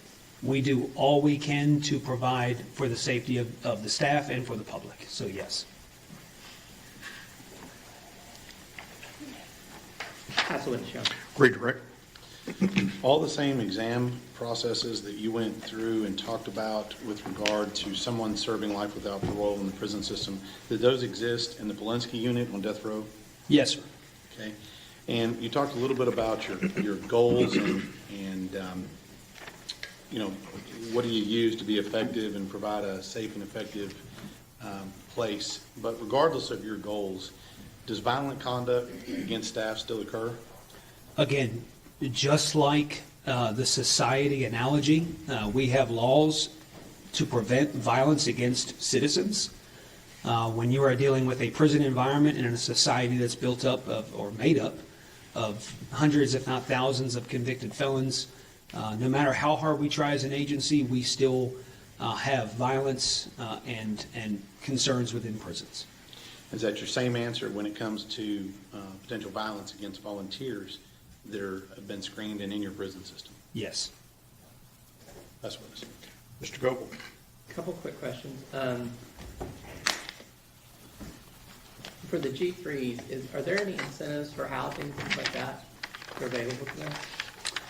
There are some incentives.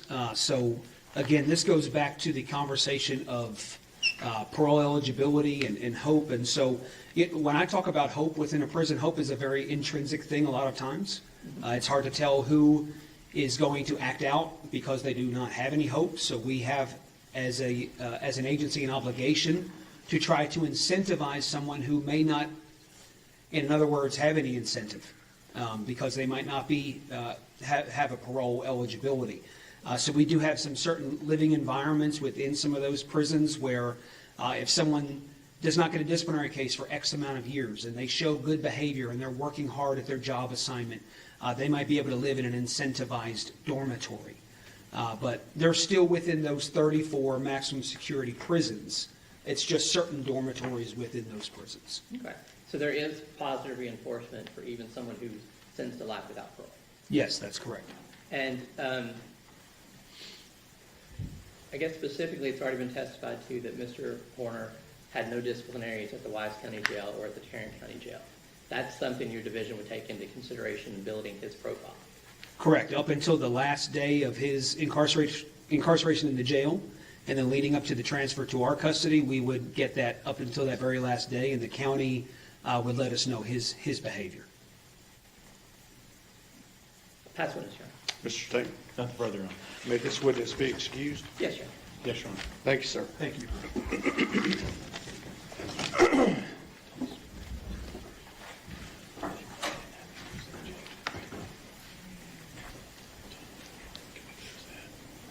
You ready for your next witness? Yes, Judge. Okay.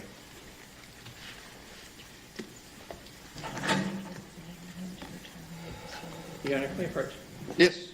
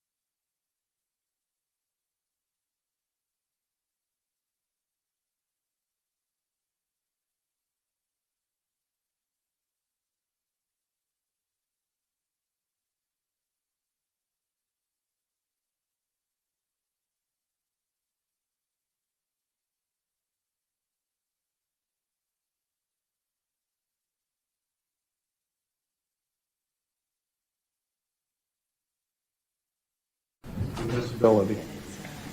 Okay. Do you want me to go through, I don't know how much they want me to go through of the questioning. Do you want everything that I'm going to ask?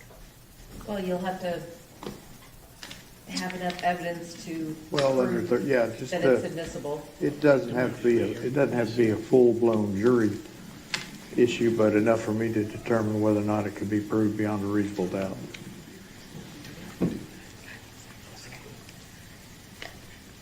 We're gonna, for purposes of the record, we're gonna call you Billy. We're just gonna use your first name, okay? Yes, ma'am. Can you Okay. move closer to the microphone? There you go. Yeah, make sure you speak up. How do you know Tanner Horner? I know Tanner Horner because my uncle had a baby with his mom, and I was raised as his cousin And so how long have you known Tanner? since I was 3 years old. Was there a time when you lived on the same property as Tanner Horner? Yes, Do you recall about what time frame that was? 2000 to 2004. And after, around that same time period of 2003, 2004, was there some type of sexual assault incident that happened to you? Yes. And can you tell us what that is? It was a sexual assault down by Lake Worth Lake, right down the street from Tanner's grandmother's house. And Do I need to go into detail? so, and that was, what location was that though, specifically? Just to the right of the boat dock, off into the trees right there. And yeah, can you tell us, you don't have to give the full version, but what happened to you there? He went back there, he pulled out his penis, he started masturbating. He told me to suck it, and then he grabbed my head and made me. And then he told me to bend over, he tried to put it in, it would not go in. And then he told me to continue sucking, and then he pulled out and finished by masturbating. And did you tell Tanner no, or did you go along with it? What happened? I was scared of Tanner. He was bigger than me, he's beaten me up before. I went along with it. And after that point, was there a different incident that happened to you? It was later on, around 2007, when Paranormal Activity first movie came out. I woke up to him masturbating above my head. He pretended that he was asleep. I moved out the way, yelled several times, and he just kept on doing it. And then I waited till he went back to bed, and I laid down and went back to bed. After these incidents, did you ever hang out with Tanner and one of his best friends, Cody? Yes. And can you recall anything about that event? It was 4th of July. Tanner's grandmother had parked her van at the fireworks stand. It ran out of gas because I guess she was sitting on a hill. It wouldn't start. It rolled back. Cody gave us a ride home to his house, and in the car on the ride home, Tanner had mentioned he'd wondered what it would be like to kill somebody. And how old were you about that time? That time I was older.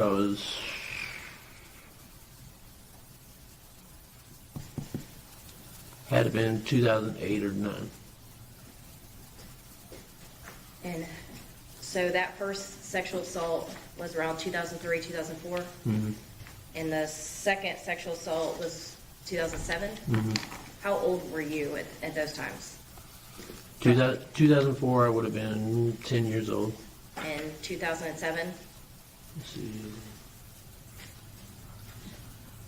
13, 14, somewhere around there. And then this other event was in 2009 when you made that comment. Mm-hmm. And how old, what is the age difference between you and Tanner Horner? About 3 years. Have you spoken to anybody about these sexual assault incidents before? Yes, before the trial started, I spoke to the defense. How many times? Once. She came out to our house.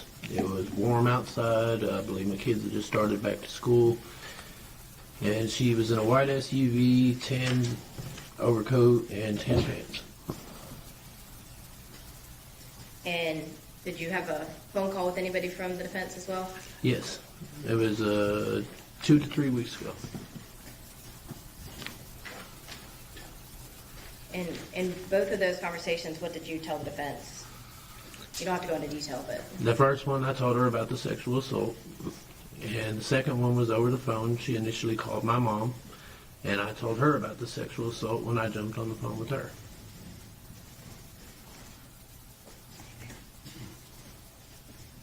That's what it's judge. Cross-examination. Yes, sure. Now, there were some different dates there when you were answering those questions. Can you help me out? In the notice we received, it talked about the first incident being between 2001 and 2003. Does that sound right? 2001, 2003 would have been when he set the hay bales on fire and started a fire in his backyard. That's when you were living at Risinger Road? Yes. Okay, so this would have been after that when he moved back to the shack? Yes, around 2004 is when I moved off the farm. He was back at Jackie's. Okay, and the second incident, is 2007 accurate for that? Yes, it was the same year the Paranormal Activity came out because Melissa rented it from the Red Box. Okay, so the 2004 incident, you two would have been what ages? 2004, I would have been 10 or 11. He would have been 12 or 13? Yep. And then the 2007, you'd have been 13 or 14, and he'd been 15, 16? Yep.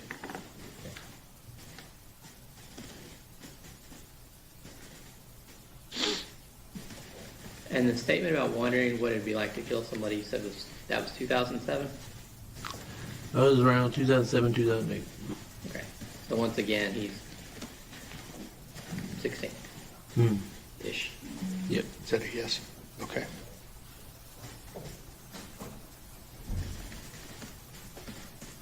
And did you speak to your mom or anyone else about this incident? No, I never told my mom about the sexual assaults or any of that.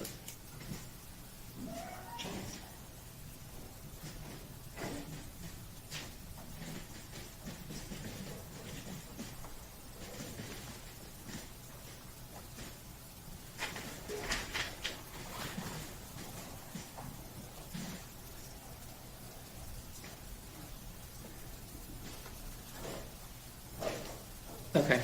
Now, when you say you spoke to the defense, you don't mean Susan, right? No, over the phone call the second time, she named herself Shawnee.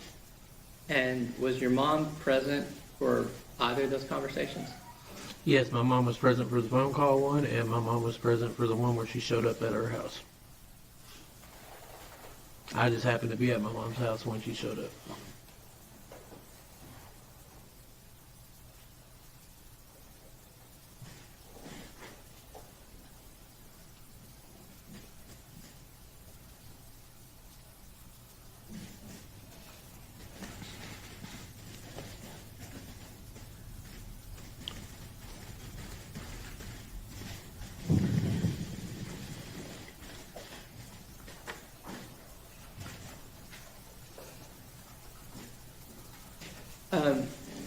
And what made you decide to come forward now?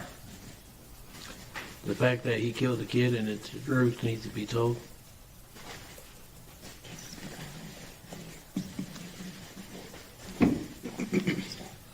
I talked to defense and I told them many times I wanted to speak to the prosecution, and they never got me in contact with the prosecution, so I posted on Facebook.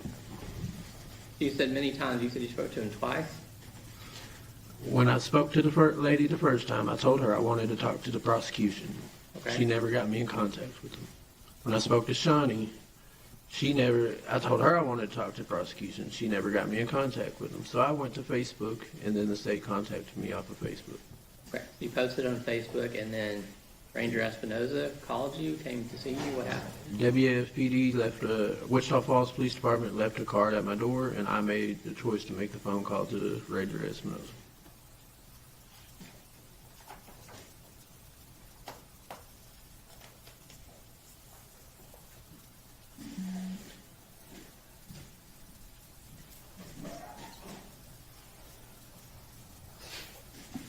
You're not passive.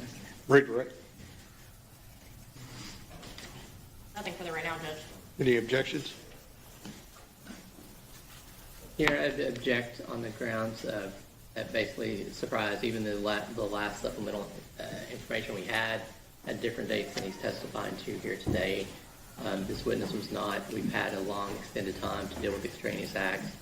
This witness was not noticed to us before the trial started. Those objections are overruled. He'll be allowed to testify, and you may have a running objection to his testimony throughout his testimony. Both sides ready for the jury? Ready, Judge. Let's go.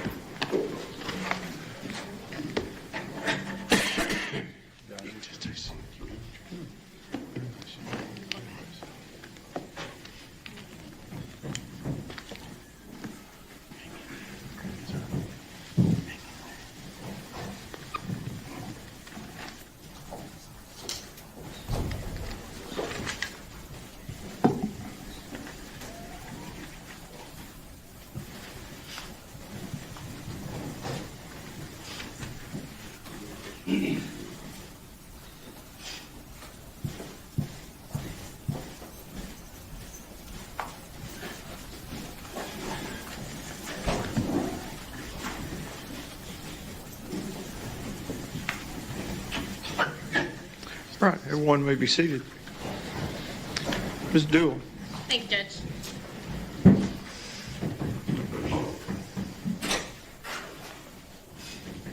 Again, you can just use your first name, but can you introduce yourself to the jury? My name is Billy. And who do you currently live with? Currently live with my wife, my mother-in-law, and my 3 kids. And how are you related to Tanner Horner? My uncle had a baby with his mother, and I was raised as his cousin So how long have you known Tanner Horner then? since about 3 years old. And during your childhood, were you around Tanner Horner a lot or a little? I was around him a lot. And what did you guys do when you guys were around each other? Usually playing, he liked to pretend play Dragon Ball Z, and it ended up him just beating us up. Throwing rocks in the rivers, creeks, out there on Rising Road. Was there a time when you guys lived on the same property? Yes, And what time period was that, roughly? 2000 to 2004. After 2004, did you have any contact with Tanner Horner at that point? Yes. And where was Tanner Horner living at that time? At Jackie's house in Lake Worth. Sorry. What got you into contact with us, the state, in this case? The fact that I told the defense I wanted to speak to the prosecution, and out of impulse I made a Facebook post. You made a Facebook post. When did you post that? I posted that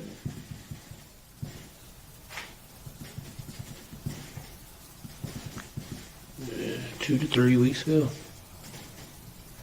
And what did you post? It was a post about, let's see, Zero is fabricated, Tanner Horner sexually assaulted me, and basically beat me and Nicholas up as children. And when did you meet with the state prosecution for the first time in this case? Roughly. 26th of last month. So of April? Yeah.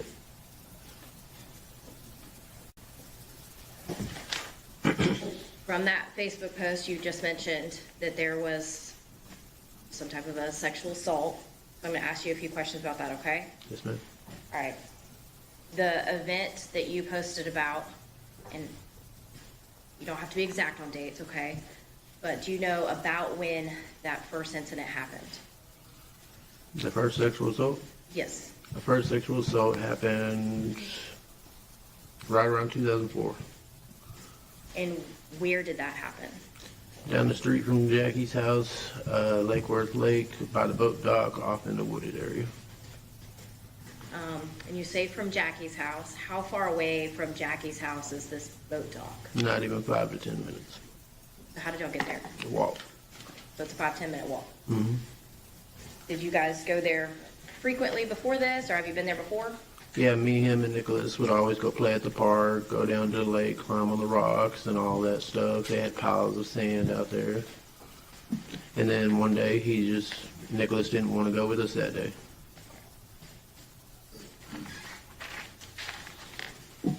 Now, how old are you at that time, and then how old is Tanner Corner at that time? I would have been about 10. Tanner would have been about 13. So Tanner Horner's about 3 years older than you. Mm-hmm. At this time, is Tanner bigger or smaller than you? He was bigger than me. Can you go ahead and tell the jury what happened on that day? About the whole sexual assault? Yes. All right, it started off as we were all going to go play down at the park as usual. We ended up walking down the street. Tanner wanted to go to the boat dock. We ended up going off into a little wooded area of the boat dock. Tanner immediately pulled out his penis, started masturbating. He told me to get down and start sucking it. I was scared of Tanner at the time, so I did. And when a little bit of time goes by, he tells me to bend over. He tried to put it in. It would not fit, I guess. So he turned around and he had me suck it some more, and then he finished by masturbating next to the tree. At this point, why were you scared of Tanner at that time? Because he would like to pretend play Dragon Ball Z, which ended up him just beating us up and kneeing us in the stomach. And I was scared of him. the us, was that his brother? Mm-hmm. Okay. Was there another sexual assault incident? Yes.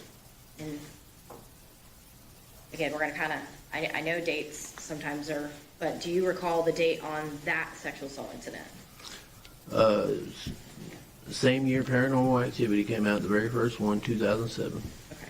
He woke up to him masturbating above my head. He pretended like he was asleep. I backed off in the corner. He continued to act like he's asleep. Then he laid back down, covered up. And I just stayed there until I made sure he was asleep, and I went back to sleep.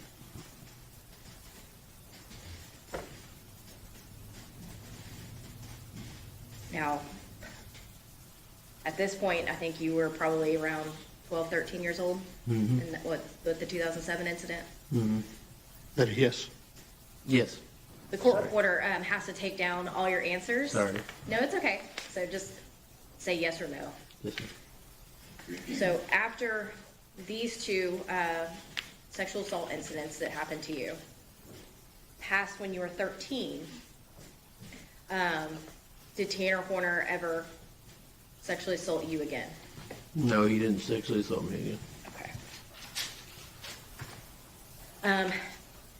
After this point, though, did you still have some contact with Tanner Horner? Yes, I got dropped over there to hang out with him.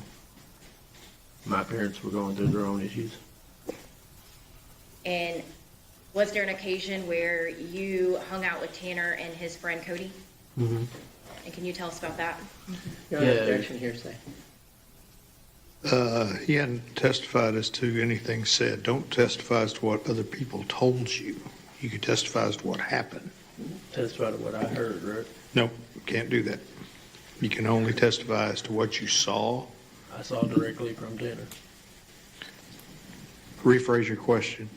Can you, when you hung out with Tanner and his friend Cody, did Tanner Horner make a statement to you? Yes. Objection, hearsay. Overruled.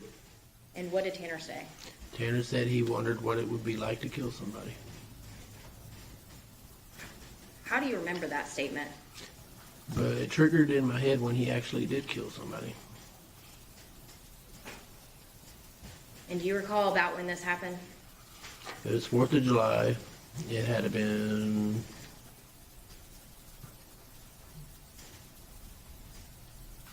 after 2007, so about 8 or 9. So 2008 or 2009? Mm-hmm.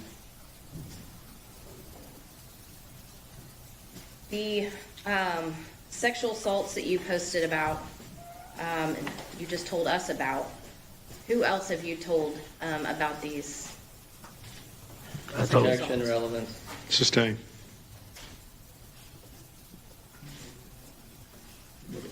No, hold on. She'll ask you a question. Now, Billy, in 2015, did you get arrested and ultimately convicted for a solicitation of prostitution charge? yes. That did not involve a child, though, did it? No. Have you ever kidnapped, sexually assaulted, or murdered a child? Projection, No. relevance. Sustain.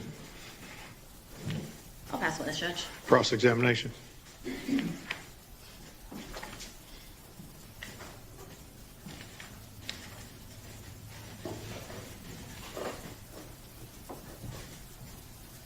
Billy, I have a question for you. If the school records show that Tanner moved back in with Jackie in 2002, would that change the dates we're talking about for you? I guess I'm going off my memory. Okay. So if he was in the Azle School District in 2002, then we back those years up a couple years. Would that still fit your memory? Would you may have been, what would that make you? Maybe 8 or 9 and him 10, probably, yeah. something like that? 10, 11, something, 9, 10, something. Now,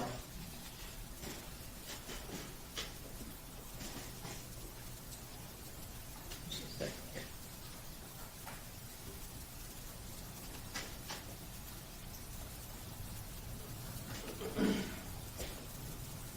Now, the second incident, when you two were teenagers, there was no physical contact?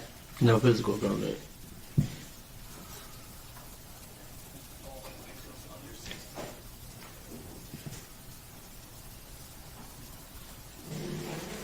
Now, you said that you and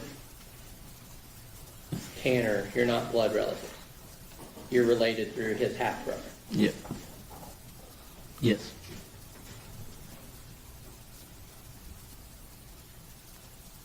And your family and his family, before he moved back in with Jackie, rented houses on a farm, Mm-hmm.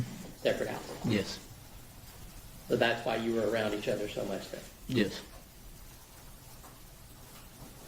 Now, at that time, when you and Tanner were forced to hang out a lot, were your parents struggling with an addiction? Yes. And Tanner's mother, and I guess her boyfriend at the time, your uncle, were they struggling with heroin and meth addiction? Yes. And did you tell, I guess you stated to Ranger Espinoza that Jackie was too busy dealing with those addictions to actually raise Tanner and his brother? Yes. Is that how you felt? That's how I felt. Did you and Tanner witness Tanner's mother chasing your uncle out of the house with a butcher knife? Yes, it was me, Tanner, and Nicholas all put up a tent in the living room, and Melissa comes through chasing Eddie out the house with a butcher knife. Okay, so That was on Risinger Road. And after that is when Tanner moved back in with his grandmother. Mm-hmm. Did they get evicted? I'm assuming so, yes. Now, in the time that you knew Tanner, was he ever depressed? Not that I know of. He was just over energetic. What about suicidal? There was one time in my life when I stayed the night with him, and I woke up to Jackie taking him to the mental ward for a suicide attempt. You remember, was that overdose or cutting? What was that? I believe it was right after he got his shack, is the bedroom in the backyard.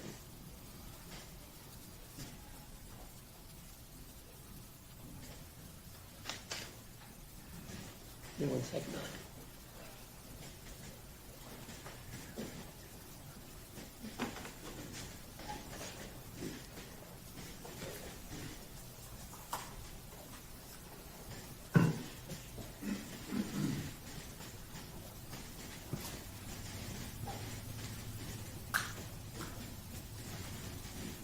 I think you said that the last contact you had with Tanner was in 2018. You helped him get a job. Yes, I got him a job at all. My son's moving and storage.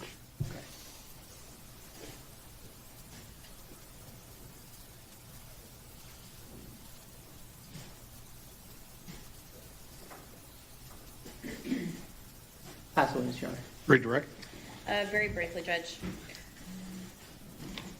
Seems like the dates may be a little foggy, but is what Tanner Horner did to you, is that clear in your mind? Yes. Why come forward now? I figured the truth needs to be told. He deserves to pay for everything that he's done. Objection, Your Honor. Court's ruled on this in a motion limited. Sorry. All right, sustained. The jury will disregard the last statements. I'll pass the witness, Judge. Mr. Goebel, Nothing further, Your Honor. may this witness be excused? Yes, Your Honor. Yes, Judge. Thank you, sir. You go with the bailiff.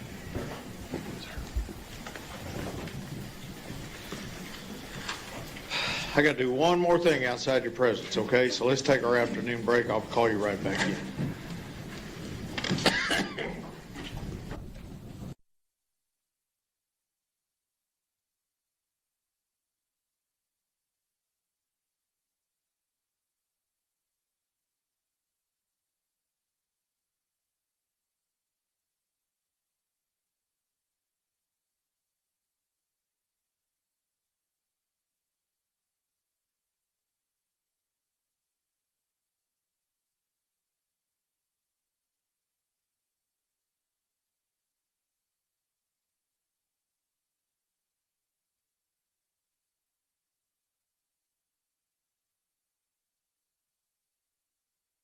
Requested a short 7:05 hearing with the witness. So, Ms. Anderson, I'm going to let you go first.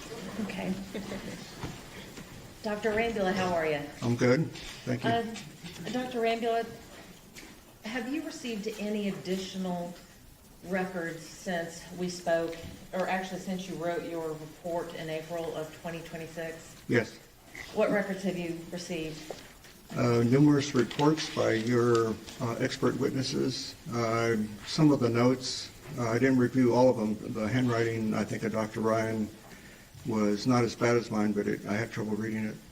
And then, let's see, I looked at the testimony from Cassie as well. And then I just listened to Billy's testimony today. Did you listen to any of the experts who testified in this matter? Briefly, there were two that I was able to follow about an hour each one. Who was that? The first one, I think it was Dr. Specht. I'm not sure. He was from A&M. Dr. Edens? That's it. That's him. Yes, sir. He might have been the first witness you had. And then briefly, Dr. Ryan last week sometime when she was on direct. Okay. Based upon, and which, you said it was an interview with Cassie. Which interview? It was actually not an interview. It was, I guess, court testimony from Cassie Wyatt.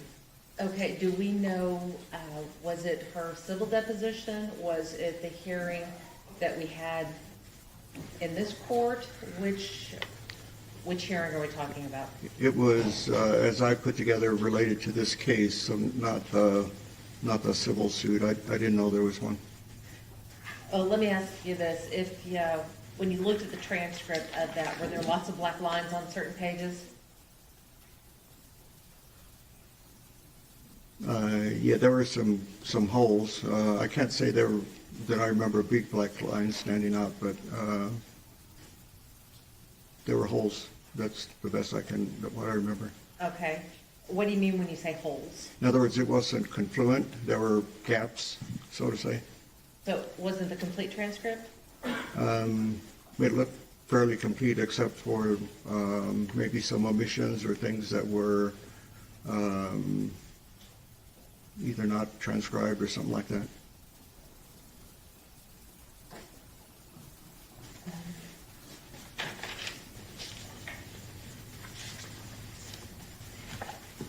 We had a hearing that began in December of 2025 and continued in April of 2026, wherein we discussed your testimony and your findings. Do you have any additional findings or conclusions in addition to the report that you've already produced? Yes. And what are those? Based on me looking at the records again, I remember that hearing where I hadn't reviewed for that, and the expert reports, the transcript, the testimony today. I do have an opinion regarding future danger.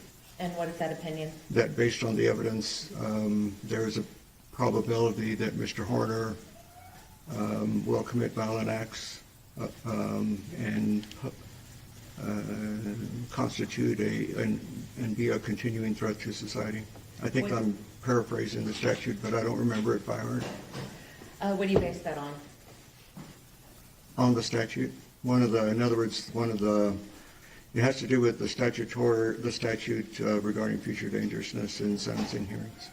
I understand that, but I'm asking upon what evidence are you Oh, I basing see. your Okay. opinion that he constitutes a continuing threat? So previously, I expressed concern about his temper, his ability to control himself, the outbursts he had. I think I mentioned his attitude towards women in general, based again on the audio recording that I listened to regarding his mistreatment of Athena. And then after looking at the rest of the reports that from the experts you provided, it was clear that he had some issues with executive dysfunction, difficulty with emotional processing, self-regulation, basically anger, so to say, and that he was also impulsive.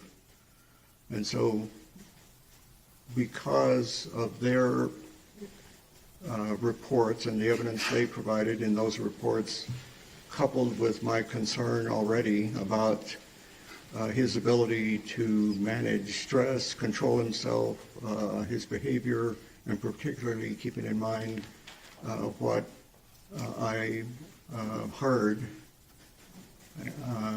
regarding what he did to Athena, that was the basis for my opinion. Are you going to render an opinion on any particular diagnoses that you feel would be appropriate for Mr. Horner? Well, if anyone asks me, sure. What diagnoses Okay. do you feel would be applicable to Mr. Horner? So based on let's see, let me state it this way. So when I submitted my report, I had reviewed records that covered approximately 20 years of his life, perhaps more than that. And based on that information, I rendered diagnoses of depression, anxiety, longstanding.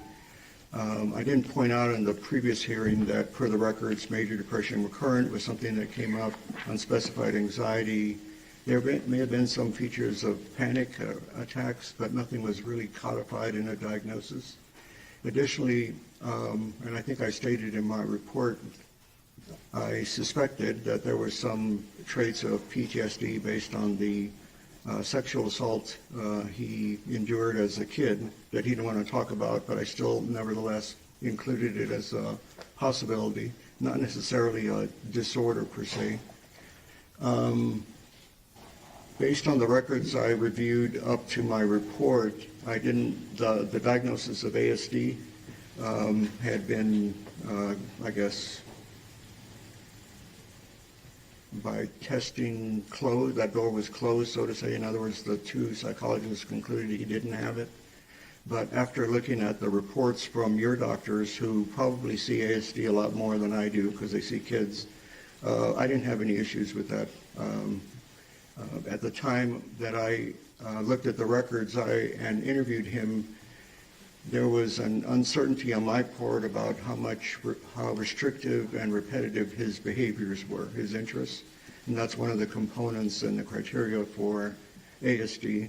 But I knew he had some social issues. I mean, he'd had that all his life. But you have to meet two, and that's why it looked like he didn't meet the criteria. But once again, your experts, I don't have any issue with their diagnoses because they collected a lot of evidence and they see it more often. I spoke about personality pathology. That remains the same. He has significant features of antisocial personality pathology. There may be some borderline personality pathology undercurrents in there as well, perhaps narcissistic, and that's about it. And lastly, after my evaluation, I was not very impressed with the amount of drugs that he had been using before. He rather minimized that, and so I took his word at face value. And I saw some inconsistency in the records regarding his drug use, but your experts, particularly Dr. Ryan, uncovered a lot of evidence that he was using drugs a lot more. So I didn't identify any particular drugs. I just knew that he was using marijuana, cocaine all of a sudden, and it looks like there were some hallucinogens as well. What about paraphilic disorders? The same. He has some features of sexual deviance, and I refer to that. That was based on what I listened to in the audio tape regarding what he did to Athena. And then this morning or this afternoon when I heard Billy talk about it, that would infer that there's been some aberrant sexual interests that have been longstanding. So it's your opinion that if something happens when a child is 10, that can create a long-standing issue when that person is an adult and does something like this at the age of 30? Not necessarily, but it's unusual for somebody to exploit somebody like that, particularly when there's a 3-year difference, the size is different. There's a lot of force involved. I had expressed some concern regarding how forceful he was during sexual activity with his peers, and that's normal as long as everybody's consenting. But there was a question about Cassie, saying not, I'm apt to stop here, so he was perhaps pushing the limits more. And then when I read her transcript, she talked about some of the role-playing that they did. In particular, what caught my eye was when they role-played that he was her daddy and she was a little girl, which could very well resemble what happened between him and Athena. But you would agree with me, though, that that's not terribly uncommon. I mean, we see movies back from the 60s and 50s talking where a woman is calling her paramour daddy. Right. The role-playing per se was consensual. It was like people explore, but I can't disregard the similarity between their role-playing and then him acting out in a sexually deviant manner with Athena. And it's not unusual where that sometimes can occur when somebody acts sexually deviant towards another. You're right, it doesn't mean that it's going to happen, but those can be some warning signs when they show up in the records or somebody self-report. And so you've read the records, you've read the reports from all of our experts, so you know that around the time that this happened with Billy, that Tanner himself had been sexually assaulted in a similar manner. Yes. And that wasn't of any significance when you looked at both of them? The significance that to me was clinically apparent was the difference in ages.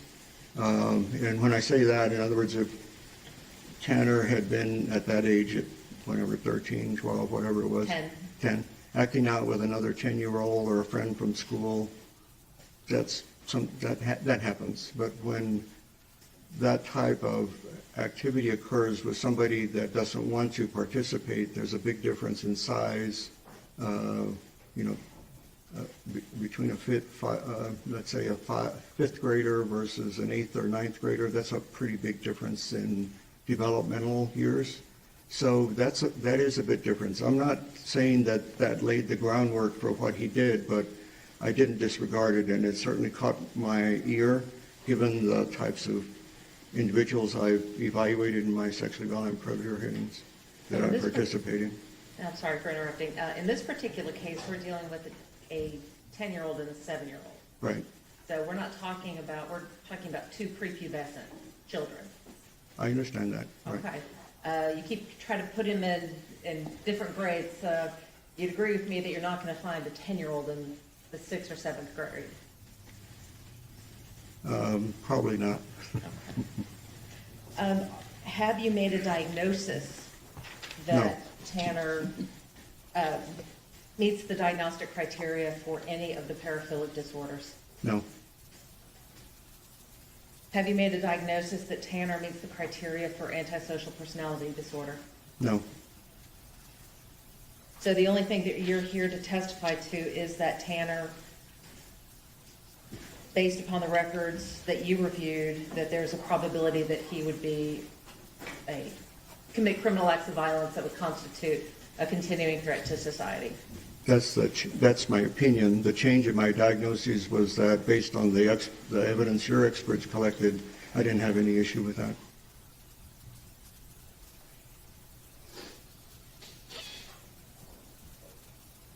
With regards to the records that you reviewed, did you review all of the records from the Wise County Jail?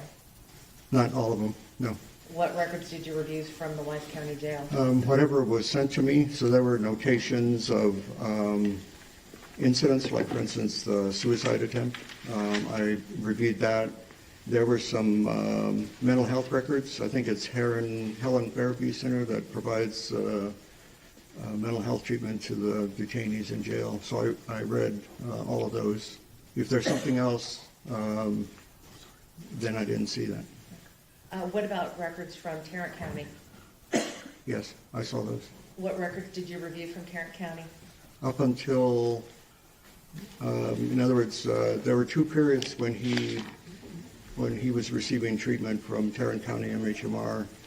I want to say one was 16, something like that, and the other was more recent in 22, when he sought treatment again. Up until October was his last visit, I believe.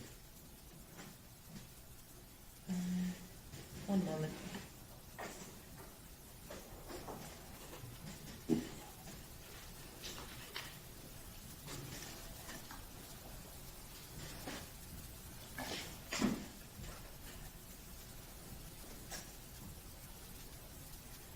Dr. Rambula, just one last thing, and it had to do with the records.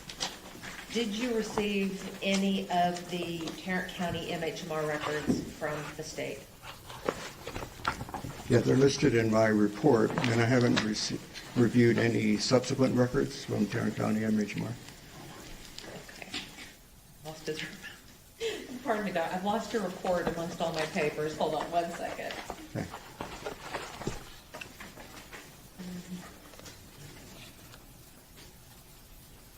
Do you have a supplement or an addendum to your report that includes all of the documents that you reviewed? No.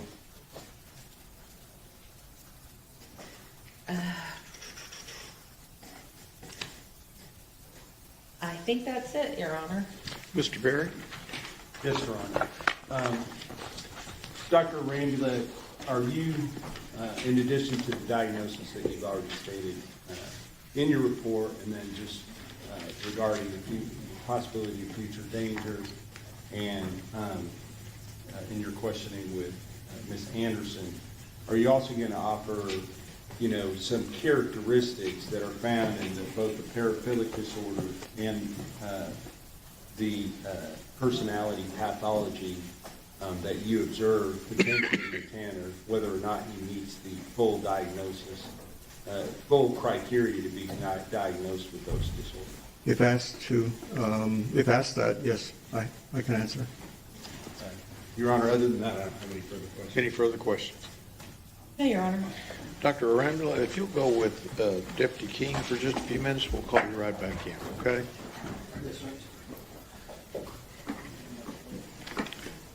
Any objections? Yes, Your Honor. We don't have any objection to the doctor's qualifications. We know he's qualified. However, he has specifically stated that Tanner was not diagnosed with a paraphilic disorder, therefore it would be confusing to the jury to start talking about what symptoms there might be. If it wasn't diagnosed, it's not relevant. Same with anything with antisocial personality disorder. If we're talking about symptoms, it's not relevant because the doctor has already said that Tanner does not meet criteria for antisocial personality disorder. We also have a couple of other things with regards to Dr. Arambula. One is he's used the term sexual deviance. That's not a diagnosis for the DSM, and if he were to be able to use the term sexual deviance, again, it can confuse the jury. Same thing if he were to try to use the phrase psychopathology or psychopathy. He has done that in the past in previous trials, and so we would ask that he not be allowed to speak about psychopathy for several reasons. One, it's not a diagnosis. And two, if he's allowed to speak about that, then it could confuse the jury. And Your Honor, there is ample research that shows just how prejudicial calling somebody a psychopath or speaking of psychopathy is. In fact, the research has stated that it's almost as prejudicial as referring to someone as a pedophile. So we know that the research supports the prejudice that it causes, and so we're asking the court to order the witness to basically stick to the diagnoses that are in the DSM. Same thing with sociopathy. It just goes along with the line that it is not a diagnosis per the DSM, and allowing the doctor to speak in colloquialisms, one, is going to confuse them, and two, creates a false impression in their minds as to the symptoms that Tanner may or may not have, and three, is unduly prejudicial, and the prejudice clearly outweighs any probative effect. The objections are overruled. You may cross-examine him on those statements. Let's take 10 minutes. We'll start up at 10 minutes to 3.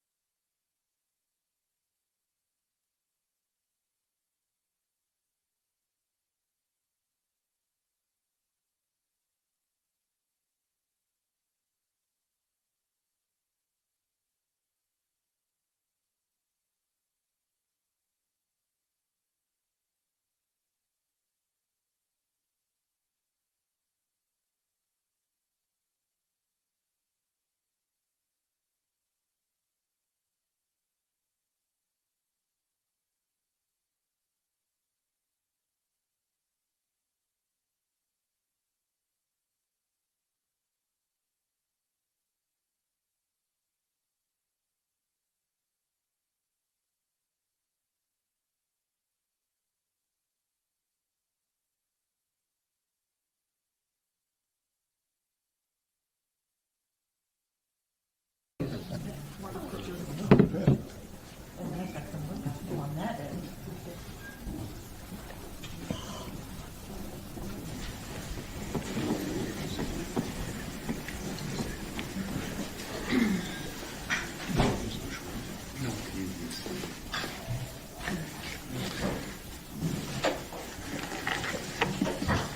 right, everyone may be seated. Ladies and gentlemen, this witness has been previously sworn to testify truthfully. Mr. Berry. Thank you. Dr. Rambula, welcome. Will you please introduce yourself to the jury? Sure. So my name is Dr. Michael Arambula. And what do you do for a living, sir? I'm a physician, a medical doctor. And may I approach your honor? Yes, sir. Dr. Rambula, as part of your involvement in this case, were you asked to provide a curriculum vitae with your background and education and some other accomplishments as well? Yes, sir. And did you also, as a result of your evaluation of the defendant in this case, write a report? Yes. And did you also provide us with handwritten notes that you had made during that evaluation and after, in preparation for writing your report? Yes. At this time, Your Honor, I'll offer evidence State's Exhibit number 311, curriculum vitae, State's Exhibit number 312, the report of Dr. Arambula, and State's Exhibit number 313, the handwritten notes of Dr. Arambula. No objections. State's Exhibits 311, 312, and 313 are admitted.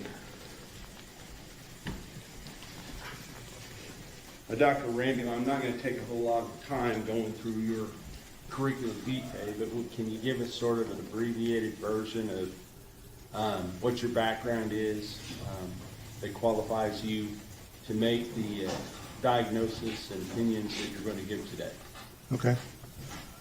So I'll make it quick. I attended the University of Texas at Austin and received 2 degrees from the College of Pharmacy.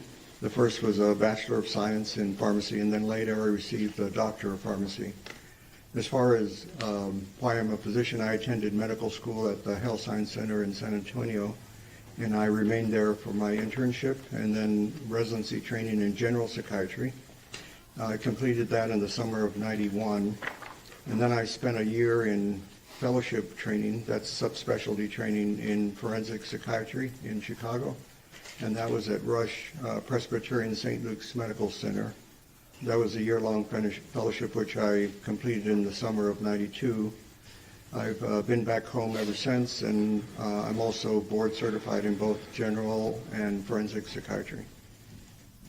So having this dual, you have 2 different medical doctor degrees, correct? 2 different doctorates, yes, sir. Yes. So with regard to your work in this case, I just want to ask you how you became involved in this case to begin with. What I vaguely remember is that you called my office, I think it was in probably January of 2023, and arranged to meet in my office to discuss this case, after which you retained me to work on this case alongside of you, looking at records and then ultimately evaluating Mr. Horner. And are you paid for your services related to this case? Yes, I am. And what is the total amount of payment for services rendered so far? So based on the last invoice that was sent, I believe it's $28,400, maybe a little bit more than 400. Now tell us a little bit about your experience dealing with psychiatric patients. Well, I've been in practice a long time, so as part of my residency training and then private practice, and I still have a private practice. I see predominantly outpatients. Collectively, I've seen thousands of patients who have different types of mental conditions. So that's it in a nutshell. Have you evaluated persons that have similar mental illness or / mental conditions that you have seen in the defendant in this case? Yes, sir. Have you also evaluated people that have different personality pathologies like you have seen in the defendant in this case? Yes, I have. And as far as criminal cases, kind of talk to the jury just real quick about what you do related to criminal cases. Okay, so criminal case-wise, I've been in probably a few hundred criminal cases. And over my career, earlier in my career, I worked predominantly for defense, and then in the last probably 10, 11 years, predominantly for the state or the DA. I've evaluated individuals for competency to stand trial, for example, insanity, mitigation for like probation, sentencing, and I've done some evals for federal judges.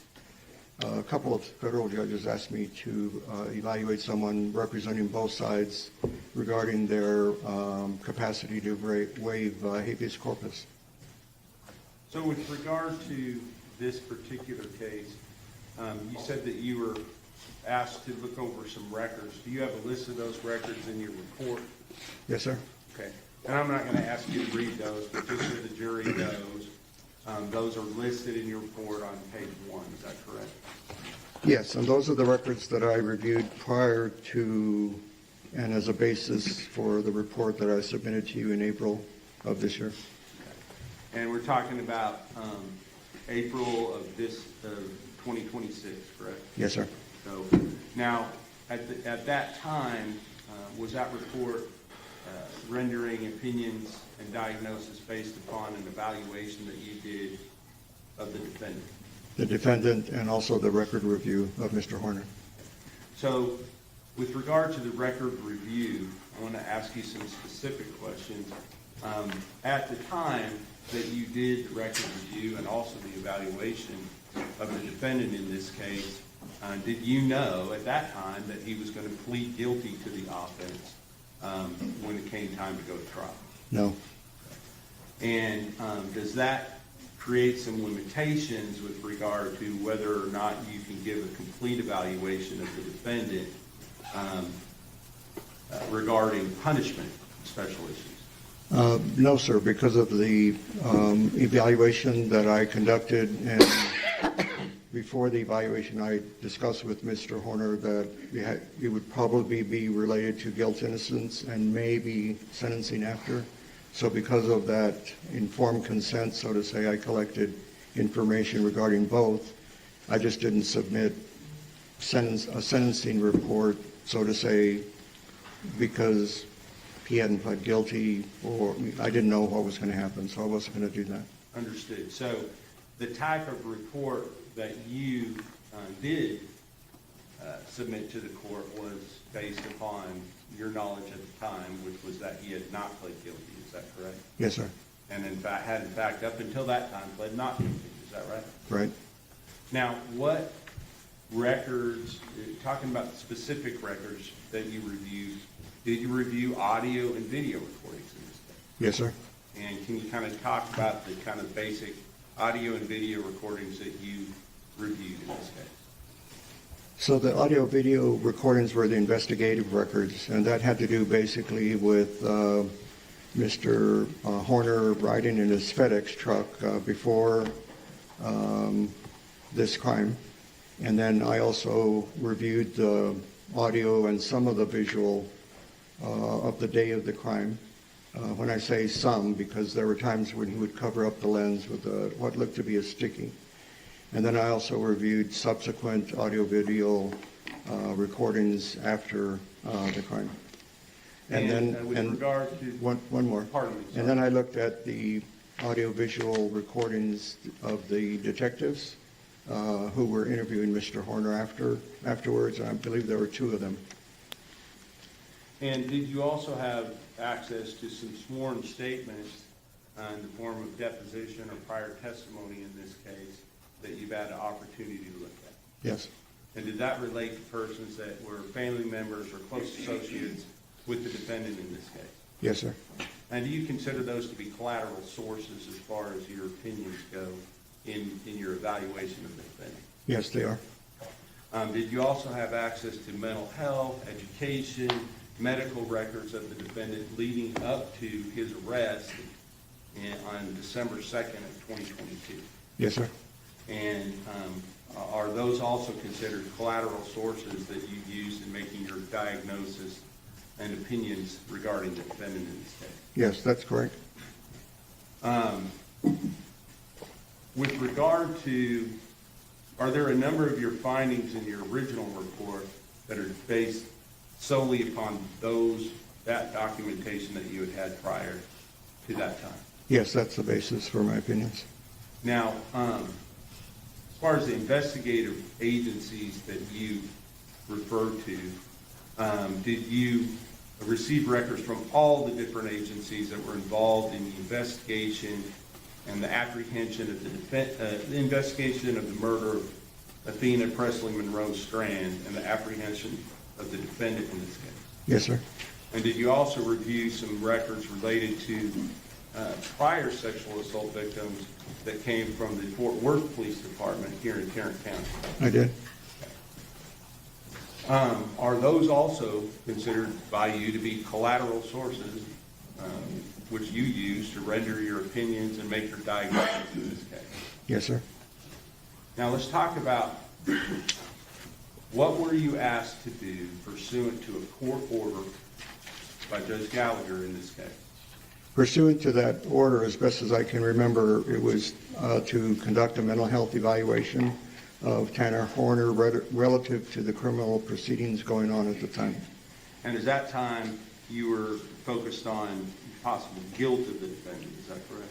Guilt, and well, it's not for me to determine, it's the jury, but yes, it was the guilt innocence phase of the trial. And what date did that evaluation take place, or well, the interview take place upon? It was February 27th of this year. And where did that interview take place? In this courtroom? So here in this room, is that right? Yes, sir.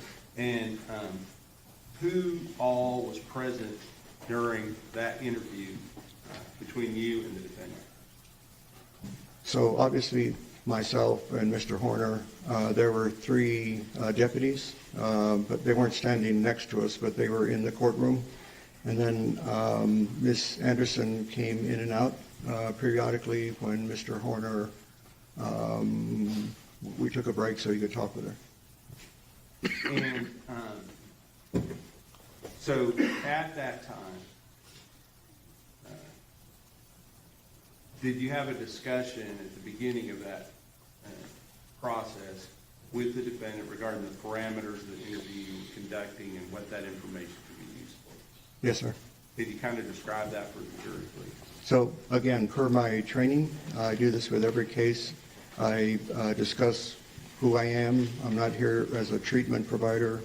Who retained me? In this case, it was the state or the DA.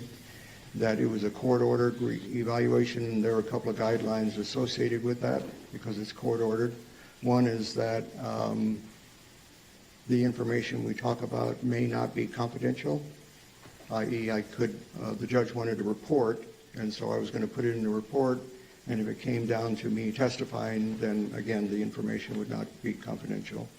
And then the second guideline in these kind of cases is that when I asked Mr. Horner something, he didn't have to answer it if he didn't want to. And so were there some occasions where that actually happened?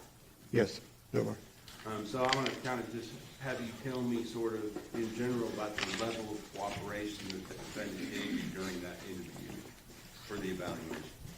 So generally speaking, he was pretty cooperative. There were some areas that he was not cooperative with, and so we had to take a break. And then with each successive break, he became less cooperative and worked up. And so I didn't pursue the last time that he didn't want to talk about something. I just let it go. And so if he didn't want to talk about something, did he avail himself of the opportunity to go and discuss it with his counsel? The last time... Objection, Your Honor. May we approach? Sure.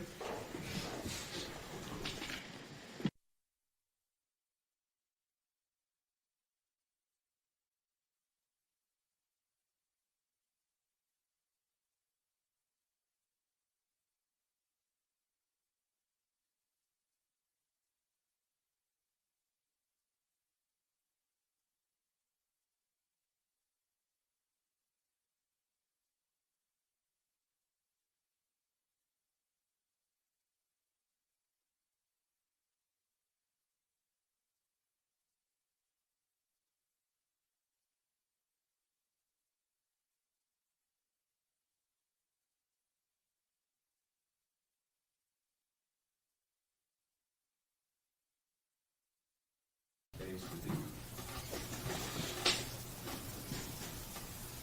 So it's, again, it's based on my training. I don't ask questions that might get somebody in trouble, for example. So I don't do that. And if somebody doesn't want to talk about suicidal ideation or drug history, it depends on whether that was important at the time of the offense.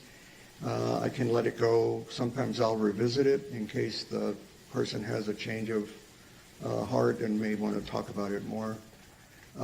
In some cases, when the refusal has to do with the mental state at the time of an offense, that's an important subject matter to cover. And so in that case, then I will ask the person to reconsider, which I did in this case. And then with further resistance, then I would suggest perhaps you might want to talk with your attorney. Objection, Your Honor. And then that's it. Overruled. And then I let it go with that. And if they decide not to talk about it, then at least I've given them, the option to talk with counsel. All right. So let's talk about what is contained in your report. Can you just give us a brief synopsis of not the details, but sort of the sections and how that report is set up? So if the jury wants to read through that report, they can do that. So the way my report is arranged is I list the medical records first, and then I'll list a synopsis of my opinions. Okay? When you see the history section, that's based on the records that I reviewed. So there are no opinions or analysis in there. And then within that section, I will add the interview, because that's also part of the history. And then after that, then I go on to the discussion section, and that's where I repeat some of the findings in the history section, arrange them according to diagnosis that I've arrived at based on the records and his self-report, and then also my analysis of what's going on and how it relates to the offense, if at all. And then that's about it. All right. So let's talk about your findings in this case. What opinions did you render as a result of your evaluation? There's actually a typo here. There are 6. The first is he had a childhood history of abuse. That was in the records. Okay, hold on.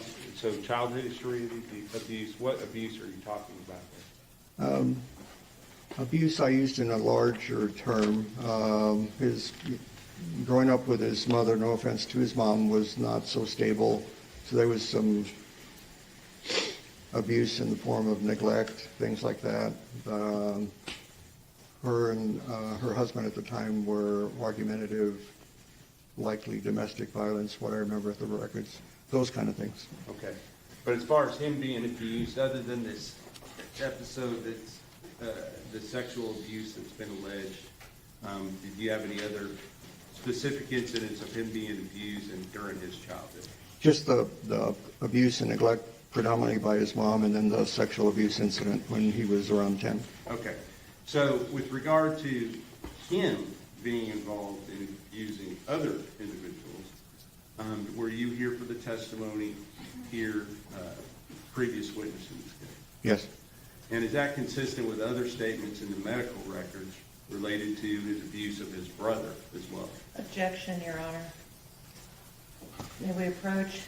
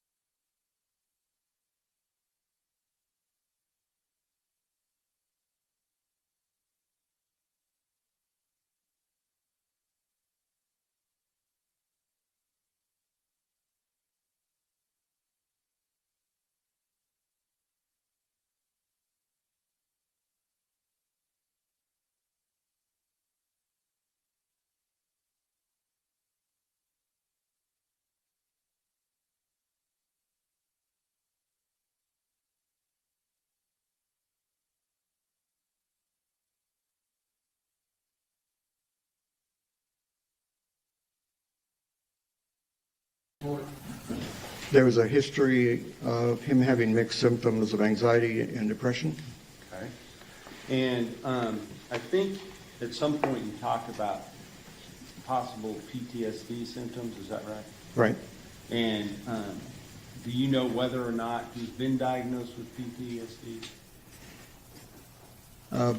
Based on the expert reports that I reviewed after I submitted my report, some of the experts arrived at a diagnosis of PTSD, some did not.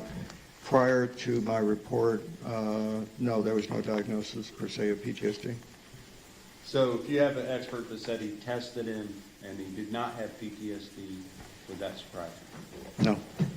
Now, the next finding with regard to your report, what was that? History of autism spectrum disorder, ASD. And there's been a whole lot of testimony related to that. I don't want to go back into that specifically, but one of the things that is that you see with regard to autism spectrum disorder is resistance to change. Is that right? How would you say that? That's one example, yes, sir. Okay. Did you call it something called an order of sameness? Yes. Okay, can you explain that a little bit? For some individuals, not all, but it depends. They like everything the same. It's consistent. They repeat behaviors. That's one of the criteria over and over, like along with that sameness. And then there's a rigidity. In other words, things have to be the same or people become upset. Not everyone, but some people who have ASD. Now, have you looked at the, you said that you reviewed the videos in this case, is that right? Yes, sir. With regard to the FedEx videos, were there multiple days which he was driving that were provided to you? Yes. Okay. With regard to the day of the offense itself, did you go over that thoroughly in conjunction with the transcript provided to you as well? Yes, a few times. And were you able to look at that transcript to determine whether or not what was said on those transcripts is things that you actually heard yourself on that? I did hear them, yes. Okay. And so with regard to what occurred in the particular video on the day, what we'll call the abduction video, did you see his ability to adapt to change based upon changing circumstances? Yes. Okay, can you kind of explain that to the jury, what you saw? So after he initially abducted her and was not talking much with her, then he started asking her questions about her family, school, things like that. And it, at least by my observation, Athena seemed more calm by that. So that was an ability on his part to understand the situation, what was going on, and change his approach, as opposed to just picking her up and throwing her in the back of the truck. So that was something that I caught. And then under that immense stress of having started that crime, he was persistent in in his activities with her, basically. And after the crime was committed and the body was disposed of, did you see his ability to change again? Yes, as far as not being detected, covering up what he did, those kind of things, yes. So were those things consistent with autism spectrum disorder or something else? It was not consistent with somebody who wanted sameness, for example, or couldn't problem solve under that kind of stress.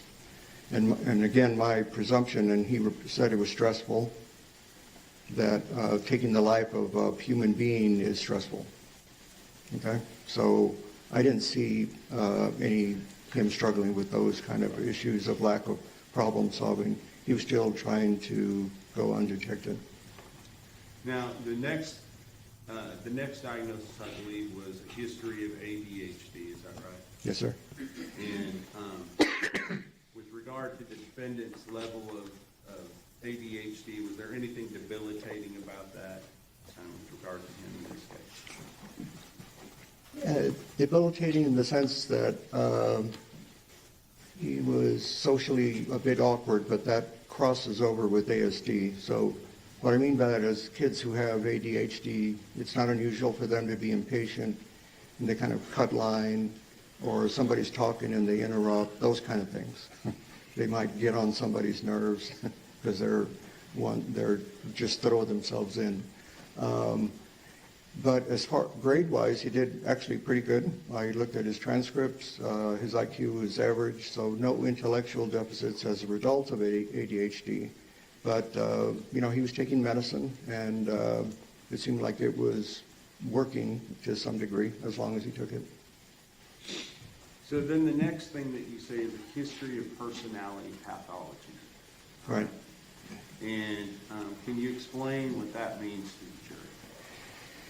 Personality pathology is a broad term used to describe somebody who has had trouble interacting with others, basically. All right. And are there different types of personality pathology? Yes, sir. And can you kind of tell the jury about that? There are many. I'm not going to be long-winded here. I don't want you to list every possibility, but are there some specific ones that you believe apply in this case? So there's cluster A, which are the odd personality types. Yes, he has some of those, but he also has ASD. So per my training, I check the boxes on both and leave the doors open to see actually what happens with it. He's gotten into trouble here and there. He has really big issues with his temper. He's always had that, been physically destructive. So clearly there were issues with antisocial personality pathology, and again with ASD, because he has issues with controlling his temper, impulsivity, those kind of things. So I checked both of those boxes. He was sensitive to abandonment. Those were, if you remember, he attempted suicide after his girlfriend left him. And that's not unusual when somebody's overly sensitive to abandonment. I'm not minimizing what he was struggling with at the time. And that falls under a type of personality pathology called borderline. People with borderline pathology also have issues with anger management. They can't control themselves, and their relationships tend to be very unstable. A lot of arguing, instability, those kind of things. So there are many things that showed up in the history and in the records that I reviewed that I was checking both boxes. Some were ASD, and some were also personality pathology. And did you also mention something called narcissistic personality? Yes. Yes. To some degree. In other words, he had, no offense to him, sometimes maybe an exaggerated opinion of himself, how popular he was, things like that. But not much more than that. Now, your last finding, I think, is sort of the ultimate finding regarding the guilt portion of the case. Right. And what was that? Basically, as a result of looking at all of his history, he did not have a severe mental disease or defect, and therefore he would know that his conduct was wrong. In other words, he was not insane. So, what experience do you have with dealing with sex offenders, and specifically sexually violent offenders or predators? In a nutshell, a lot. Can you just kind of briefly tell the jury? I'll keep it brief. So in my fellowship training is where I obtained my experience in evaluating and treating people who had sexual deviance / sex offenders. And that was in Chicago during my fellowship. And then when I returned home to Texas, our state enacted a commitment statute for sexually violent predators, which were the most dangerous repeat sex offenders who were about to be released from prison. And so we had hearings to commit them to treatment. And I've been involved with the state in those hearings for probably the last 25 years or so, hundreds of cases. That's why I said a lot. You talk about in your report something called sexual deviance. Can you talk about that related to the defendant? Okay, so sexual deviance in a broad term is an old classic medical term, and it basically correlates with a term you probably may have heard in this trial called paraphilia. And sexual deviance is basically when somebody has abnormal or pathologic sexual interests. And it largely has to do with individuals who don't give consent, so that's primarily children, adolescents, underage, and women who are sexually assaulted against their will. Or maybe somebody flashes somebody on a corner and the people around they didn't consent to that. So again, consent issues. There are less of a subset where if somebody is overdoing it in sexual activities that interfere with what they're doing the rest of their days, then that could fall under sexual deviance also. All right, so talking about the evidence and the facts in this case, specifically related to the assault or kidnapping, sexual assault, torture, and murder of Athena Monroe Strand, do you see evidence of sexual deviance on the part of the defendant? Yes. Can you explain that for the jury? So when I reviewed the audio recording, it was very clear to me that he abducted her primarily for sex. Because soon after he drove to the secluded spot that he had picked out, that's when he started engaging in sex with Athena. It's basically oral sex. He was teaching her how to do it, telling her what to do, threatening her, those kind of things. The things that I heard in audio recordings of victims in these cases, read about in investigative reviews of the victims in sexually violent predator hearings, all the same thing. So that's what stood out to me. So that's interest in sexual excitement with children is abnormal. And then the amount of suffering that Athena went through while he was victimizing her, that has some features of sadism. Sadism is where somebody either physically harms somebody or emotionally harms somebody, and it's part of the sexual experience. So there were two areas that caught my eye, looking through that interview and then correlating it with the transcript. Now, were there other things other than just the facts of this case that indicated paraphilic features to you? As far as more than just the other evidence in this case, besides the kidnapping and murder? So, to answer your question, interest, abnormal or pathologic sexual interest, they don't just show up all of a sudden like with kids. It's been brewing for some time. So I already knew that something had been going on. I didn't know why it was quiet, but something was going on, and that incident with Athena, it emerged. So that's the only thing I would add with that. Well, you've also reviewed reports regarding the Tarrant County victims. Oh, yes, I forgot about those, yes. And also you heard the testimony just previous to yours. How does that influence you in those areas?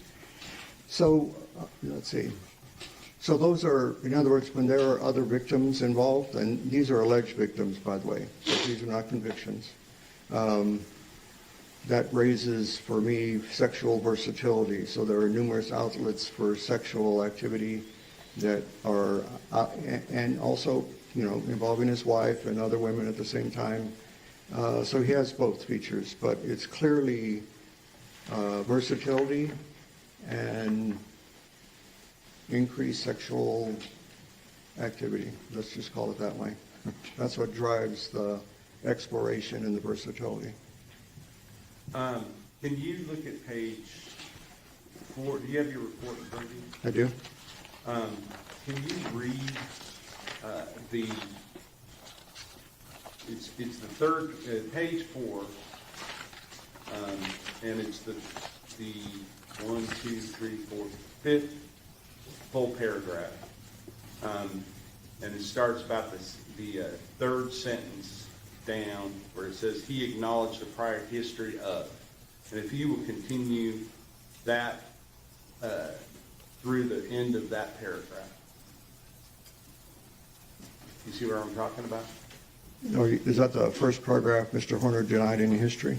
Yes. Okay. So, but just, I'm not worried about what he denied, Okay. I'm more worried about what he admitted to. So if you would start with, he acknowledged the prior history. Okay, he acknowledged a prior history of sadomasochism and asphyxia, that's basically choking during sex, due to other women who encouraged him to participate. Okay, so he's saying that he has been involved in, what is sadomasochism? That's where the use of pain, the introduction of pain and humiliation into sexual activity for some individuals heightens sexual gratification. So spanking, hot wax, sometimes people use needles. Let's see, in his case, he reported inflicting cigarette burns during sex. So clearly, the experience of pain gets mixed in with sexual pleasure. And then he also talked about asphyxia. What is asphyxia? It's choking. And you understand that he pled guilty to strangling and Athena and asphyxiating her. Yes. A person that does this in a sexual manner, do they normally do that to cause death? In a normal manner? No. If a person is doing these in a legal manner. In a normal manner, or legal manner, asphyxia does heighten sexual pleasure. Let's put it that way. As long as you can keep the person, in other words, you don't knock them out. So I'm not encouraging anyone to do that, but that's basically it in a nutshell. okay, so he admitted to you that he had used choking during sex in the past. Is that right? Yes. Okay. Now, with regard to other sexual behaviors, did you listen to the testimony outside the presence of the jury of the previous hearing of his former girlfriend and mother of his child? Yes. And what, if any, testimony that she gave that influenced you in this area? What was added, listening to that, reading the testimony that was different in the records, or in other words, added to the records, was she just... Your Honor, I will object to hearsay. Overruled. Go ahead. Okay, I already knew about the issue of dominance. He liked to dominate her, he was rough. She had to set limits at times, but she consented to it until she said stop, and then he did. There was some role playing involved as well.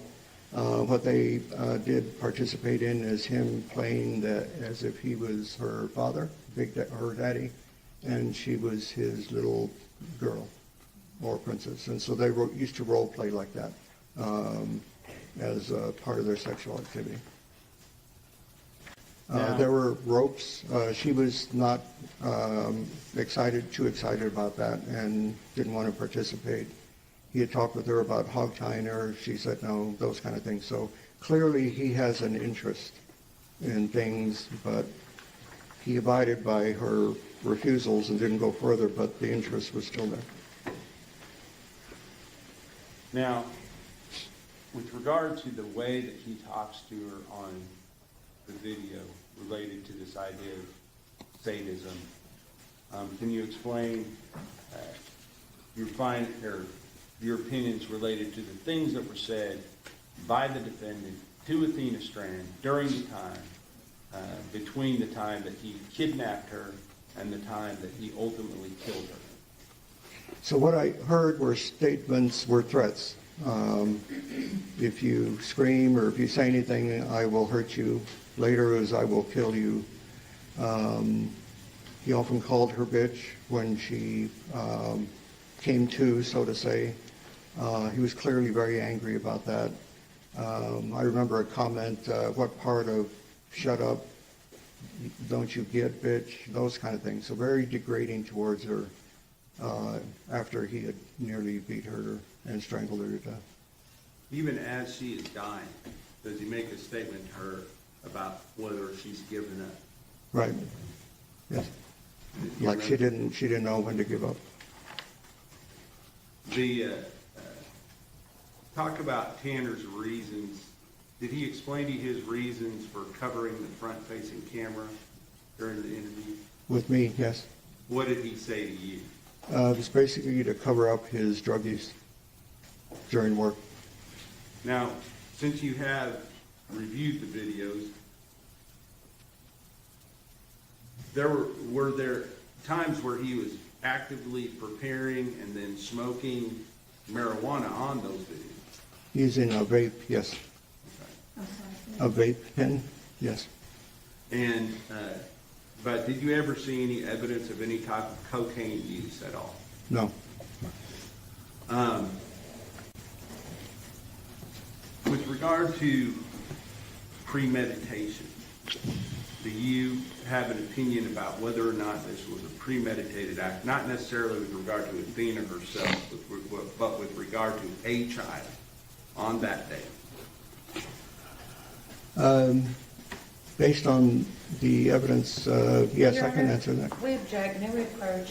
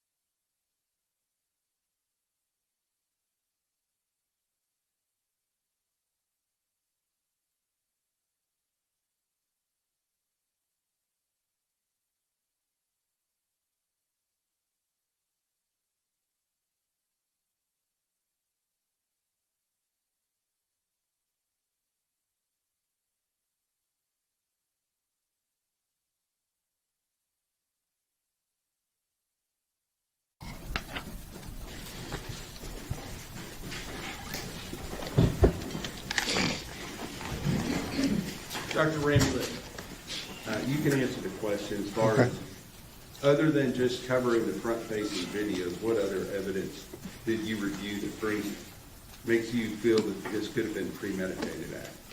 All right, so the word I use is planning, and that's what I'm looking for in my fellowship training.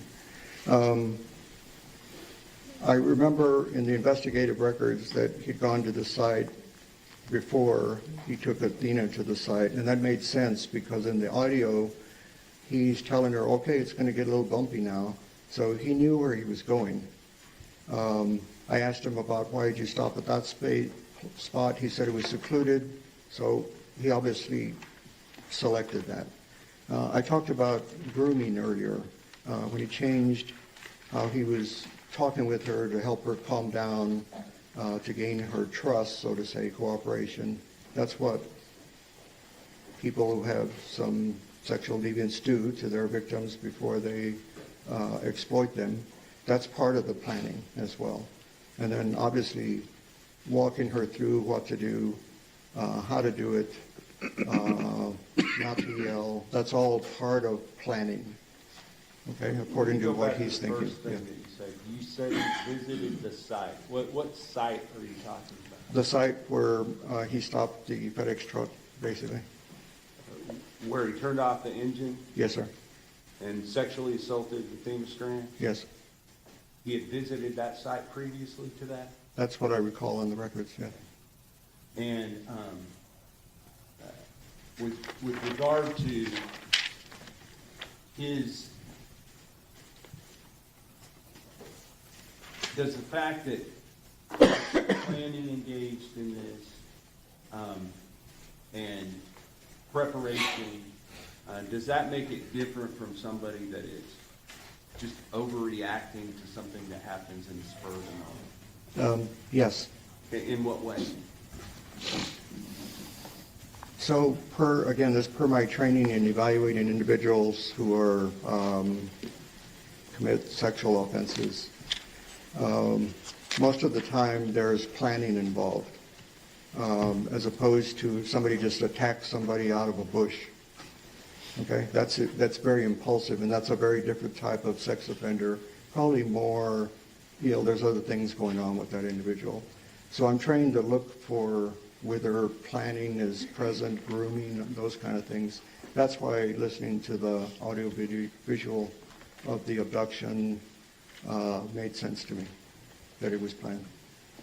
So I want to ask you ultimately, because your findings are laid out in your report, but the one finding that you were not asked to make has to do with the special issues for punishment in this case.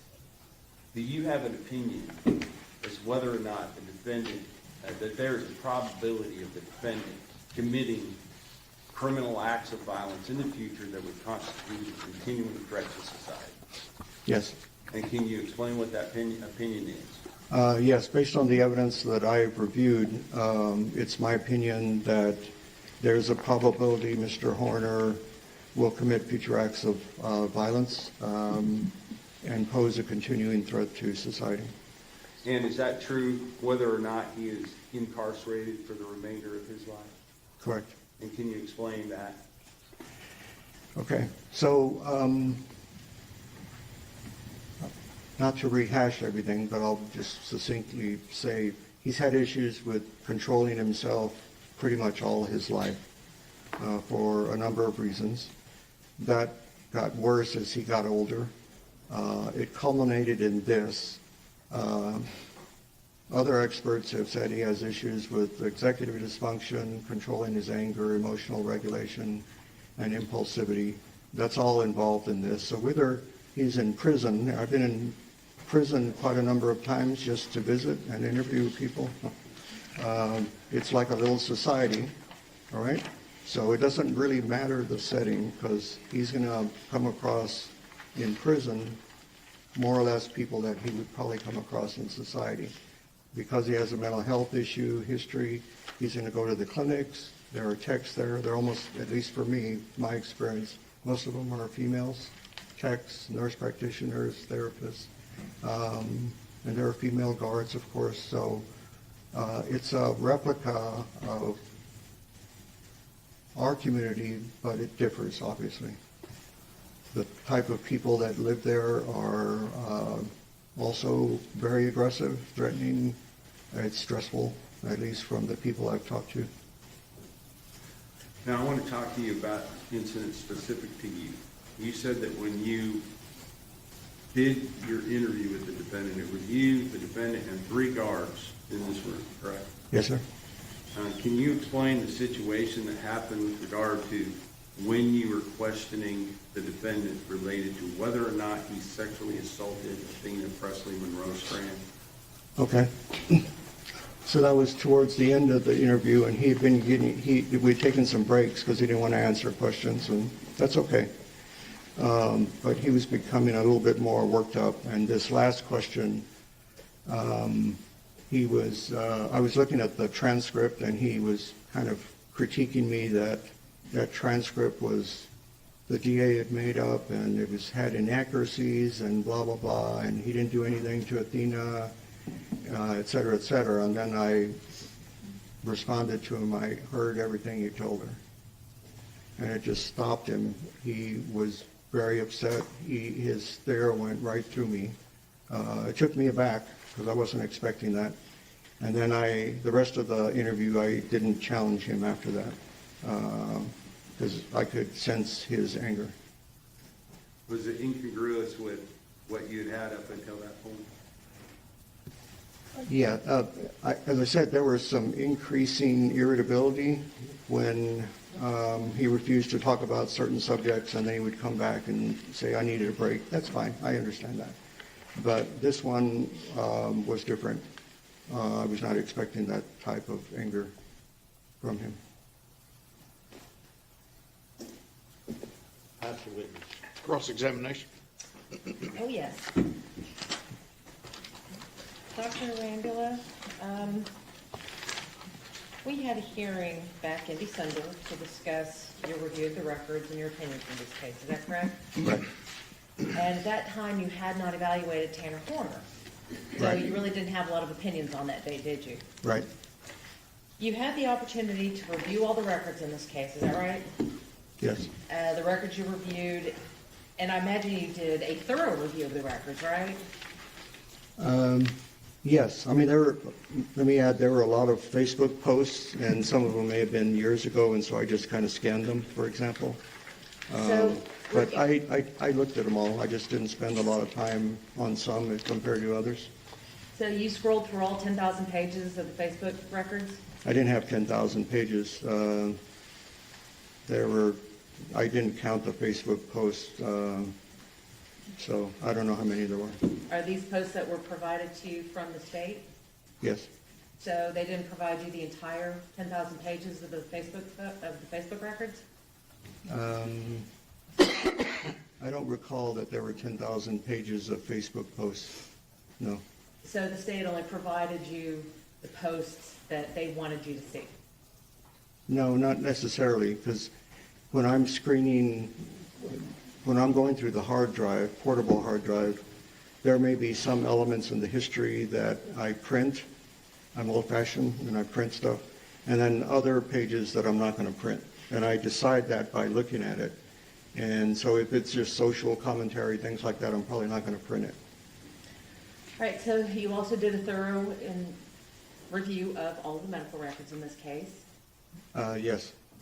And the records that you reviewed, I think you said were listed on your report. Yes, ma'am. So you looked at his mental health records.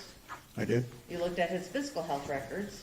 Yes. You looked at the records from the sheriff's office in Wise County. Investigative records, yes, ma'am. And those investigative records, would that be the records related to the suicide attempt? You mean the one in the jail? Or? Yes. Yes, I saw those records also. So when we were here back in December, you hadn't evaluated him and you hadn't reviewed all the records. We had another hearing back in April of this year. Do you remember that? Yes, ma'am. And we asked you a lot of questions about the records you reviewed and about your opinions in the case. And you didn't update your report with any new opinions, did you? I did not. Did not issue any supplemental report. Correct. And you had over 4 weeks to do that. Before the hearing, you mean? From the hearing until now. That's correct. But you did amend it because you had some typos in there, right? Yes. And we're not going to hold those against you. We all Okay. do it. But you had the ability to amend your report. To add to it, yes, covering the sentencing issues, yes, I could have done that if asked, yes. So you talked about the sources that you used, and I don't see a new list of records that you reviewed on your report. Correct, because I hadn't received that list yet. So you mentioned nothing in your report about deposition or the prior testimony of the mother of Tanner's child. That's actually in the investigative records. I don't remember which law enforcement agency it was, but it was in that. All right, so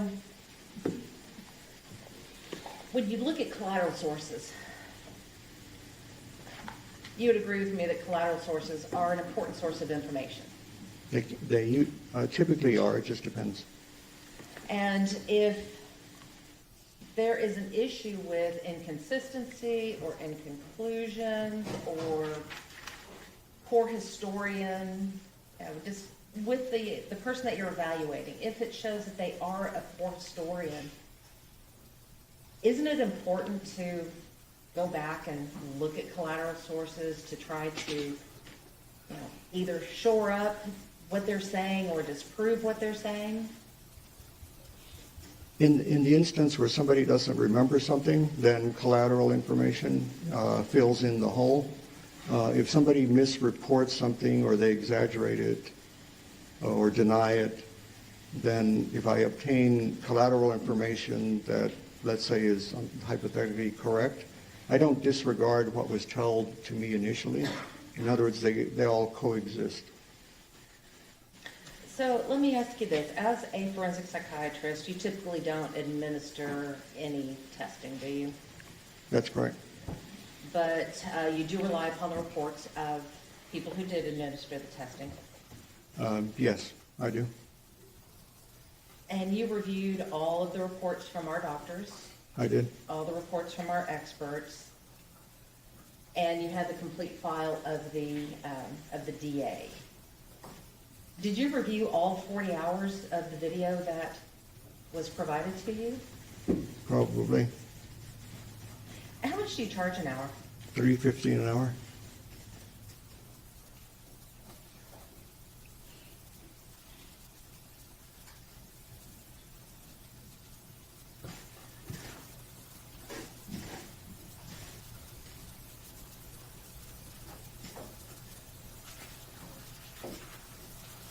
So if your bill is 28,400 divided by 350, that's about 81 hours you've put into this case so far? Up to the time of the billing. I think the last bill was April, so it wouldn't include whatever I've done getting ready for this trial. And Okay. Oh, sorry, go ahead. I didn't review your experts, which took some time to read also. So half the time that you spent preparing for this trial was watching the videos? Most of it, yes, because like you said, it was close to, 30, 40 hours, so that was a long time. The records, no offense, some of them become redundant because they're different agencies and they're all there. And so I don't spend as much time when it's telling me that basically the record is telling me the same thing. When you found out that Tanner had entered a plea of guilty in this case, that changed the focus of your testimony, is that correct? I thought it would change the focus, yes, ma'am. So your original focus, it appears, was to determine whether or not he was insane at the time of the commission of the offense. Essentially that, or what mental state issues were at the time of the offense. Are you familiar with the laws regarding the insanity defense in Texas? I remember the basic verbiage. So are you aware that in order to present such a defense, the defense would actually have to give the state notice that that was their intent? That's been my experience. I'm not a lawyer, but it's been my experience, yes. So in this particular case, to your knowledge, did the defense give the state notice that they were going to use the insanity defense? Or that we were going to use the insanity defense? I did not know at the time, but again, this is guilt-innocence phase, and so that would infer to me that it could be insanity or something that affected specific intent. I didn't think that was involved in this type of case, but largely just mental health. I followed the judge's order looking at his mental health condition, and that's what I did. Well, didn't you talk to the state before you came in for the interview and the evaluation?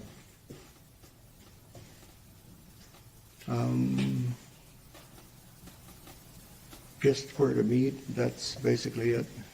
So earlier you testified that Mr. Berry went to San Antonio to meet with you in your office about the case. Right, I thought you meant meeting before the evaluation of Mr. Horner, but no, I didn't talk with them about what I was going to do. It's just logistics, like what time, where do I go, those kind of things. The meeting, yes, that's when they retained me. Okay, so that's what I'm getting at. So at the meeting where you were retained, they talked to you about what they wanted from you in this case? As far as just looking at the records and providing my psychiatric analysis, that's it. And that discussion took place in 2023, or when did that discussion take place? February of 2023. So from 2020, February of 2023. Actually, I take it back, it was probably January of '23. Okay. So from January of 2023 to February of 2026, you did not have any discussions with the prosecutors about this case and the direction it was going?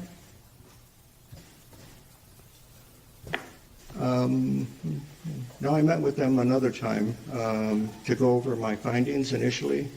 I hadn't looked at the videos yet because that's a lot of time, and so they knew that. And basically, I was just looking at his mental health condition.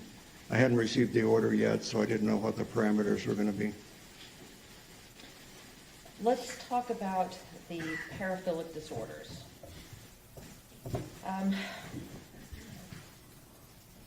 Sexual deviance is not a diagnosis in the DSM-5, is it? No. You just use that for your testimony? I use it because of the historical significance of it? Right, because of historically that's been the term. The DSM is not the Bible, so to say. So if they switch it, that's fine. If you look up like literature searches, etc., loads of research regarding sexual deviance, very limited regarding paraphilia, as an example. However, you would agree with me that the DSM-5 is a diagnostic tool for mental health evaluations, Yes, it is. and that sexual deviance does not appear as a diagnosis in the DSM-5. It does not, no.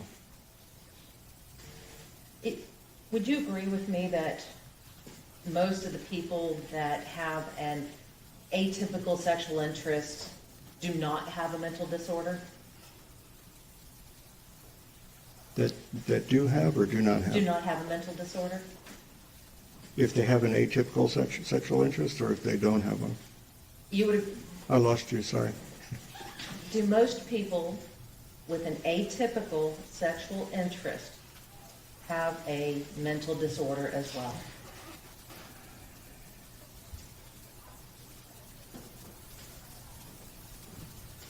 I can't say I've seen a lot of research on that because it's pretty vague, no offense, and gray. But that could be fair. I would say that, at least from my experience seeing patients, there's typically something involved, but it's not major, so to say. It's just maybe something that happened in their history such that it has some segue to what they are doing as an adult. Okay, so we'll go back to the original question. You would agree with me that most people with an atypical sexual interest do not have a mental disorder? I think that, again, there's not much research on it, but per my experience, I think that's fair to say they don't have a major mental disorder. Because in order to have a paraphilic disorder, the diagnosis would require that person feel personal distress about their interest and not merely distress from society's disapproval. That sounds like one of the criteria, right? And in order to have a diagnosis, that it would require non-consensual engagement. That's what I talked about, yes. And so if someone is consensual and engages in these activities, that doesn't qualify as a paraphilic disorder, does it? I agree. You specifically mentioned that the interview and the testimony of the mother of Tanner's children. Isn't it true that she consented to the behavior that you described? I remember reading that, yes. And when she became uncomfortable with anything, she took the initiative and she withdrew that consent, didn't she? Yes, I spoke about that earlier. And when that consent was withdrawn, Tanner stopped what he was doing. Yes, same answer. So he didn't continue against her will, did he? No.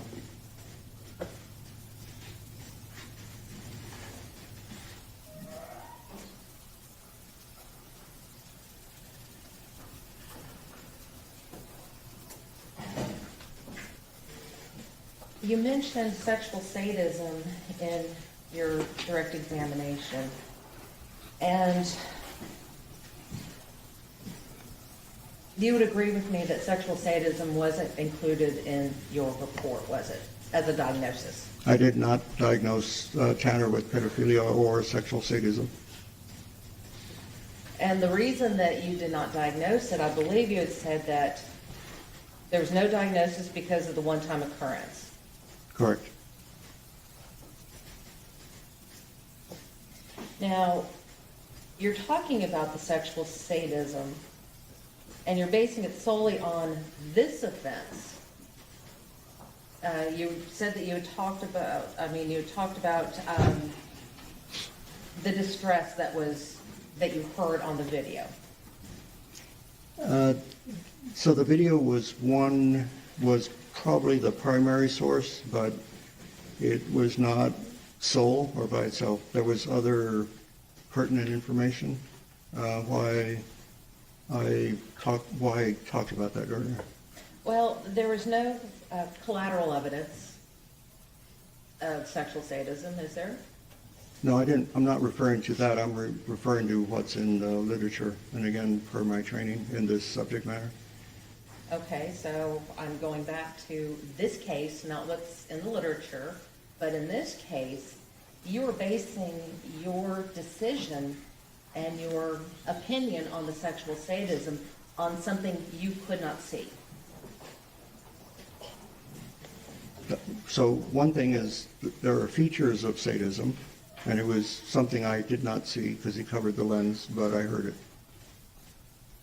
And at the end of the day, again, you didn't diagnose Tanner with any sort of sexual sadism. Correct. You also did not diagnose Tanner with any sort of pedophilic disorder, did you? Correct. Because it did meet the criteria in the DSM. Right.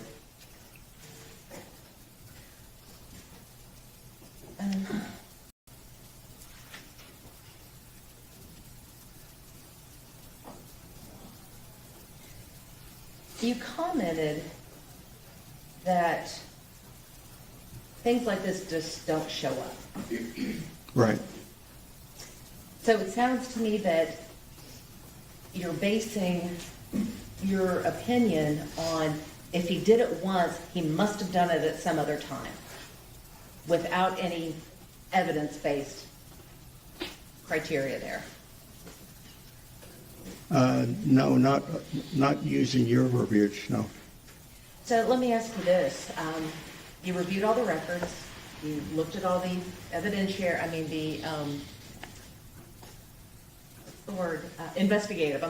investigative records from the district attorney, from the Texas Rangers, from the FBI, from Wise County Sheriff's Department, and any of the records that you reviewed, you didn't find any evidence of child pornography on any of his devices, did you? That's correct.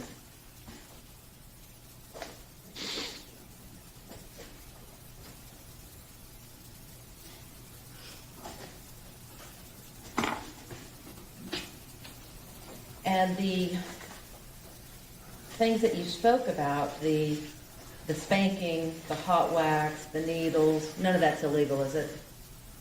As long as the both involve consent to it. You mentioned threesomes. That's not illegal, is it? No. As long as there's consent between the three. Asphyxia during sex. That's not illegal, is it? If there's consent? Correct. Role playing. That's not illegal, is it? With consent, no. The same thing.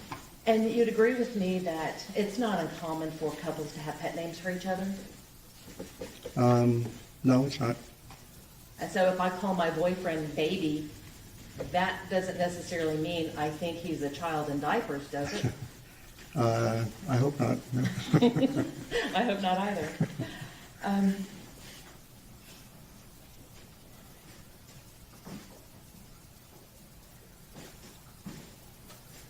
You also did not diagnose Tanner as a sexually violent predator, did you? I did not.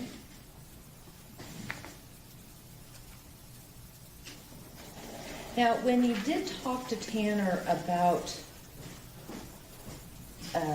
what happened, about this offense, and about what was going on in his life leading up to this, you talked to him about the troubles that he had at home, didn't you? Yes. And he discussed with you that he was working long hours and that he was working 6 days a week? Yes, we covered basically what his work days were like and what he had to do in preparation for each day, each route. Yes.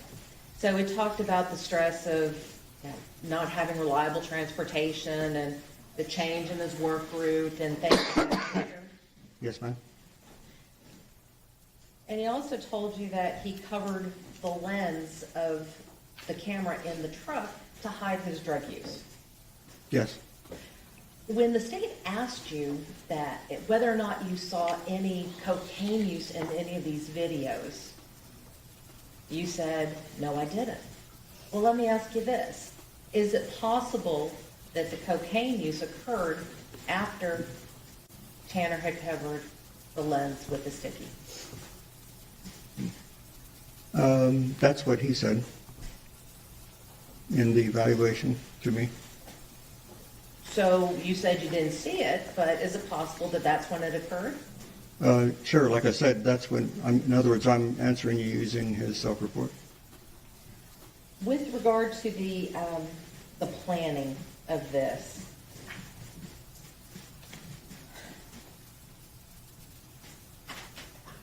Tanner had been on that road before with his truck. Do you recall that? Yes.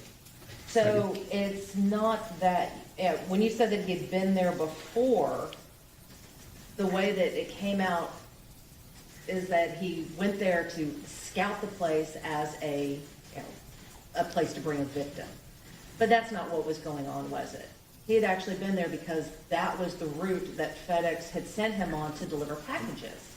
I'm going to object to that, Your Honor, it's a misstate. I'll let him answer it if he can. Well, he had been on those routes before, but I remember from the investigative records that before he abducted Athena, that he spent some time at that place where he drove back to. What So records? yes to both. So what records are those? There were some, it looked to me like FBI records where they were charting his movements based on cell phone pings and towers. It's way over my head. Did you think to try to find collateral evidence that may have been just his basic route? Or did you just take it at face value and make the assumption that that's why he had stopped there? I just know that he stopped there before, and like I said before, he told me he'd been on those routes before. So either way, he knew when to tell Athena it's going to get bumpy, because he had been there. But that's not necessarily indicative of planning, is it? Well, he knows where he's going. In other words, if he didn't know where he was going and it was just impulsive and he had no idea where he was, then he wouldn't know to forewarn her that it's going to get bumpy. But again, that is not indicative of planning to abduct a child, is it? That, I looked at it as part of the abduction. As I stated earlier, the abduction was related to his sexual exploitation of her. That was very clear to me. And how he got there was just how he got there, to where it was going to happen. And that is just your opinion as to why this happened? It's based on, well, it's not just my opinion, it's based on my training, the grooming behavior that he engaged with her. You've heard the audio, as soon as he turned off the truck, he went to the back, then take off your clothes, and then from there, it was one after another. May I approach, Your Honor? Yes.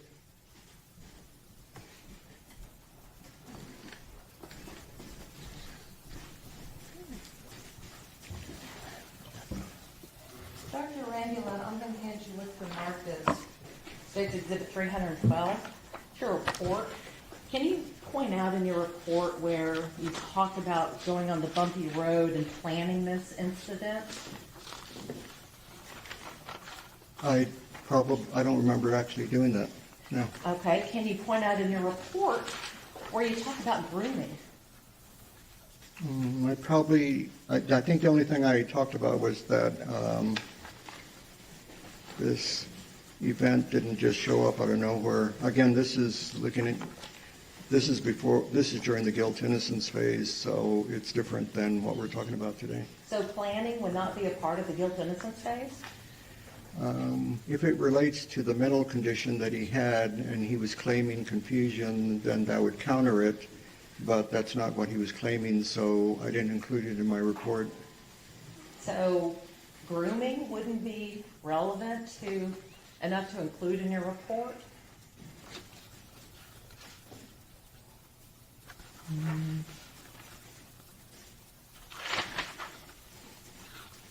I mean, I could have added that, sure. But you chose not to. Well, maybe I didn't just do it. But yeah, looking at the Your Honor, non-responsive. Sustain. All right.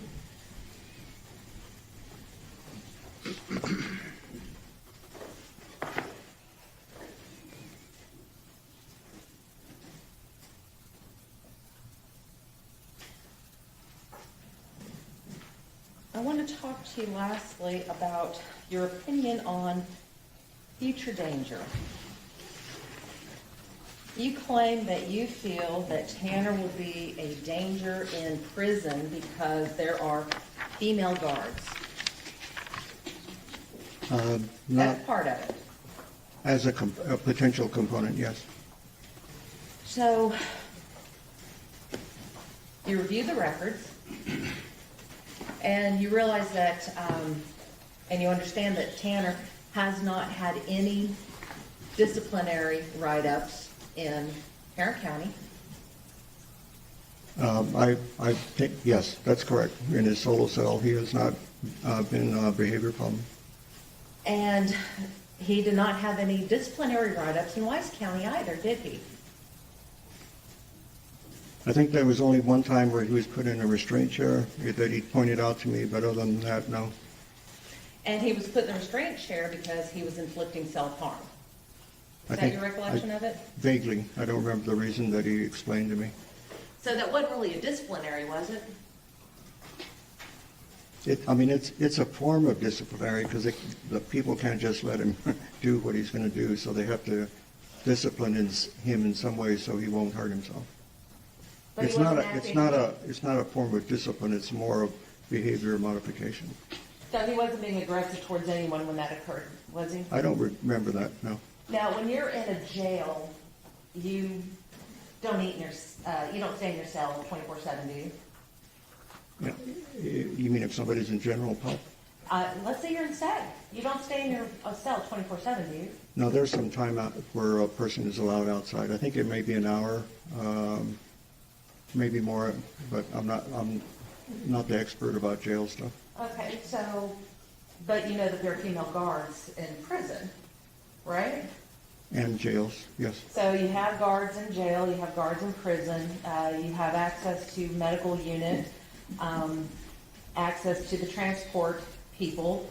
Right. Access to. I'm going to check defense counsel testifying, first of all, and secondly, what the purpose of her being up there.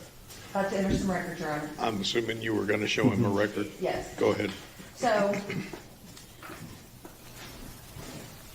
how many people in Wise County did Tanner attack?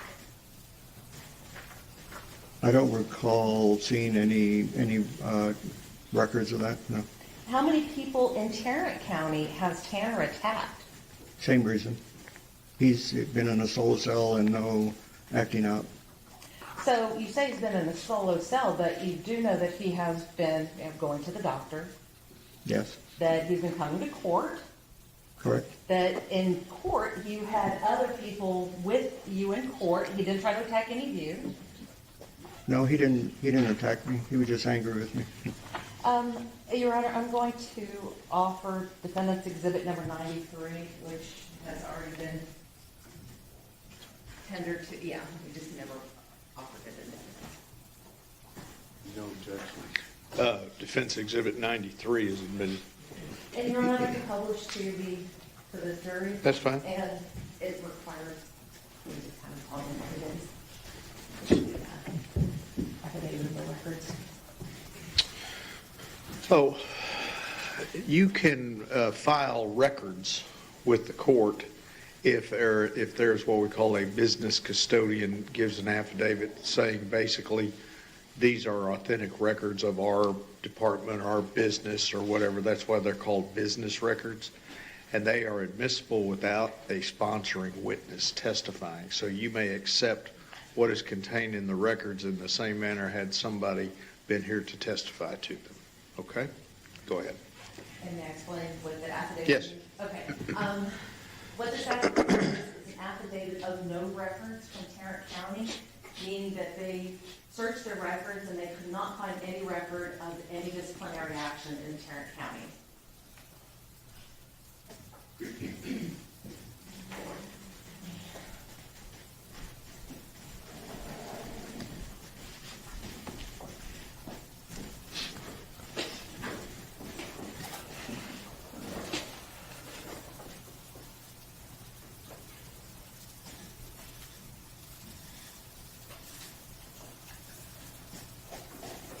When people are in custody, Dr. Rambula, you said that, I believe you said that they had access to tablets. Was that you that testified to that? Or was No. that Mr. Fitzpatrick? Yeah, that was the TDCJ Okay, I'm guy. sorry. But you've been in the prisons, you've been in the jails before, is that right? Yes. So, you know, in talking to inmates, they just don't have to sit in their cells 24/7, do they? Unless they're in solitary for some reason, yeah, and again, they get out, I think an hour a day, but otherwise, no, they can roam around. So in their cells, do they have access to educational materials? In jails, I haven't seen that as much. In prisons, depends on the unit. As a part of the educational materials, or I should say as a part of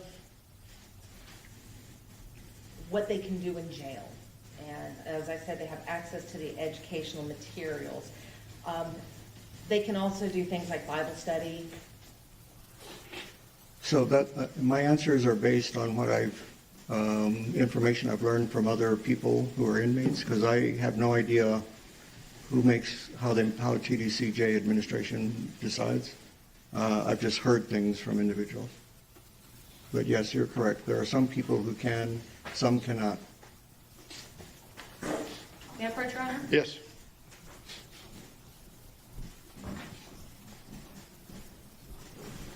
Dr. Rambula, I am going to show you what has been marked as Defendant's Exhibit number 95, and we move to admit, I'll just start with 94 and 95, which has been previously tendered.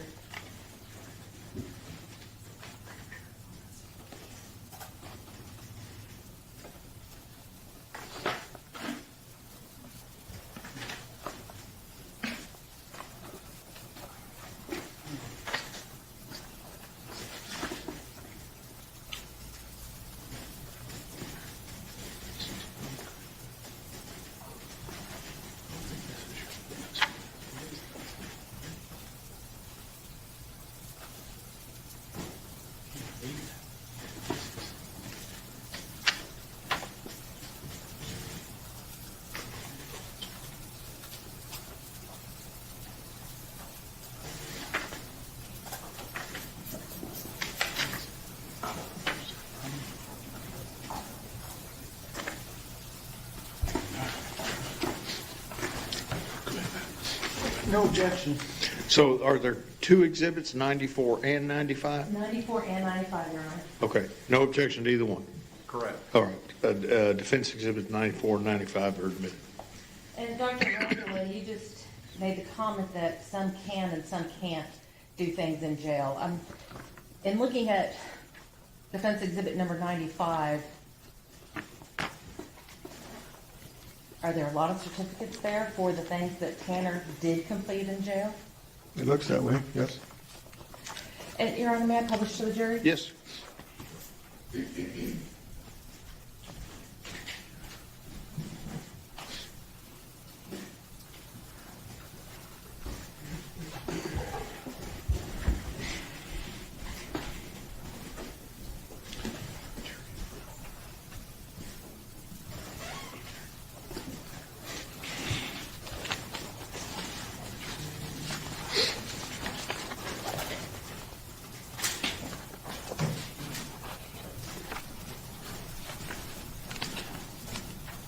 All right, Your Honor, I'll pass the witness. Redirect. No further questions, Your Honor. May Dr. Arambula be excused. No objection. He may be excused? Yes, Your Honor. Okay, thank you, doctor.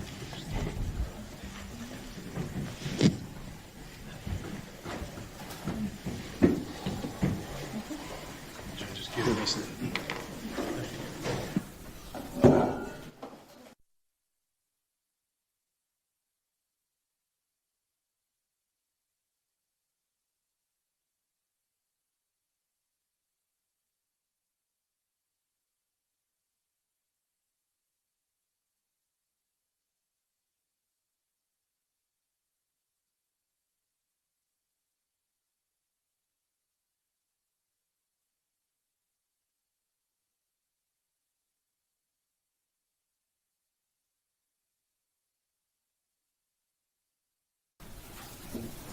Stay rest as we're voting. Sanderson, Defense rest. stay rest and close. Stay does. Defense rest and close. Yes, Your Honor. Okay. All right. There are a number of you who have not seen the last few exhibits, okay? What I'm going to do is I'm going to send you to your jury room with those exhibits so that y'all have a chance to look at them. And when everyone is finished, buzz. This will include all of the evidence that you're going to hear in the case. You know what your instructions are for in the morning, okay? And we need to get started promptly in the morning. So after everybody finishes looking at the last two exhibits, it'll be regular time, 9 o'clock. Finish looking at the exhibits, buzz, we'll bring those out, and then we'll get you home, okay? See you in the morning.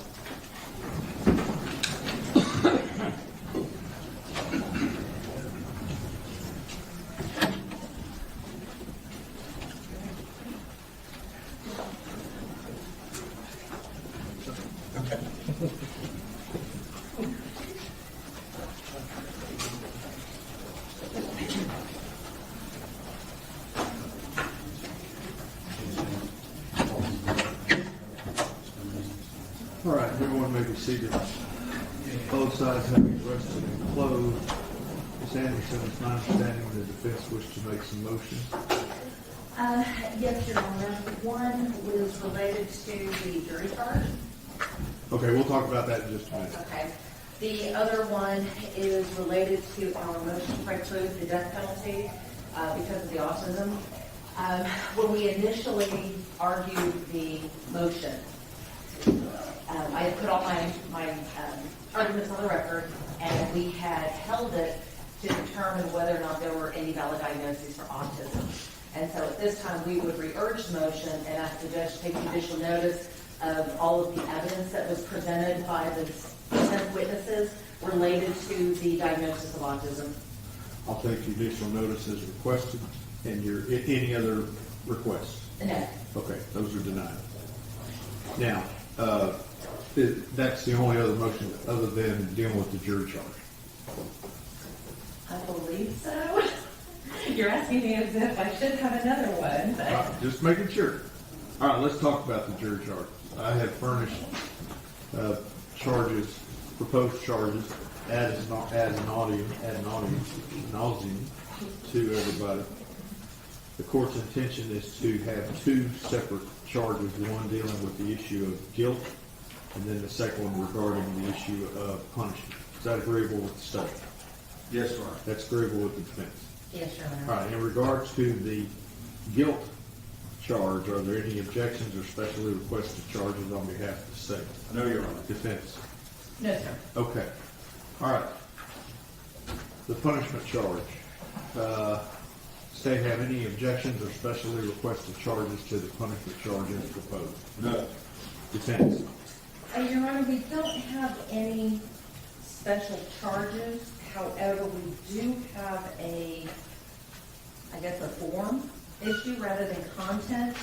And that is, we wanted to move the verdict forms to, the verdict form on special issue number 1 to page number 3.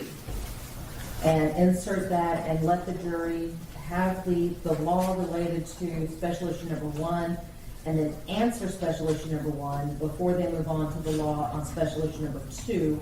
And then we would ask that the verdict form on special issue number 2 be moved to right behind that. And that we move all of the instructions to prior to special issue number 1. Did that make sense? It does. Okay.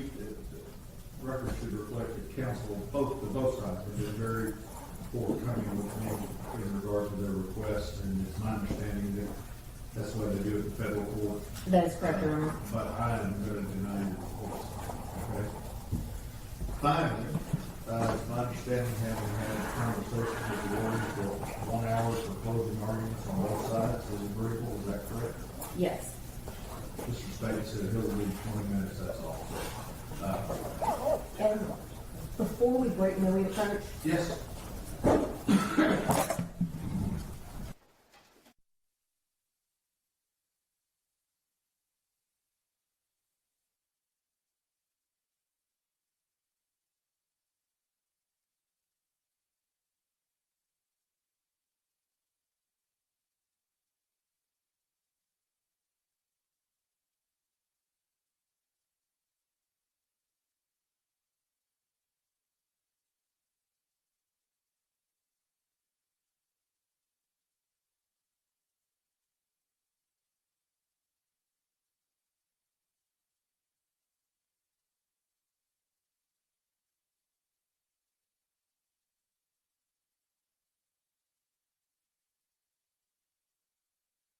Have a warning in regard to the open.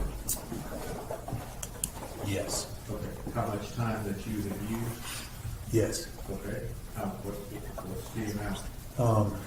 When I get to 25. That you have used 25 minutes? Yes. Okay. Mr. Noble, it's my understanding you're going to open for the defense? Yes, I'll begin, Mrs. Anderson also, so if I can have a 25-minute warning, that'd be great. That you've used 25 minutes? Yes. And Ms. Anderson, do you wish to have a warning as far as time remaining? Time remaining, if I have 30 minutes remaining, then that'll be my warning. No, actually, I need 5 minutes. 5 minutes? Yeah. Okay. And Mr. Spade, do you need a time remaining?